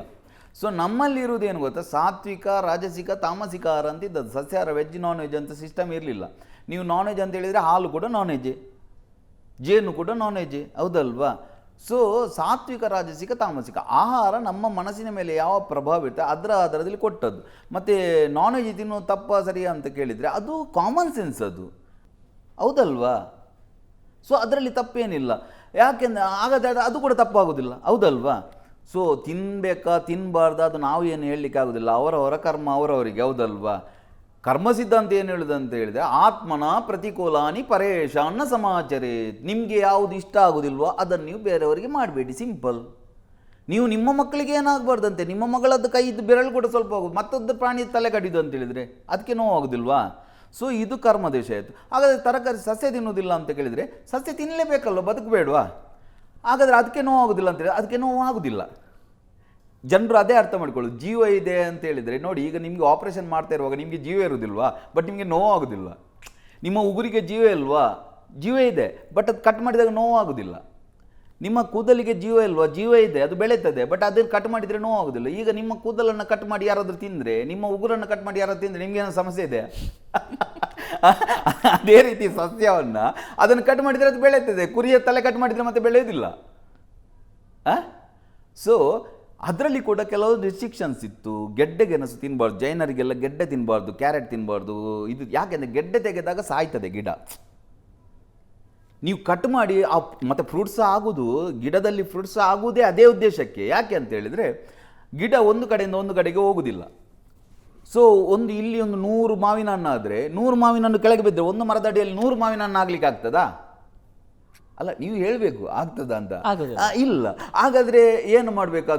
ಅದು ಫ್ರೂಟ್ಸ್ ಮಾಡಿತ್ತು. ಈ ಫ್ರೂಟ್ಸಿನ ಆಸೆಗೆ ಬೇರೆ ಪ್ರಾಣಿಗಳು ತಿಂತವೆ, ಆ ಬೀಜವನ್ನು ತಗೊಂಡೋಗಿ ಬೇರೆ ಕಡೆ ಆಗ್ತವೆ, ಅದು ಸ್ಪ್ರೆಡ್ ಆಗ್ತಾ ಹೋಗ್ತದೆ. ಅದಕ್ಕೋಸ್ಕರ ಅದು ಹಣ್ಣು ಮಾಡು. ಸೊ ಹಣ್ಣು ತಿನ್ನಲಿಕ್ಕೆ ಇರುವುದು. ಯಾಕೆಂದರೆ ಪ್ರಕೃತಿ ಮಾಡಿದ್ದೇ ಅದಕ್ಕೆ, ಹಣ್ಣನ್ನು ತಿಂದು ಬೀಜ ಬೀಸಾಡಬೇಕಂತ. ಮತ್ತು ಬೇರೆ ಗಿಡವನ್ನು ಕಟ್ ಮಾಡಿ ತಿಂದರೆ ಅದರಲ್ಲಿ ಏನು ಸಮಸ್ಯೆ ಇಲ್ಲ, ಅದಕ್ಕೆ ನೋವಾಗೋದಿಲ್ಲ. ಗೆಡ್ಡೆ ತೆಗೆದರೆ ಸಾಯ್ತದೆ, ಅದು ಹೌದು, ಅದು ತಪ್ಪು ಅಂತ ಇದೆ. ಬಟ್ ಬದುಕಬೇಕಾದ್ರೆ ತಿನ್ನಲೇಬೇಕಲ್ವ? ಅದರ ಅರ್ಥ ನೀವು ಇದನ್ನು ತಿನ್ಬೋದು ಅಂತ ಹೇಳಿದರೆ, ನಾಳೆ ಮದುವೆ ಆದ ನಂತರ ಹೆಣ್ಣಿನೊಟ್ಟಿಗೆ ಸೇರ್ಬೋದು ಅಂತ ಹೇಳಿದರೆ ತಾಯಿ ಹೆಣ್ಣಲ್ವಾ, ತಂಗಿ ಹೆಣ್ಣಲ್ವಾ ಅಂತ ಕೇಳಿದರೆ ಆ ಲಾಜಿಕ್ಕಿಗೆ ಅರ್ಥ ಇಲ್ಲ. ಈಗ ನೀವು ಸೈಂಟಿಫಿಕಲ್ ನೋಡಿದರೆ ತಂಗಿಗೆ, ತಾಯಿಗೆ, ಹೆಂಡತಿಗೆ ಏನಾದರೂ ವ್ಯತ್ಯಾಸ ಇದೆಯಾ? ಅಲ್ಲ, ಹೇಳಬೇಕು ವ್ಯತ್ಯಾಸಿದ್ರೆ. ಅದೆಲ್ಲ ಕಾಮನ್ ಸೆನ್ಸ್, ಅದು ಬೇರೆಯವರು ಹೇಳುವಂಥದ್ದಲ್ಲ. ನೀವು ತಿನ್ಬೇಡ, ನಮಗೆ ಗೊತ್ತಾಗಬೇಕು. ನಮಗೆ ಆ ಒಳಗಿಂದ ಬಂದಾಗ ನಮ್ಗೆ ಗೊತ್ತಾಗ್ತದೆ. ಮತ್ತೊಂದು ಪ್ರಾಣಿಯನ್ನು ಕೊಲ್ಲುವುದು, ಒಂದು ಸಾಯುವುದು ಅಂತ ಹೇಳಿದರೆ ನೋವೇ ಬೇರೆ ಅಲ್ವಾ ಅದು? ಈಗ ನಮ್ಮ ಕೈಯನ್ನು, ನಮ್ಮ ತಲೆಯನ್ನು ಕಡಿದರೆ ಏನಾಗ್ತದೆ? ಸೊ ಅದು ಕಾಮನ್ ಸೆನ್ಸ್ ಬಂದಾಗ ಅದು ಕಾಮನ್ ಸೆನ್ಸ್ ಆಗಿ ಬಿಟ್ಟು ಹೋಗ್ತದೆ. ಅದನ್ನು ಯಾರು ಫೋರ್ಸ್ಫುಲಿ ಮಾಡಲಿಕ್ಕೆ ಆಗೋದಿಲ್ಲ. ಮತ್ತು ಜೀವರು, ಸಸ್ಯಗಳಿಗಿರೋ ಜೀವ ಬೇರೆ, ಪ್ರಾಣಿಗಳಿಗಿರೋ ಜೀವ ಬೇರೆ. ಅದನ್ನು ಇದು ಮಾಡ್ಕೊಳ್ಬೇಡಿ, ಮಿಸ್ಅಂಡರ್ಸ್ಟ್ಯಾಂಡಿಂಗ್ ಮಾಡ್ಕೊಳ್ಬೇಡಿ, ಅಷ್ಟೇ, ಸಿಂಪಲ್. ಇನ್ನೊಂದು ಕ್ವಿಕ್ ಆಗಿ ಒಂದು ಕ್ವೆಶನ್ ಕೇಳ್ತೀನಿ. ಇದು ಪದ್ಮಶ್ರೀ ಭಟ್ ಅಂತ ಶಿರ್ಸಿ ಅವರು ನಮ್ಮ ಜೊತೆ ಕೆಲಸ ಮಾಡ್ತಾರೆ. ಅವ್ರು ಕೇಳಿರುವಂಥದ್ದು, ಮ್ಯಾನಿಫೆಸ್ಟ್ ಅನ್ನೋ ಪದ ಸಿಕ್ಕಾಪಟ್ಟೆ ಬಳಕೆಯಲ್ಲಿದೆ, ಎಲ್ಲವೂ ಮ್ಯಾನಿಫೆಸ್ಟ್ನಿಂದ ಸಾಧ್ಯ ಆಗುವುದಾ? ಎಲ್ಲವೂ ಮ್ಯಾನಿಫೆಸ್ಟೇಷನ್ ಅಂತ ಹೇಳಿದರೆ ನೀವು ತಾಜ್ ಮಹಲನ್ನು ತಂದು ಬೆಂಗಳೂರಲ್ಲಿ ಮಾಡಲಿಕ್ಕೆ ಆಗೋದಿಲ್ಲ. ಅದೇ ಹೇಳೋದು, ಅತಿ ಬುದ್ಧಿವಂತಿಕೆ ಅಂತ ಹೇಳಿದರೆ ಅದೇ ಅಂತ ಹೇಳಿದರೆ ಎಲ್ಲವೂ ಆಗ್ತದೆ ಅಂತ ಹೇಳಿದರೆ ತಾಜ್ ಮಹಲನ್ನು ತಂದು ಬೆಂಗಳೂರಲ್ಲಿ ಇಡ್ಬೋದು ಅಂತ ಹೇಳಿದರೆ ಆಗೋದಿಲ್ಲ. ಬಟ್ ತಾಜ್ ಮಹಲ್ನಂತ ಮನೆ ಕಟ್ಟಿಸ್ಬೋದು ನೀವು. ಮ್ಯಾನಿಫೆಸ್ಟೇಷನಿಂದ ಎಲ್ಲವೂ ಆಗ್ತದೆ ಅಂತ ಕೇಳಿದರೆ ಆಗೋದಿಲ್ಲ ಅಂತ ಕೂಡ ಇಲ್ಲ, ಆಗ್ತದೆ ಅಂತ ಕೂಡ ಇಲ್ಲ. ನೀವು ಎಷ್ಟು ಸ್ಟ್ರಾಂಗ್ ಆಗಿ ನಿಮ್ಮಲ್ಲಿ ಗೋಲ್ ಕ್ಲಾರಿಟಿ ಇದೆ ಅದರ ಮೇಲೆ ನಿಮಗೆ ಆಗ್ತದೆ. ಯಾಕೆ ಅಂತೇಳಿ, ಯಾಕೆ ಆಗೋದಿಲ್ಲ ಅಂತ ಕೇಳಿದರೆ ನಿಮಗೆ ಅಂಥ ವ್ಯಕ್ತಿಗಳು ಸಿಗ್ತಾ ಹೋಗ್ತಾರೆ, ಅಂಥ ಅವಕಾಶಗಳು ಸಿಗ್ತಾ ಹೋಗ್ತಾರೆ. ಸೊ ಮೈಂಡ್ ಹಾಗೆ ಓಪನ್ ಅಪ್ ಆಗೋದು. ಅದನ್ನು ನಾವು ಈಗ ಕ್ಲಾಸಲ್ಲೆಲ್ಲಾದರೆ ನಾವು ಮಾಡಿ ತೋರಿಸ್ತೇವೆ. ಈಗ ನಿಮಗೆ ಬಾಯಲ್ಲಿ ಹೇಳಿದರೆ ಅರ್ಥ ಆಗೋದಿಲ್ಲ. ಯಾಕೆಂತೇಳಿ ಮೈಂಡ್ ಯಾವ ರೀತಿ ವರ್ಕ್ ಮಾಡ್ತದೆ. ಮೈಂಡ್ ನೀವು ಯಾವ ಡೈರೆಕ್ಷನನ್ನು ನೀವು ಹುಡುಕ್ತೀರಾ ಅದನ್ನೇ ತೋರಿಸುವುದು ನಿಮಗೆ. ಅರ್ಥ ಆಗ್ತಾ ಉಂಟಲ್ವಾ? ಸೊ ನಿಮ್ಮ ಗೋಲ್ ಕ್ಲಾರಿಟಿ ಇದ್ದಾಗ ನಿಮಗೆ ಇಷ್ಟೇ ಮಾಡಬೇಕು, ನಾನು ಇಷ್ಟು ದುಡಿಬೇಕು, ನನಗೆ ಇಷ್ಟ ಆಗಬೇಕು, ನನಗೆ ಇಂಥ ಮನೆ ಬೇಕು, ಈ ರೀತಿ ಬಂದಾಗ ಅಂಥ ಅವಕಾಶಗಳೇ ಹೋಗ್ತದೆ. ನೀವು ಟೈಮ್ ಪಾಸ್ ಮಾಡೋದಿಲ್ಲ, ಸೀರಿಯಲ್ ನೋಡ್ತಾ, ಬಿಗ್ ಬಾಸ್ ನೋಡ್ತಾ ನಿಲ್ಲುವುದಿಲ್ಲ. ನಿಮ್ಮ ಮೈಂಡ್ ನೀವು ಏನು ದುಡಿಲಿಕ್ಕೆ ಏನು ಬೇಕು ಅಲ್ಲಿಗೆ ಹೋಗ್ತದೆ. ಸೊ ಇದು ಮೈಂಡ್ ವರ್ಕ್ ಮಾಡೋದು ರೀತಿ. ಸೊ ನಾವು ಅಷ್ಟೆಲ್ಲ ಆಲೋಚನೆ ಮಾಡಬೇಕಂತೆಲ್ಲ. ಹಿಮಾಲಯ ಪರ್ವತವನ್ನು ತಗೊಂಡೋಗಿ ರಷ್ಯಾದಲ್ಲಿ ಇಡ್ಬೋದಾ, ಅಥವಾ ಅಲ್ಲಿ ಬಕ್ಕಿಂಗ್ಹ್ಯಾಮ್ ಪ್ಯಾಲೇಸನ್ನು ತಗೊಂಡು ಬಂದು ಬೆಂಗಳೂರಲ್ಲಿ ಅದೆಲ್ಲ ನಮ್ಮ ಜೀವನದಲ್ಲಿ ಏನು ಮಾಡಲಿಕ್ಕೆ ಬೇಕು, ನಮಗೆ ನಮ್ಮ ಜೀವನದಲ್ಲಿ ನಾವು ಏನಾಗಬೇಕು ಅದನ್ನು ಮಾಡ್ಬೋದು. ಅದರರ್ಥ ನಾಳೆ ನಾನು ಪ್ರೈಮ್ ಮಿನಿಸ್ಟರ್ ಆಗಲಿಕ್ಕೆ ಆಗ್ತದೆ ಅದು ಆಗೋದಿಲ್ಲ. ನನಗೆ ಏನು ಬೇಕು ನಿಜವಾಗಿ ನೀವು ಮತ್ತೊಬ್ಬರು ಹೇಳಿದ್ರಂತ ನಾವು ಚೇಂಜ್ ಮಾಡಲಿಕ್ಕೆ ಆಗೋದಿಲ್ಲ. ಮತ್ತೊಬ್ಬರು ಹೇಳಿದ್ರಂತ ಚೇಂಜ್ ಮಾಡಿ ಒಂದು ಕತೆ ಬರ್ತದೆ. ಒಬ್ಬ ಕಲ್ಲುಗುಟಿಗೆದ್ದಂತೆ. ಕಲ್ಲುಗುಟಿಗೆ ಅಂತ ಹೇಳಿದರೆ ಏನು ಕಲ್ಲು ಬಂಡೆ ಹೊಡಿತಾರಲ್ವ, ಬಂಡೆ ಹೊಡೆಯೋ ಇದ್ದ. ಅವನಿಗೆ ಲೈಫ್ ಬೋರ್ ಆಗ್ತಾ ಬಂತು. ಎಂಥ ಜೀವನ ನಂದು, ಯಾವಾಗ ನೋಡಿದ್ದು ಬಂಡೆ ಹೊಡೆಯೋದು. ನಾನು ಲೈಫಲ್ಲಿ ಸೆಟ್ಲ್ ಆಗಬೇಕು ಅಂತ ದಾರಿಯಲ್ಲಿ ನಡ್ಕೊಂಡು ಬರ್ತಾ ಇದ್ದಾನೆ. ಒಂದು ದೊಡ್ಡ ಮನೆ ನೋಡಿದ. ಅಲ್ಲಿ ಯಜಮಾನ ಕೂತ್ಕೊಂಡು ಕಾಫಿ ಕುಡಿತಾ ಇದ್ದಾನೆ. ನೋಡಿ ಲೈಫು ಅಂತ ಹೇಳಿದರೆ ಅವನದ್ದು ಅಂತ ಅವನಿಗೆ ಮೈಂಡಿಗೆ ಬಂತು. ಸೀನ್ ಕಟ್ಟಾಯಿತು. ಅವ ಅಷ್ಟು ದೊಡ್ಡ ಮನೆ ಉಪ್ಪರಿಗೆ ಮೇಲೆ ಕೂತಿದ್ದಾನೆ, ಅವ ಯಜಮಾನ. ನನ್ನ ಲೈಫ್ ಸೆಟ್ಲ್ ಆಯ್ತು ಅಂತ ಖುಷಿಯಲ್ಲಿ ಈಗ ನೋಡ್ತಾ ಇದ್ದಾನೆ. ಕೆಳಗೆ ಒಬ್ಬ ದೊಡ್ಡ ಪೊಲಿಟಿಷಿಯನ್ ಹೋಗ್ತಾ ಇದ್ದಾನೆ. ಎಲ್ಲ ಜನ ಹಾರಾಗ್ತಾ ಇದ್ದಾರೆ, ಎಲ್ಲರೂ ಇದು ಮಾಡ್ತಿದ್ದಾರೆ. ಇವನಿಗೆ ನನ್ನ ಹತ್ರ ಇಷ್ಟು ಹಣ ಇದ್ದು ಏನು ಪ್ರಯೋಜನ, ಅವನನ್ನು ನೋಡು ಎಷ್ಟು ಜನ ಇಷ್ಟಪಡ್ತಾ ಇದ್ದಾರೆ, ಆದರೆ ಅವನ ಥರ ಆಗಬೇಕು. ಸೀನ್ ಕಟ್ಟಾಯಿತು. ಅವ ಪೊಲಿಟಿಷಿಯನ್ ಆಗಿದ್ದ. ಎಲ್ಲರೂ ಹಾರ ಆಗ್ತಾ ಇದ್ದಾರೆ. ಎಲ್ಲ ಹೋಗ್ತಾ ಇದ್ದಾನೆ. ಖುಷಿ ಆಯಿತು. ಮೇಲೆ ನೋಡ್ತಾನೆ, ಸೂರ್ಯನ ಬೆಳಕು, ಒಂದು ಬಿಸಿಲು, ತಡಿಲಿಕ್ಕೆ ಆಗ್ತಿಲ್ಲ. ಎ ಸಿಯಲ್ಲಿ ಕೂತ ಅಭ್ಯಾಸ, ಇವನಿಗೆ ತಡಿಲಿಕ್ಕೆ ಆಗ್ತಿಲ್ಲ. ಒಬ್ಬ ಸೂರ್ಯನ ಲೈಫ್ ಆದರೆ ಒಳ್ಳೇದಿತ್ತು ಅಂತ ಹೇಳ್ತಾನೆ. ಸೂರ್ಯ ಆಗಿದ್ದವ. ನನ್ನ ಲೈಫ್ ಫುಲ್ ಸೆಟ್ಲ್ ಆಯ್ತು ಅಂತ ಖುಷಿಯಲ್ಲಿ ಹೀಗೆ ತಿರುಗಾಡ್ತಿದ್ದಾನೆ. ಮೋಡ ಅಡ್ಡ ಬಂತು. ಮೋಡ ಆದರೆ ಒಳ್ಳೇದಿತ್ತು, ಸೂರ್ಯನಿಗೆ ಕೂಡ ಅಡ್ಡ ಬರೋ ಶಕ್ತಿ ಇದೆ ಅದಕ್ಕೆ ಅಂತ ಹೇಳಿ ಮೋಡ ಆಗಿದ್ದಂತೆ. ನನ್ನ ಲೈಫ್ ಸೆಟ್ಲ್ ಆಯ್ತು ಅಂತ ಖುಷಿಯಲ್ಲಿ ಹೋಗ್ತಾ ಇದ್ದಾನೆ. ಗಾಳಿ ಬಂದು ಮೋಡವನ್ನು ಎತ್ಕೊಂಡು ಹೋಯ್ತು. ನನಗಿಂತ ದೊಡ್ಡದು ಗಾಳಿ, ಹಾಗಾದರೆ ಗಾಳಿ ಆದರೆ ನನ್ನ ಲೈಫ್ ಸೆಟ್ಲ್ ಆಗ್ಬೋದು ಅಂತ ಹೇಳಿದ. ಅವ ಗಾಳಿ ಆಗಿದ್ದ. ಗಾಳಿ ಹೋಗ್ತಾ ಇದೆ. ಯಾರು ಅಡ್ಡ ಬರ್ತಾ ಇದ್ದೀರಿ, ಯಾರು ಅಂತ ನೋಡಿ ದೊಡ್ಡ ಪರ್ವತ ಅಡ್ಡ ಬಂದಿದೆ. ಪರ್ವತ ತುಂಬ ಸ್ಟ್ರಾಂಗ್, ನಾನು ಪರ್ವತ ಆಗಿರಬೇಕಿತ್ತು ಅಂತ ತಿಳ್ಕೊಂಡ. ಪರ್ವತ ಆಗಿದ್ದಂತೆ. ನನ್ನ ಲೈಫ್ ಸೆಟ್ಲ್ ಆಯಿತು, ನಾನು ಪರ್ವತ ಅದೇ, ನನಗಿಂತ ಶಕ್ತಿಶಾಲಿ ಯಾರು ಇಲ್ಲ. ನೋಡಿ ತಲೆ ಮೇಲೆ ಯಾರು ಹೊಡಿತಿದ್ದಾರೆ. ತಿರುಗಿ ನೋಡ್ತೇನೆ, ಒಬ್ಬ ಕಲ್ಲು ಹೊಡಿತಿದ್ದಾನೆ. ಕಲ್ಲು ಹೊಡೆಯೋ ಯುವ ಸ್ಟ್ರಾಂಗ್ ಅಂತ ನೋಡ್ತೇನೆ, ಪುನಃ ಕಲ್ಲು ಹೊಡೆಯೋ ಆಗಿದ್ದಂತೆ ಅಂತ ಹೇಳಿದರೆ ಅವ ವಾಪಸ್ ಅಲ್ಲಿಗೆ ಬಂದ. ಸೊ ಅದಕ್ಕೆ ಹೇಳೋದು, ಕ್ಲಾರಿಟಿ ಬೇಕು ಮೈಂಡಲ್ಲಿ. ಏನಾಗಬೇಕು ಅದು ಕ್ಲಾರಿಟಿ. ದಿನಕ್ಕೊಂದು ನೀವು ಮ್ಯಾನಿಫೆಸ್ಟೇಷನ್ ಮಾಡ್ತಾ, ದಿನಕ್ಕೊಂದು ಇದು ಬರೀತಾ, ದಿನಕ್ಕೊಂದು ಮಾಡ್ತಾ ಇದ್ದರೆ ಆಗೋದಿಲ್ಲ. ಪರ್ಟಿಕ್ಯುಲರ್ ಆಗಿ ನಿಮ್ಗೆ ಏನು ಬೇಕು, ನಿಮಗೆ ಕ್ಲಾರಿಟಿ ಇದ್ದಾಗ ಆಗೋದಿಲ್ಲ ಅಂತ ಏನಿಲ್ಲ, ಆಗ್ತದೆ. ನನ್ನ ಹತ್ರ ಎಷ್ಟೋ ಜನ ಕೇಸ್ ಸ್ಟಡಿ ಇದೆ ನಂದು. ಎಷ್ಟೋ ಜನ ನನಗೆ ಮೆಸೇಜ್ ಮಾಡ್ತಾರೆ. ಎಷ್ಟು ಜನ ಮನೆ ಕಟ್ಟಿಸಿದವರಿದ್ದಾರೆ. ನಿಮ್ಮಿಂದಾಗಿ, ನನ್ನಿಂದಾಗಿ ಆಯ್ತು ಅಂತ ಹೇಳೋದಲ್ಲ. ಬಟ್ ನಿಮಗೆ ಎಷ್ಟು ನೀವು ಅದನ್ನು ಬಿಲೀವ್ ಮಾಡ್ತೀರಾ, ಅಷ್ಟು ಸ್ಟ್ರಾಂಗ್ ಆಗಿ ನಿಮ್ಮ ಲೈಫಲ್ಲಿ ಚೇಂಜಸ್ ಬರೋದಿಲ್ಲ ಅಂತ ಏನಿಲ್ಲ. ಖಂಡಿತವಾಗಿ ಕೂಡ ಈ ಸಾಕಷ್ಟು ವಿಚಾರಗಳೊಂದಿಗೆ ಮಾತನಾಡ್ತಾ ಇದ್ದೀವಿ. ಅಂದರೆ ಅದೇ ನಾನು ಹೇಳಿದ್ನಲ್ಲ, ನೀವು ಅವಾಗ ಒಂದು ಉದಾಹರಣೆ ಕೊಟ್ರಿ, ಸಮುದ್ರ ನೀರನ್ನು ಒಂದು ಚಿಕ್ಕ ಬಾಟ್ಲಲ್ಲಿ ಹಿಡ್ದಂಗೆ ಅಂತ. ನಿಮ್ಮ ಜೊತೆ ಮಾತಾಡ್ತಿದ್ದಾಗ ಹಾಗೆ ಅನಿಸ್ತಾ ಇದೆ. ಸಾಕಷ್ಟು ಮಾತನಾಡೋದು ನಿರಂತರವಾಗಿ ಇದ್ದೇ ಇರುತ್ತೆ. ಖಂಡಿತವಾಗಿ ಕೂಡ ನನ್ನ ಸಂದರ್ಶನದ ಕೊನೆ ಹಂತಕ್ಕೆ ಬರ್ತಾ ಇದ್ದೀನಿ. ಕ್ವಿಕ್ಕಾಗಿ ಜನರಿಗೆ ಸಂತಸಕ್ಕೆ 3 ಸೂತ್ರಗಳು ನಿಮ್ಮಿಂದ ಹೇಳೋದಾದರೆ. ಸಂತಸವಾಗಿರ್ಬೇಕಷ್ಟೇ, ಅದಕ್ಕೆ 3 ಸೂತ್ರ. ಅದೇ ಸುಲಭವಾಗಿಲ್ಲ ನೋಡಿ. ಸಂತಸ ಅವನಿಗೆ ನಿಜವಾಗಿ ನಾನು ಖುಷಿಯಾಗಿರ್ಬೇಕಂತ ಇಲ್ಲದಿದ್ದರೆ, ಅವನಿಗೆ ಬ್ರಹ್ಮ ಬಂದರೂ ಅವನನ್ನು ಖುಷಿ ಮಾಡಲಿಕ್ಕೆ ಆಗೋದಿಲ್ಲ. ಒಬ್ಬಳು ಹೆಂಡತಿ ಗಂಡನ ಮೇಲೆ ಯಾವ ನೋಡಿದ್ರು ಡೌಟ್ ಅಂತೆ. ಅವನಿಗೆ ಯಾರೋ ಹೆಣ್ಣಿನೊಟ್ಟಿಗೆ ಸಂಘ ಇದೆ ಅಂತ. ಮದುವೆಯಾಗಿ 25 ವರ್ಷ ಆಯಿತು. ಡೈಲಿ ಅವ ಬಂದಾಗ ಅವನ ಶರ್ಟ್ ನೋಡೋದು, ಕೂದಲಿದೆ ಕೂದಿದ್ದೆ ಚೆಕ್ ಮಾಡೋದು. 25 ವರ್ಷದಲ್ಲಿ ಕೂದಲು ಸಿಗಲಿಲ್ಲ. 25 ವರ್ಷದ ನಂತರ ಆ್ಯನಿವರ್ಸರಿ ಆಗುವ ಗಂಡ ಹೇಳಿದಂತೆ, ಇನ್ನಾದರೂ ಆ ಡೌಟ್ ಬಿಡು, ನೀನು 25 ವರ್ಷದಿಂದ ಹುಡುಕ್ತಾ ಇದ್ದೀನಿ ನನ್ನ ಬಟ್ಟೆಯನ್ನು, ನಿಂಗೆ ಕೂದಲು ಸಿಗಲಿಲ್ಲ, ನಾನು ಅಂಥವನಲ್ಲ ಅಂತ ಹೇಳಿದಂತೆ. ಅದಕ್ಕೆ ಹೇಳಿದಂತೆ ಅವಳು ಆ ಹುಡುಗಿಗೆ ಕೂದಲಿಲ್ಲದಿದ್ದರೆ. ಸೊ ಈ ರೀತಿ ಲಾಜಿಕ್ ಹಾಕುವವರಿಗೆ ಅವರಿಗೆ ಸುಖ ಸಿಗುವುದಿಲ್ಲ. ಸುಖ ಅಂತೇಳಿದರೆ ನಮ್ಮಲ್ಲಿ ಇದೆ ಸುಖ, ಹೌದಲ್ವಾ? ನಾವೇನು ದೊಡ್ಡ ನನಗೆ ಮನೆ ಸಿಕ್ಕಿದರೆ ಖುಷಿಯಾಗಿರ್ಬೋದು, ಅದು ಸಿಕ್ಕಿದರೆ ಖುಷಿಯಾಗಿರ್ಬೋದು, ಇದು ಸಿಕ್ಕಿದರೆ ಖುಷಿಯಾಗಿರ್ಬೋದು ಅಂತ ಹುಡುಕ್ತಾ ಹೋದರೆ ಅಲ್ಲಿ ಖುಷಿ ಇರುವುದಿಲ್ಲ. ನೀವು ಸುಮ್ಮನೆ ಕೂತು ಒಂದು ಕಿವಿಗೆ ಬಡ್ಸ್ ಹಾಕಿದರೆ ಅದು ಖುಷಿ ಅಲ್ವಾ? ಹೌದಲ್ವಾ? ಸೊ ನೀವು ಯಾವಾಗ ಖುಷಿಯಾಗಿರ್ಬೋದು ಅಂತ ಡಿಸೈಡ್ ಮಾಡ್ತೀರಾ, ನಿಮಗೆ ಖುಷಿಗಳು ಸಿಗ್ತಾ ಹೋಗ್ತದೆ. ನಾನು ಖುಷಿಯಾಗಿರೋದಿಲ್ಲ ಅಂತ ಡಿಸೈಡ್ ಮಾಡಿದರೆ ಎಷ್ಟು ನೀನು ಅರಮನೆಯಲ್ಲಿ ಕೂತ್ರೆ ಕೂಡ ಸುಖವಾಗಿರುವುದಿಲ್ಲ. ಸಿಂಪಲ್. ಅದಕ್ಕೆ ನಾವು ಏನು ಸೂತ್ರ ಎಲ್ಲ ಕೊಟ್ಟಾಗಿದೆ. ಎಷ್ಟೋ ವರ್ಷದಿಂದ ವಿವೇಕಾನಂದರು ಬಂದರು, ಶಂಕರಾಚಾರ್ಯರು ಬಂದರು, ಯಾರ್ಯಾರು ದೊಡ್ಡ ದೊಡ್ಡ ಋಷಿಗಳು ಮುನಿಗಳು ಬಂದು ಹೋಗಿದ್ದಾರೆ. ಯಾರಿಗೂ ಸುಖವಾಗಿ ಇರಲಿಕ್ಕೆ ಆಗುದಿಲ್ಲ. ಇನ್ನು ನಾನು ಬಂದು ಹೇಳಿದ್ರೆ ಆಗ್ತದಾ? ಹಾಗೇನಿಲ್ಲ. ನೀವು ಖುಷಿಯಾಗಿರ್ಬೇಕಂತ ಡಿಸೈಡ್ ಮಾಡ್ತೀರಾ ಯಾವತ್ತು, ಅವತ್ತಿಂದ ನೀವು ಖುಷಿಯಾಗಿರ್ತೀರಿ. ವೀಕ್ಷಕರೇ, ನೋಡಿದ್ರಲ್ಲ ಇವತ್ತಿನ ಈ ಮಾತುಕತೆಯನ್ನು. ಮತ್ತು ಸಾಕಷ್ಟು ವಿಚಾರಗಳನ್ನು ಮಾತನಾಡಿದೆ. ಸೂಕ್ಷ್ಮವಾಗಿಯೇ ಸಾಕಷ್ಟು ಗಹನವಾದಂಥ ವಿಚಾರಗಳನ್ನು ನಗ್ನಗ್ತಾನೆ ಹೇಳಿಕೊಟ್ಟಿದ್ದಾರೆ. ಸಾಕಷ್ಟು ವಿಚಾರಗಳಿವೆ ತಿಳಿದುಕೊಳ್ಳೋದಕ್ಕೆ. ಒಂದು ಸಂದರ್ಶನ ಖಂಡಿತವಾಗಿಯೂ ಸಾಕಾಗೋದಿಲ್ಲ. ಮತ್ತೆ ಸಿಗುವ ಆಶಯದೊಂದಿಗೆ ನಾನು ಈಗ ಮುಕ್ತಾಯ ಮಾಡುವಂಥ ಮತ್ತೆ ಸಿಗ್ಬೋದು. ನಿಮ್ಮ ಟ್ರಾಫಿಕಲ್ಲಿ ಯಾರು ಬರುವುದು ಸರ್? ಸೊ ವೀಕ್ಷಕರೇ, ನೋಡಿದ್ರಲ್ಲ, ಇದಾಗಿತ್ತು ಈ ನಮ್ಮ ಪಾಸಿಟಿವ್ ಪಲ್ಸ್ನ ವಿಶೇಷ ಸಂಚಿಕೆ. ಇದೇ ರೀತಿಯಾಗಿ ನೋಡ್ತೀರಿ ಸುವರ್ಣ ನ್ಯೂಸ್, ನೇರ, ದಿಟ್ಟ, ನಿರಂತರ. Thank you. ನಿಮಗೋಸ್ಕರ ಕೂಡ ನೀವು ನನ್ನ ಕರೆದ್ರಿ ಇಲ್ಲಿವರೆಗೆ. ಖುಷಿ ಆಯಿತು ನನಗೆ ಕೂಡ. ಒಳ್ಳೆಯದಾಗಲಿ ಎಲ್ರಿಗೆ. ಎಲ್ಲರೂ ಅತಿ ಬುದ್ಧಿವಂತಿಕೆ ಬಿಡಿ, ಖುಷಿಯಾಗಿರಿ. ಸಿಂಪಲ್ ಲೈಫ್, ಏನು 1000 ವರ್ಷ ಬದುಕಲಿಕ್ಕಿಲ್ಲ. ಆಲ್ರೆಡಿ ನಿಮ್ಮ ಜೀವನದಲ್ಲಿ ಒಂದು ಅರ್ಧ ಆಗಿರ್ತದೆ, ಇನ್ನೂ ಸ್ವಲ್ಪ ಅರ್ಧ ಇರೋದಲ್ಲ. ಖುಷಿಯಲ್ಲಿ ಇರಲಿಕ್ಕೆ ಅಭ್ಯಾಸ ಮಾಡಿ ಅಷ್ಟೇ. Thank you so much. ಒಳ್ಳೆಯದಾಗಿ. ನಮಸ್ತೆ.